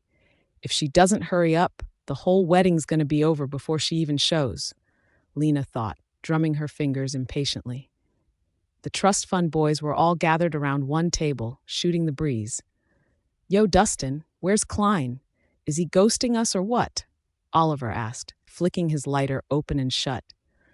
Klein had told Dustin yesterday he'd be here, so the whole crew made a point to show up to show Carter some respect. But honestly, everyone was way more hyped because Klein said he'd be bringing his wife along for the first time. No way the curious crowd was going to miss a show like this. Cut it out, Oliver, Dustin grumbled, rolling his eyes. He should be here any minute. He just messaged me that he's heading over, Dustin added. Whitney had slept in. By the time she was finally ready to change, Klein glanced over at her with those shadowy eyes and said, all casual, Whit, how about wearing a traditional dress today? When they first got back to the country, he was hooked the second he saw her in that traditional dress. He couldn't look away for a second. But back then, the man standing next to her was Carter. Klein, being the jealous type, wanted to overwrite every memory anyone else ever had of her, so he just threw it out there. Whitney had just picked up a new traditional dress last night. She liked collecting them, even if she didn't wear them much. She just loved that retro vibe. So Whitney kept going back and forth changing, which meant they were running even later. The dark green silk against her fair skin made her look absolutely radiant. Klein swallowed as he stared. She was breathtakingly gorgeous. Whitney flashed him a soft smile and asked, Is this okay? Let's go, or we'll really be late. Klein naturally took her hand in his voice rough and low. Beautiful.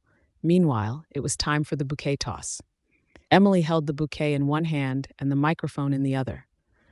Today, I want to give this bouquet to someone I care about a lot, my sister Whitney, even though she couldn't be here with us, she said. Whitney, I hope when you get this bouquet, you'll find your own happiness too. I'm sending you my blessings. Whitney, I really hope you'll always be happy. Emily said, her voice warm and genuine. Lena was so mad she could grind her teeth to dust. Is she nuts? Who's she throwing shade at with all that snark?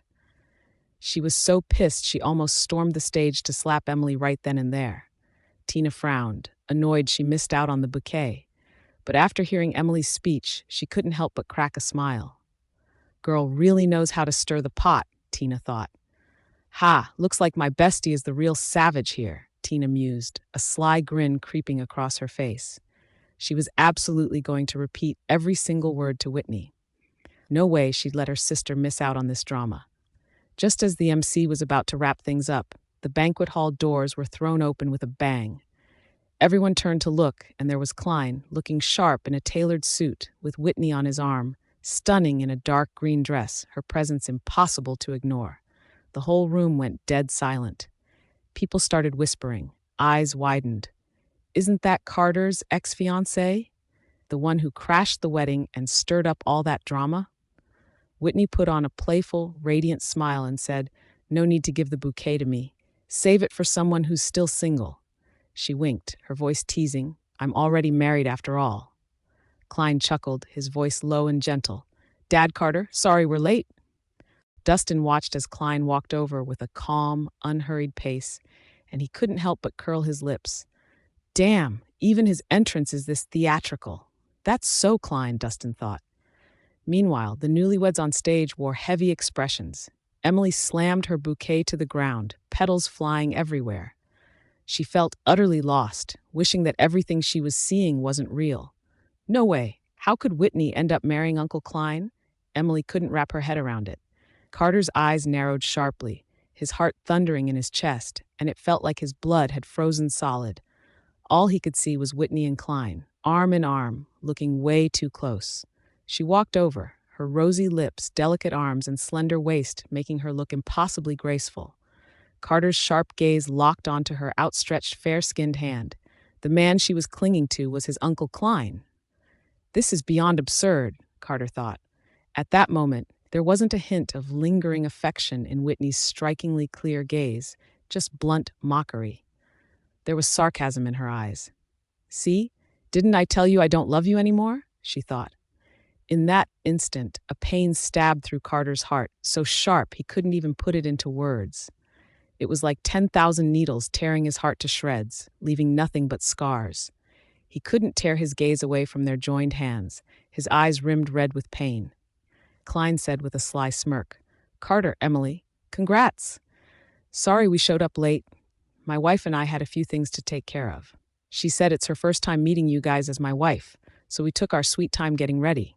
You don't mind, right?" Klein teased. "Not mind? Are you kidding me? Why the hell wouldn't I care? This is driving me insane." Carter fumed. Carter's eyes were bloodshot, his voice hoarse. "Uncle Klein, why?" he asked.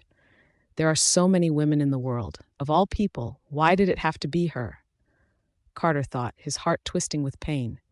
Klein's smirk grew bigger and he shot back teasingly. "Why? What are you talking about?" They weren't the only ones stunned. George's face was thunderous, and he warned, "Carter, take Emily downstairs and get changed into your outfits for the toast." "Klein," George gave Whitney, looking gorgeous in her dress, a complicated glance. "You two come over and sit next to Dad." James's eye widened and he said angrily, "Lena, did you bring my heart pills today? I'm about to lose it." Lena was speechless. "Grandpa, I didn't bring them today. Didn't you always say you liked Whit? Now she's your daughter-in-law. How perfect is that?" Lena teased. James couldn't help but curse. Couldn't be worse. "My ex-granddaughter-in-law just turned into my daughter-in-law and nobody even bothered to give me a heads up. How am I supposed to be okay with this?" James fumed. Klein, looking completely unfazed, led Whitney over to the main table and sat down with her. As they sat, he gently rubbed the back of her hand to calm her. "Lena, come sit by your Aunt Whitney," he said. "Sure thing." Lena was more than happy to do so. When James heard Lena call Whitney Aunt Whitney, his blood pressure shot up even higher. "Seriously, this is just too much," he grumbled. Klein raised his eyebrows and said, "Dad, why do you look so unhappy?" James let out a heavy snort and said, "Do you really think I could be happy right now? Klein, you're making me look bad." "Oh," Klein said with a lazy smirk. How exactly am I making you look bad? Care to spell it out for me, Dad? James shot him a cold glare. Damn rebel, how did I end up with a son like you? He fumed. George and Sabrina sat down, both looking sour. Sabrina was the first to throw shade, and she said, Whitney, I never knew you had such big plans. She always played the role of the ignored daughter, but turns out she was plotting to snag the whole Harris family from the start. Sabrina fumed, her thoughts racing. If Whitney really marries into the Harris family, that would make her my sister-in-law. Seriously? Sabrina felt disgusted. Sabrina just couldn't process how her daughter-in-law could suddenly flip into her sister-in-law overnight. Just picturing all the gossip and how everyone would laugh at the Harris family made her head spin. Klein shot back without missing a beat.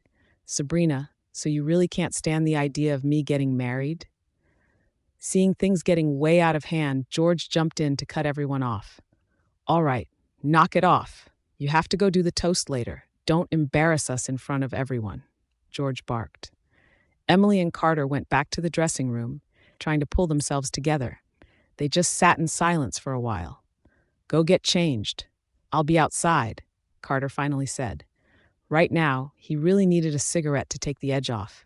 Emily hesitated and finally blurted out, Carter, the man I saw with Whitney last time wasn't Uncle Klein. Is Whitney seriously playing the field or what? The more Emily talked, the more Carter's patience wore thin. At this point, it didn't matter how many men Whitney was seeing. It was none of his business anymore. A wave of anger flared up in Carter, and he said impatiently, just go change. Save it for later. No matter what, he couldn't afford to lose his cool at the wedding. He stood by the stairs, tall and cold. A spark danced at his fingertips. As he took a drag, smoke drifted up, shrouding his face in a haze. No one could tell what he was thinking. When did those two even start hooking up? Carter wondered, his mind spinning. Scenes from the past flashed through his head like a movie on rewind. When Whitney came to break off the engagement, Uncle Klein somehow had taken her side and even helped her out. On his way to Whitney's place, Klein's driver had sideswiped him, smashing in his car door.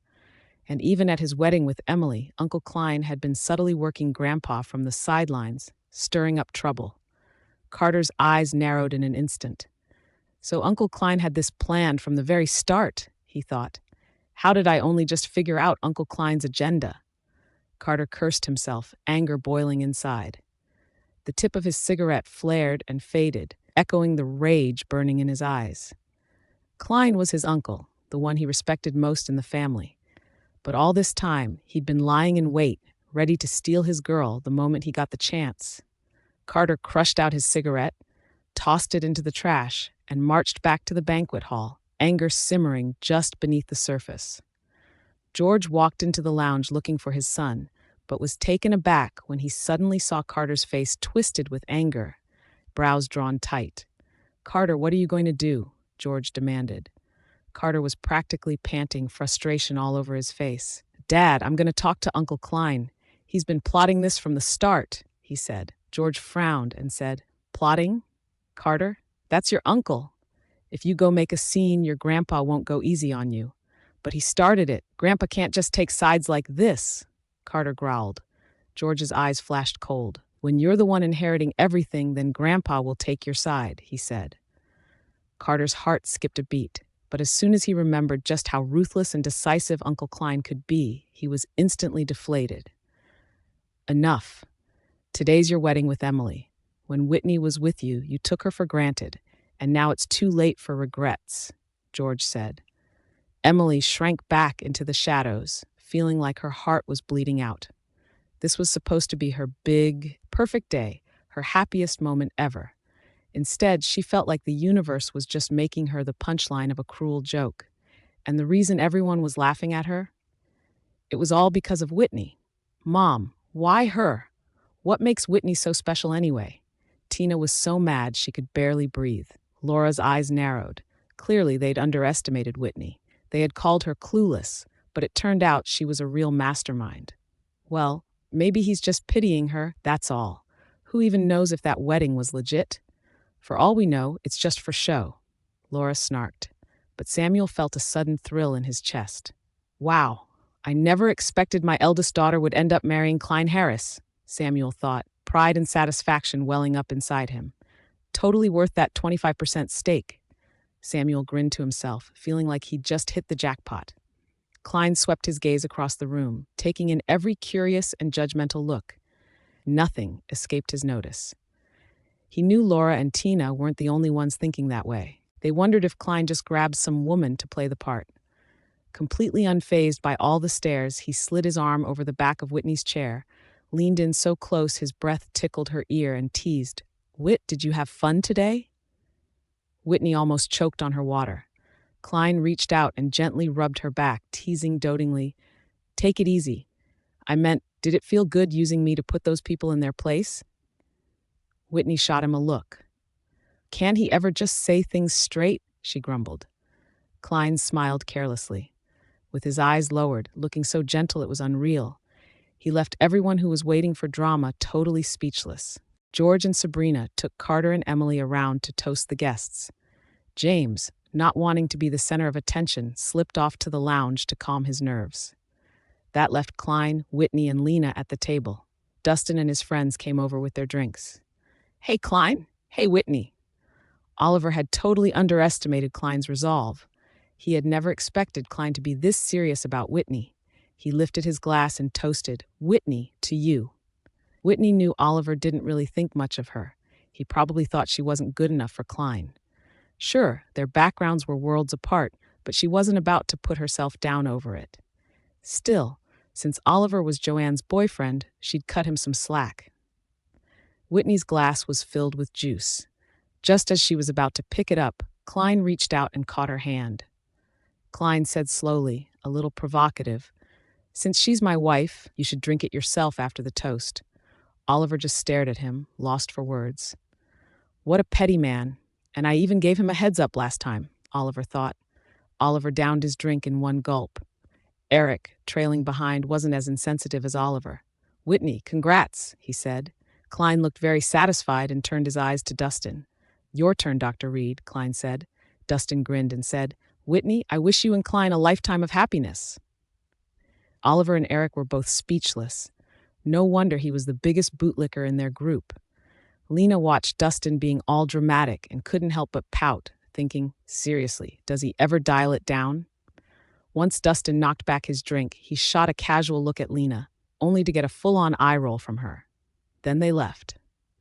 Seeing them toast, the rest of the crowd started lining up to butter up Klein. The whole wedding reception was starting to look a little ridiculous. Carter was making the rounds, toasting each table of guests, while everyone else was lining up to toast Klein. The contrast was pretty obvious. Carter finally couldn't hold it in and snapped, "Dad, is Uncle Klein here just to cause a scene?" George sighed and said, "Can't you tell? All those people are hoping to get something from your uncle." Carter was even more frustrated. "Come on, there are still many tables left. Just keep toasting," George urged. Initially, only 2 or 3 people came over to toast Whitney, but then more and more started showing up. She was just about ready to roll her eyes at the whole thing. Whitney felt like she'd used up every fake smile she had in her lifetime today. Klein caught on right away when he saw her frown in discomfort. "All right, that's enough toasts. Save it for my wedding, okay? Everyone, back to your seats," Klein said. "Guys, you're gonna freak my wife out with this crowd," he added. Whitney was stunned. For a split second, she honestly wanted to poison him mute. She smiled awkwardly and said, "Oh no, he's just joking." Lena tried not to laugh and shot Whit a wink.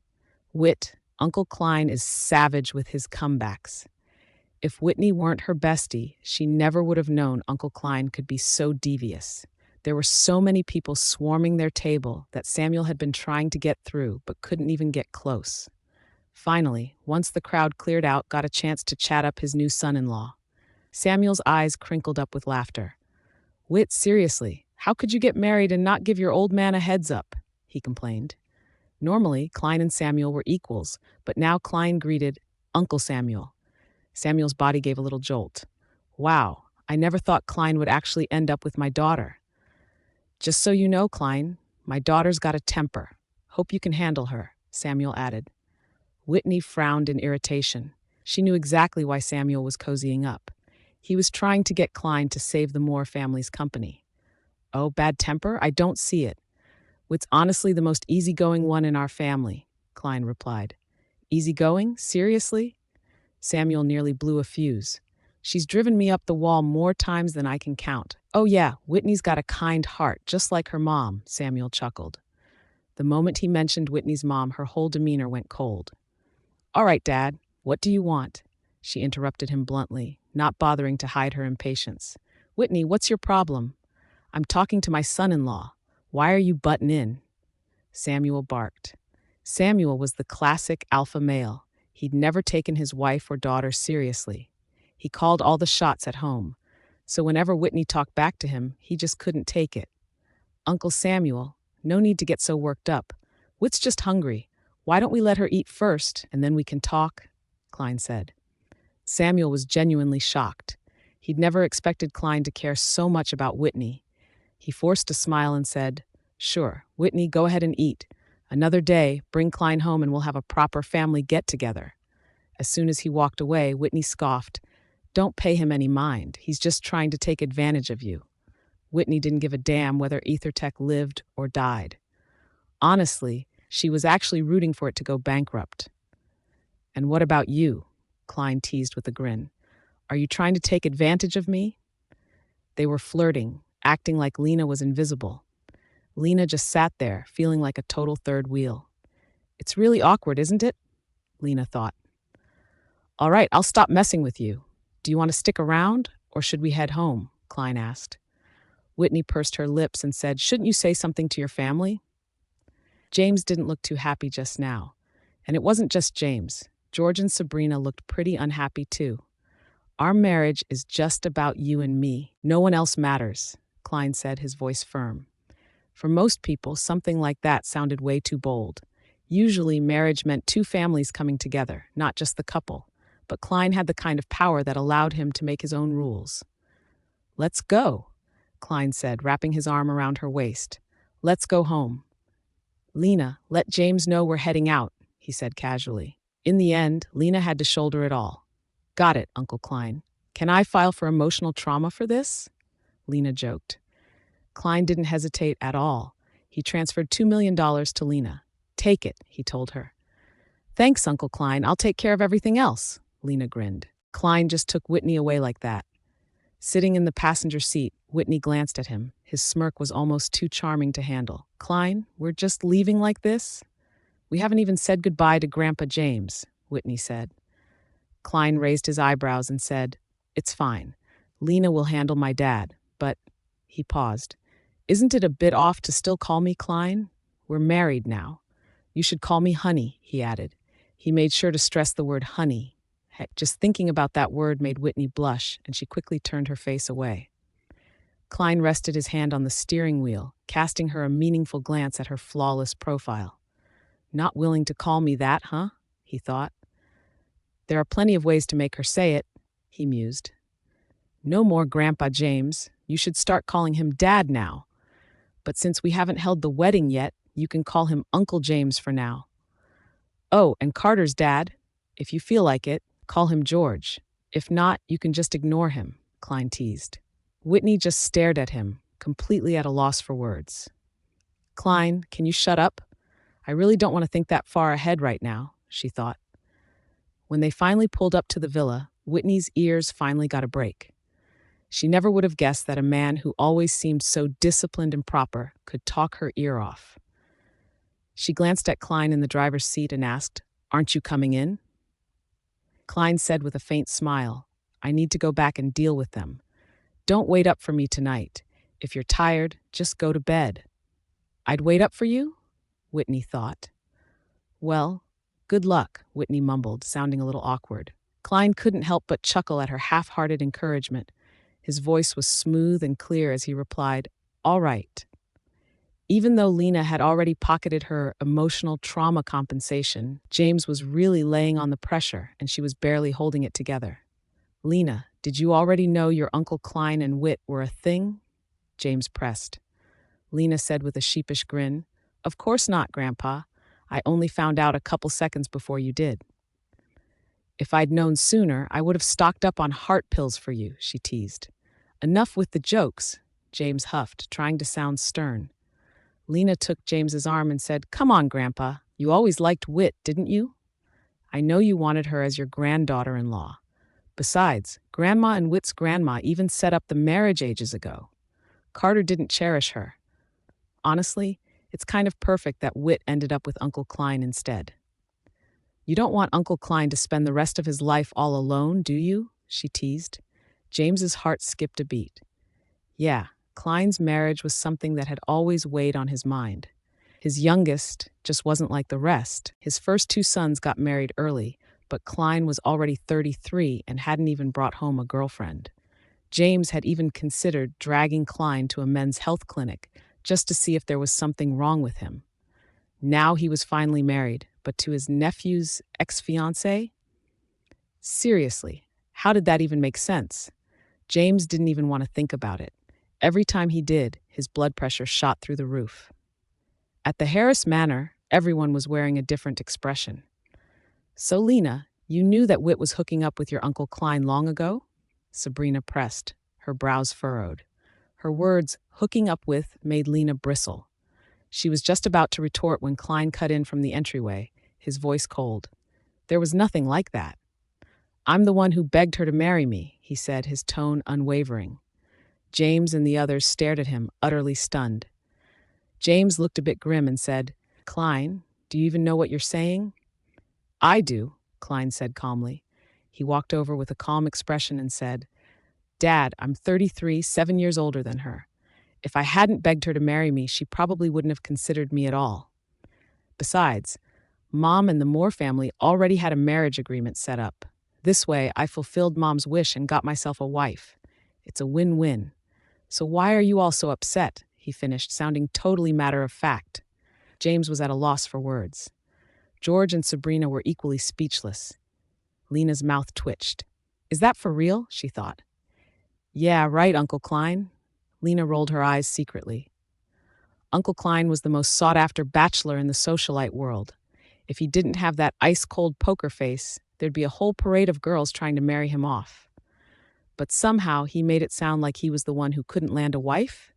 Seriously? James mulled it over for a few seconds and said, "All right, you've got a point. We did have that marriage agreement with the Moore family, so I suppose it works if you're the one taking Carter's place." As long as his son didn't bring home a man, James figured he could accept just about anything. "You two did all this behind everyone's back. Did you even sort out a wedding plan? And I'm guessing Samuel's totally in the dark about it, right?" James pressed.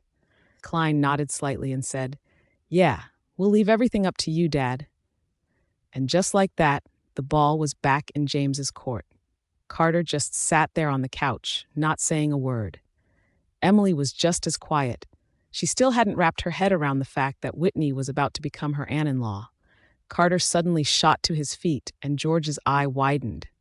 "Carter, you and Emily must be exhausted from the wedding today.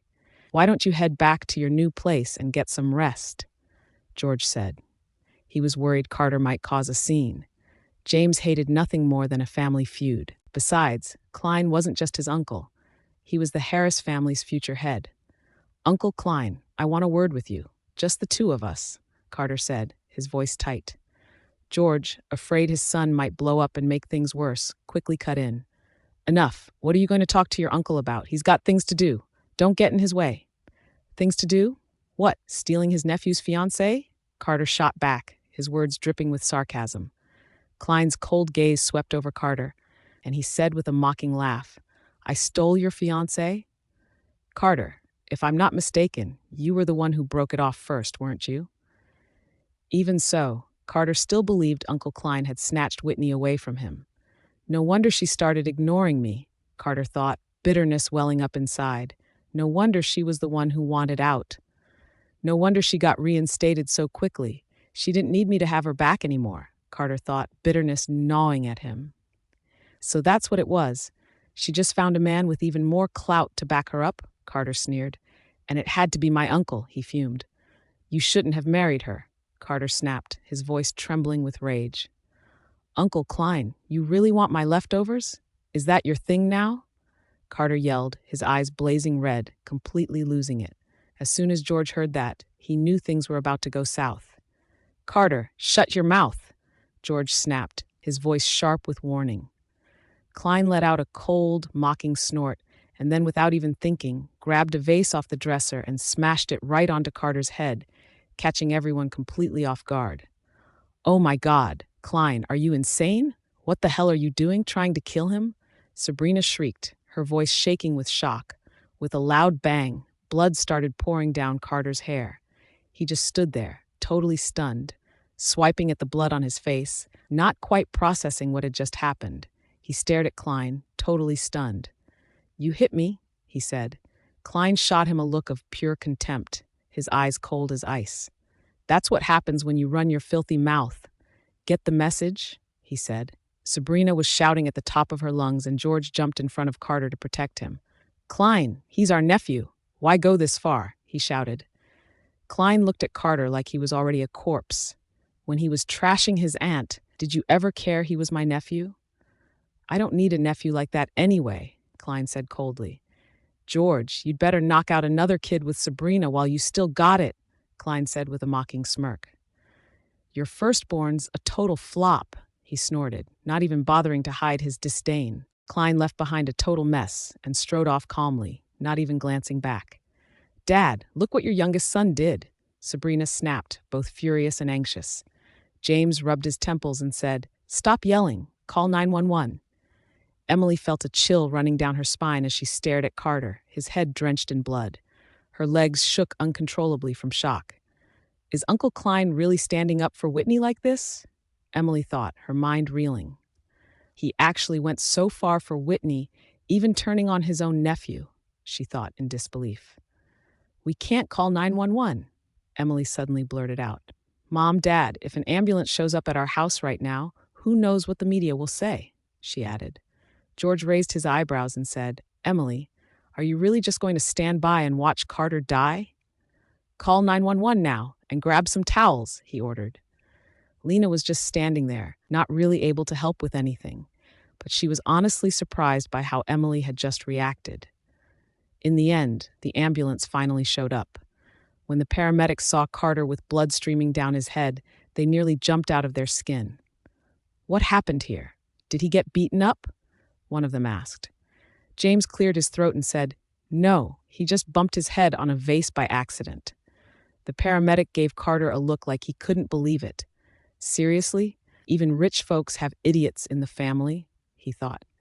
The paramedics quickly bandaged Carter up to stop the bleeding, hooked him up to an IV, and loaded him into the ambulance. It's okay. His vitals are stable right now. We'll need to do some scans to check things out. Someone from the family should ride with him in the ambulance, and the rest of you can drive to the hospital, the paramedic said. As Carter's mother, Sabrina was worried about her son. I'll go. I'm his mother, she insisted. Emily was a second late to react and met George's annoyed stare. Dad, I was just in shock. Can I ride with him in the ambulance? Emily asked. Sabrina gave her daughter a dismissive look and said, Forget it. You're always so clumsy. Just drive over. I'll wait for you at the hospital. Getting married and landing in the hospital on his wedding night? What a honeymoon disaster. Of course, Lena had to tag along. She was family, after all. But honestly, she couldn't stop squealing inside about how cool Uncle Klein had just been. Whit, guess what Uncle Klein just did? Whitney was curious. Uncle Klein just got back, and Carter started talking trash. Next thing you know, they were brawling. Whitney was stunned. Is he okay? I'm asking about your uncle. He already left. He's probably almost home by now. Whitney had just finished reading the texts when she heard the front door opening. She'd just slipped into her comfy clothes, and she quickly ran to the door, barefoot. Klein frowned a little. Why aren't you wearing shoes? Taking off his coat, he walked right over and scooped her up in his arms. You girls need to keep warm. Tomorrow, I'll have someone carpet the floor in the house. Whitney wrapped her arms around his neck and shook her head hard. No, I was just in a hurry, she said. Klein smirked, his eyes full of mischief. What's the rush? Were you waiting for me? Yeah, she replied. Klein carried her over to the couch, wrapped his arms around her, and settled her onto his lap. Whitney tried to wriggle free, but he kept her locked in his arms. "Don't move," he said. "Why were you waiting for me?" Klein pressed, not letting it go. Whitney looked away and said, "It's nothing. I just heard you got into some kind of fight just now." Klein's eyes dimmed, a flicker of surprise in them. "Wait, is she actually worried about me?" he thought. "Yeah. Did Lena tell you?" he asked. Whitney didn't really want to admit it, but honestly, Lena was the only one at Moore Manor who would keep her in the loop. His arm, which had been wrapped around her waist, suddenly let go. "Relax, I held back. The wound just looks scary, but he'll be fine," Klein reassured her. "I just taught him a lesson for mouthing off," he added. "If he dares mess with her again, I won't go so easy on him next time," Klein thought. Whitney couldn't quite put her finger on it, but the man who'd just been so gentle suddenly seemed distant, his mood shifting in an instant. She studied him anxiously and asked, You're not hurt, are you?" "Me?" Klein looked at her, a flash of surprise in his eyes. "Is she actually worried about me?" Klein thought. "You did fight, right? You're really okay?" Whitney pressed, her concern obvious. "Fight?" Klein repeated, a little amused. He pinched her soft cheek playfully and said, "Babe, I beat him up. How could I possibly get hurt?" At the hospital, Carter's head was practically mummified in bandages. But just like Klein said, it was really just a bunch of scrapes and bruises. He'd already had 2 CT scans in the past month, and both times, nothing serious turned up. The doctor couldn't help but remind, "Look, CT scans have radiation. You really shouldn't overdo it." He'd said Carter was fine, but his family insisted it anyway. Money can't buy common sense. Just because you're loaded doesn't mean you should treat the hospital as a spa place, the doctor thought, rolling his eyes. "Sorry, doctor, we were just too nervous," Sabrina nodded, flustered. "He got 5 stitches, so no washing his hair for a few days and keep the wound dry. If it's not too much trouble, just swing by the hospital every day to get the bandage changed. We'll take the stitches out in 10 days, the doctor said. With that, the doctor went off to deal with other patients. "Carter, why don't you stay at the hospital tonight, just to be on the safe side?" Sabrina urged, worry clear in her voice. George backed her up, sounding firm. "Listen to your mom, Carter. It's best if you stay here. Emily, go take care of the admission paperwork for him." But Carter immediately protested. "No way. I'm not staying. I want to go home." George figured Carter was probably looking to get back at Klein. "Emily, take your mom out and grab some water," George said, sending them away. Once they were gone, George turned to Carter and said, "Carter, if you're thinking about leaving just to get back at your Uncle Klein, you'd better drop the idea." Carter kept his eyes down as he clenched his fists, his frustration barely contained. "You're no match for your Uncle Klein. Did you see your grandpa's attitude just now? In this family, he sides with your Uncle Klein, no questions asked," George said, his tone firm. "Dad, why?" Carter demanded, resentment clear in his voice. George said with a sneer, "Because your grandpa chose him as his heir. Because he's the one with real ability, the one who can take our family higher. You and Emily are married now. Just focus on building your own life together. That's what matters most. Your grandpa doesn't allow any family infighting. Is that clear?" George said, leaving no room for argument. No matter how unwilling Carter was, he could only bow to reality. He relaxed his grip and muttered, "I see. All right, this whole mess won't end up in the news. I'll have someone keep an eye on the media. In a few years, when you take over from me, all my shares will go to you," George said, his voice steady. But Carter couldn't help thinking, what good are Dad's shares anyway? In Uncle Klein's eyes, they barely mean a thing. Carter, who'd just been bristling like a young lion, finally settled down. "Mom, there's no need for me to stay in the hospital. Let's just head back home. The family doctor can patch me up. It's just a scratch," Carter insisted.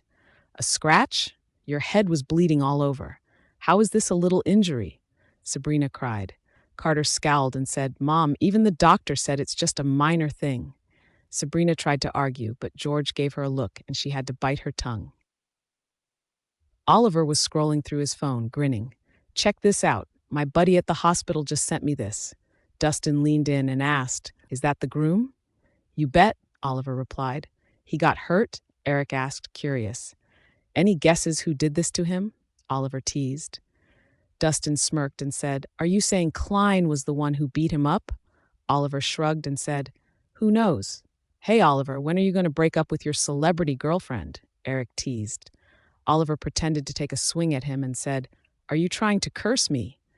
Oh, quit acting like you're so devoted. Look, the news about you hooking up with that heiress last night is blowing up. It's gone viral, Eric said, grinning.